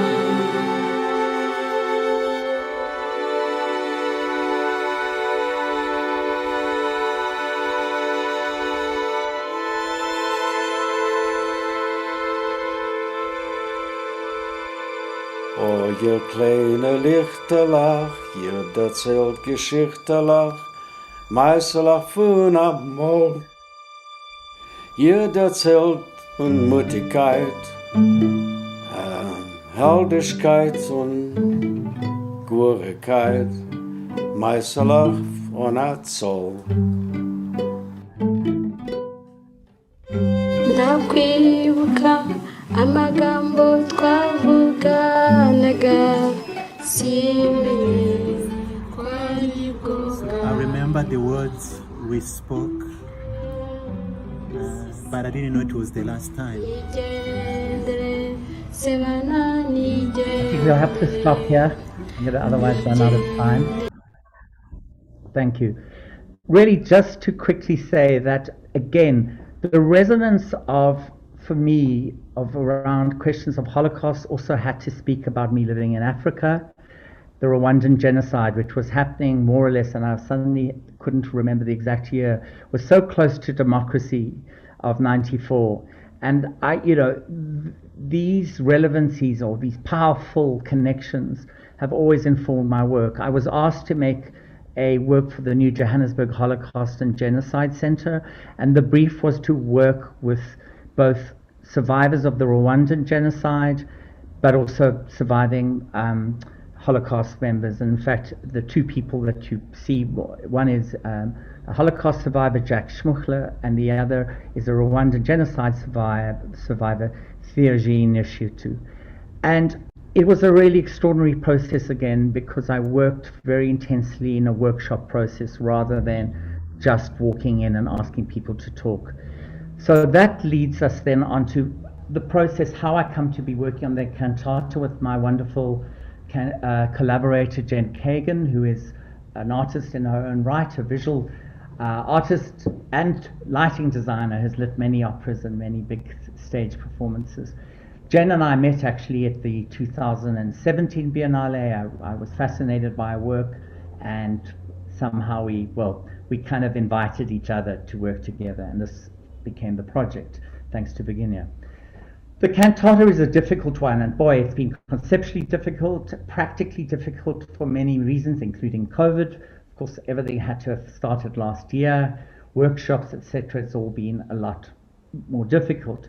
But the conceptual framework was really what Jen and I had to spend a lot of time with, because we knew that both there was a history of Kovno, and I say Kovno of Kaunas, that celebrated Jewish culture, that had a vibrant, enormous, credible Jewish intellectual, cultural scene, and we wanted to bring something of that into the cantata.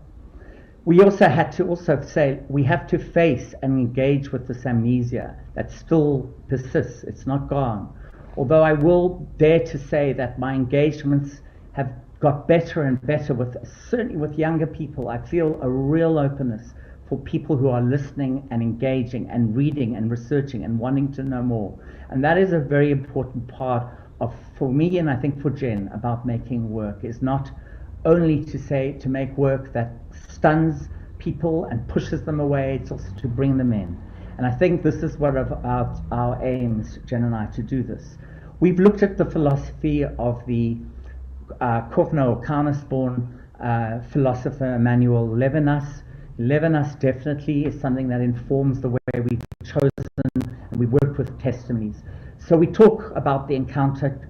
Jen is so always more eloquent about it, but we speak about this notion of an encounter, of the face of the other, and I think Levinas didn't mean it as a literal face, meant as a more metaphysical phenomenon, that the other, we see in the other a responsibility for ourselves to protect the other, that we see the mortality of the other, but literally the ability for any of us to kill the other person that we face, and this gives us a duty and a fundamental responsibility as human beings to really take care of the other. So that's part of how this work informs it. It may sound very lofty, but what we've done, and Jen has been very, very much more involved in this than me through her own connections with her family, is going through testimonies, and not just testimonies of Holocaust survivors, but also testimonies of Lithuanians who have been deported, testimonies of partisans, testimonies of people who endured the first Soviet occupation in 1944, and then the largest Soviet occupation after the war. And we've looked at all of those testimonies, and what we're doing is we're drawing out those moments of those encounters. And that, I think, is core to this. And those encounters are not always easy encounters. It's not a matter of just saying, I recognize I have empathy. Because that, and also Levinas speaks about that, is a way in which we can actually take the power of the person who's been traumatized by saying, oh, I feel the same as you. It's to just recognize that engagement. And I think when I talk about then the piece as a piece of music, what I'm doing is I'm weaving testimonies, both sung, both recorded. Jen is going to work visually with text, and we're going to together create different almost stations. We've called them workstations, or of different musicians and singers. Nathan, can you show the stage plan image next, because I think it'll help everyone.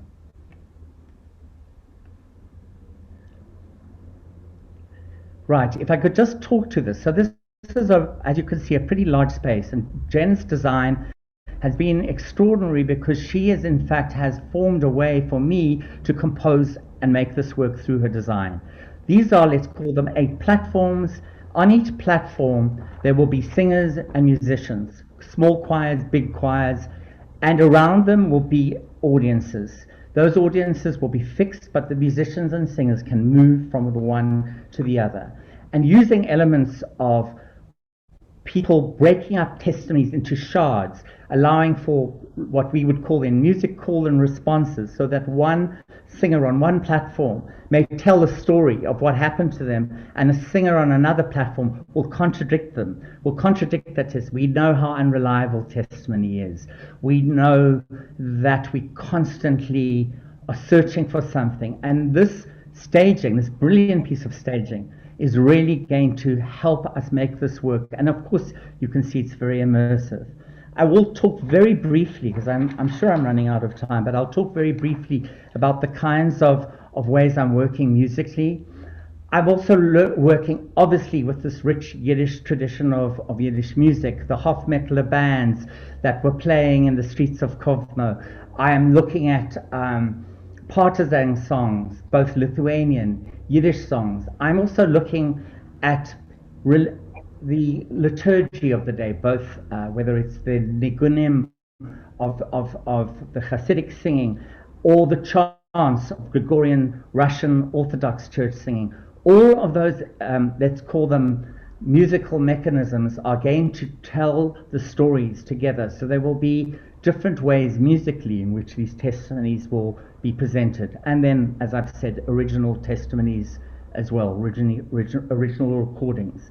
I've thought very deeply about these choirs. We have this amazing possibility of working with so many different choirs from all over the city of Kaunas, both from the symphony orchestra choir, but from non-professional choirs or from religious choirs. And those choirs will form different functions. And I have written down somewhere, some of them will be, and I've finally started to think of these choirs as characters in themselves. So there is the choir of unreliable witnesses. There is the choir of those who did not hear. There are the choirs of those who heard too much. There are the choir of those who did nothing. All these choirs will tell parts of the stories and break and fragment the testimonies. I think I'm going to end because with a very short excerpt of the beginnings of a piece, and really this is a piece based on a spoken testimony of a survivor who became part of what was called, he was from Königsberg, he was a young boy, German, and some of you may know about this phenomenon of the wolf children of Königsberg, and they were hounded out when the Russians arrived, and they fled into the forests of Lithuania and often tried to get help they would live in the forests, occasionally would come to a village or a farmhouse and ask for help, food, a place to sleep. This is his testimony, and why I'm going to read it to you also in English, because I think it also makes one understand the question of an encounter in the Levinasian sense, to use. So this is Siegfried reminiscing, talking about a moment as a young boy, and he says the following: a woman speaking in German opened, saying, "Oh little baby, come in, I'll clean you up, help you get back on your feet so you can go further." For the first time in 2 years, I felt warm water on my body, soap, laid me in an extremely clean bed. I couldn't even remember when I was laying in such a bed. And I've fallen asleep, woke up. The lady of the house was already awake. I got scared, all wet up to the top, full of lice. I was scared, and that woman got scared as well, telling me, "No, in this case, I'm powerless. You have to go, continue walking." She gave me some clothes, one shoe, one boot, short trousers. They were apparently of her own children. Can we just hear that? The testimony, obviously it was in Lithuanian. I've just read the English translation. And yeah, here's the piece. Ja, sehr gut. Schlaf, mein Kind, mein kleine Martine, schließ deine Augen leicht zu.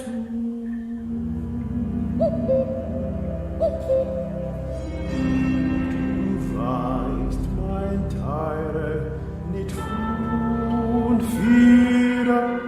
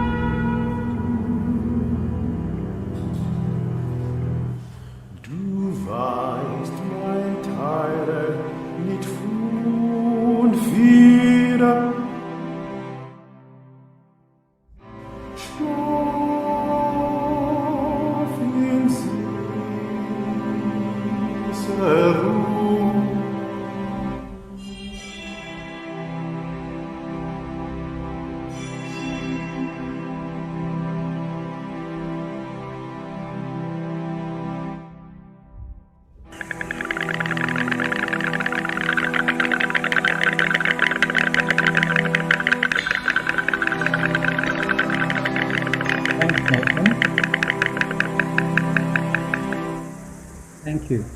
I've cut it short purely because I wanted to give you a small bit of context of also the making process here. So here in the situation, I've worked with a Yiddish song, Mein Kleiner Martyrer. It doesn't have, as far as I'm aware, a composer designated for this, but it's really a lullaby. Sleep, my child, my small martyr. Lock your little eyes shut. You know, my child, nothing about the Führer. Sleep in sweet peace. Of course, this speaks very much to children who are not just Jewish, and in this particular instance, this young boy. What I was also keen to just share with you as a South African Litvak is the voices of a man by the name of a singer 𝐏𝐴_𝐧𝐿𝐼. He's Tswana. He grew up, and I think it sums up things very beautifully here. He grew up, his mother was a domestic worker of a Jewish family. He grew up with this family. He was very close to them. He used to learn all the Hebrew songs. He went to have the Shabbat supper every Friday night. And he now sings in the Temple David synagogue in Johannesburg. He's the main singer. He sang at the 𝐏𝐚𝐧𝐿𝐼. He's a wonderful tenor. And we are very closely associated together. And he's working with me and singing this because he sings Yiddish and he knows Hebrew. And there's something about this collaboration that I'm having with 𝐏𝐴 now that is so powerful for me about also South Africa and gives me some hope as to how we can really encounter each other. Thanks. Dear Philip, thank you so much for sharing these extracts. Of course, it's no words.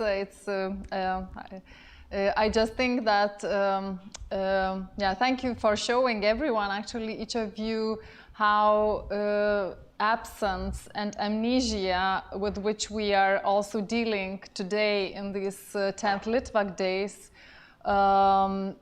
can be, how these questions, they can be encountered and addressed in artistic ways, and maybe sometimes this also can be much more physical, much more powerful than words.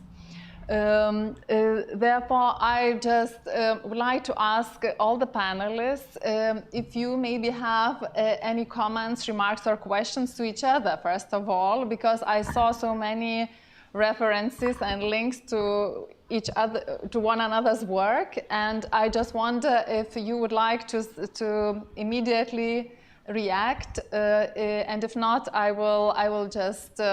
I would like to resume actually because it was such a beautiful and poetic way to resume with this music that yeah, I just don't want to analyze anymore. But please, do you have some immediate comments or reactions? Gillian, Karina, Virginia. Yes, I also was among those astonished colleagues among you who saw these first, first scenographies and sounds from future upcoming cantata. So I'm just amazed, astonished, and speechless. Can't wait for premiere. Thanks. I just thought it was amazing, kind of that resonating, Philip. It looks so interesting and exciting that the sort of the apartheid and the Jewish, that two-pronged thing, and how it forms one's vision and artistic kind of need to create. And I think that is so fascinating. And I think what I failed to say about that photograph of my answer and the ladies' band was that the bucks with the Eastern European finery dress, and that how to understand it. And what I want to tell you all, and Philip, because what we couldn't show is in the exhibition that I hope whoever's in Vilnius will come tomorrow from 6 till 8, or maybe it will travel, but was the house that my great aunt and my great grandparents had to leave, and my grandfather. When I found this diary, this is the extraordinary thing about being online, found this diary about when the Jewish community were asked to leave, or given 24 hours to leave. What I discovered is that my grandfather's family had the first gramophone in the village. And apparently it was a bakery, and the gramophone sat on this, I imagine it, on a wooden ledge where everybody used to gather round. And I think this is the thing that it takes in these generations and the legacy. What we contribute as we move forward and what we lose as we need to leave. And this is what this all touches on. And so well done, everybody, and thank you again for letting me be part of this. Thank you. Thank you also our previous amazing speakers, and also absolutely Chromaticon Collective for their concert. I don't know if you, Gillian, Philip, and Virginia had a chance to listen to it online, but it was also inspired by stories of Kaunas Jews from the interwar period, especially the history of its musical life. I also thank you for just enriching the whole discussion about absence, and also exposing the very wide geographical links that our histories have, the histories of South Africa, Lithuania, and the UK. So thank you all the panelists again, and I would like to invite the head of the organizers of the 10th Litvak Days, our ambassador, His Excellency Renatas Norkus, to resume our event and say the last final remarks.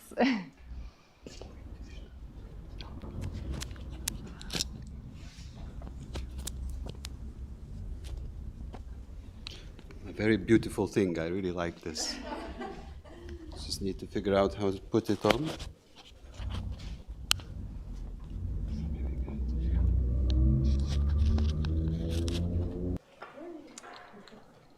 Wow. Dear ladies and gentlemen, dear friends, all of you who are still here with us at the embassy, as well as our excellent audience on the YouTube and the Facebook. It's been an incredible day. also yesterday, but especially today with this fantastic seminar and discussions, storytelling exercise. I think it would be for me too much to go ahead and thank all and every one of our speakers and moderators. All of them contributed a great deal of their own story and their passion and their detailed exposés about the topic of today, which is the legacy of Litvak community, Litvak heritage, especially when it comes to South Africa, Lithuania, and the United Kingdom. I think we learned a great deal. There's a lot of digest and analyze for our staff here at the embassy. And the main mission has been and continues to try to provide this platform here at the embassy every year for people who are interested, who want to hear the stories, who want to share the stories, so that those could be shared among everyone. And I think we heard one of the last speaker put up a video where we heard a sentence saying, "In a lucky time you talk, in an unlucky time better be silent." So our mission, my mission and our mission here is to create the conditions for a lucky time, so that we have those conditions that people are incited, encouraged to talk.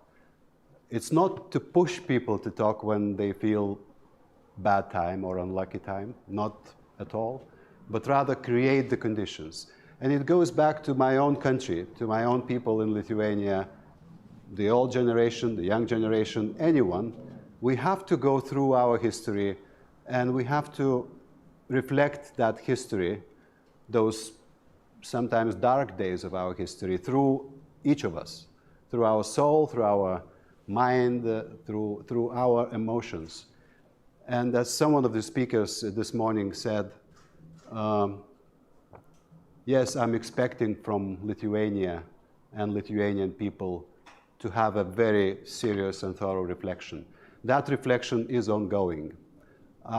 It's been going for many years. Recently, it has been agitated, and more stories have been brought up. But I think it will continue. And it will continue with the new generation, with the young people, and will not fade away. I don't think there's an end of our journey. And we live as long as we are on this journey. So my final thanks to everyone, to all the partners of our embassy, everyone who's been involved in putting up together this program. But I also want to encourage everyone to continue and to take part in our Litvak Days. Because we only matter here with our Litvak Days as long as you are interested, as long as you come, as long as you switch on, tune in through the channels that are available. Of course, my thanks go to my staff, my friends and colleagues at the embassy, especially to Juste, Ula, and Gitana, and everyone else who have been such hard-working colleagues and friends.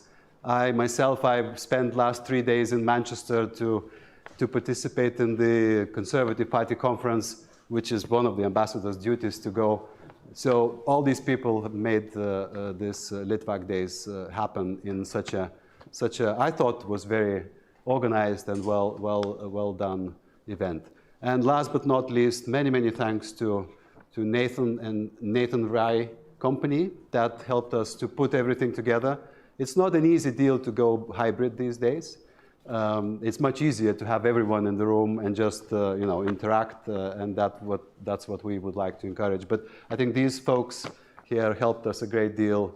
There were not that many glitches, at least from my perspective, and I hope everyone that tuned in was also happy to receive a decent quality of our proceedings today. Thanks to the musicians, to every musician that played and performed yesterday and today. I think we saw a very interesting fusion today after lunch that takes a lot of effort also to put together, and it was a premiere. And my dear friends, colleagues, and personal friends, musicians yesterday, 𝐊𝐚𝐻𝐵𝐴 and Roka Zubovas gave us a fantastic performance. So thank you again, everyone, and I hope we can continue with our Litvak days. I expect that these events could be connected. Not only that kind of a one-time event and then we forget for a while and then we come back after 1 year again, but rather have a continuous reflection. And we encourage all of you who are on our lists or our participant list to stay tuned, to stay in touch with us. Let's create this communication that would be ongoing one, so that next year we come with some new ideas, maybe give us some your insights and give us some ideas what kind of topics and themes could be worked out maybe for our next year. This year it was South Africa. We are extremely happy that we had so many excellent speakers who have one way or another connection to South Africa and to this country and to Lithuania. So thank you again, and have a nice evening. The day is not over yet. It's been a long day for all of us, but I hope you enjoy the rest of your days and continue with your reflections on this Litvak Day concept and all the information that we were able to grasp and accumulate today. So thank you again, everyone, and we'll see you next year at the Litvak Days number 11. Thank you very much.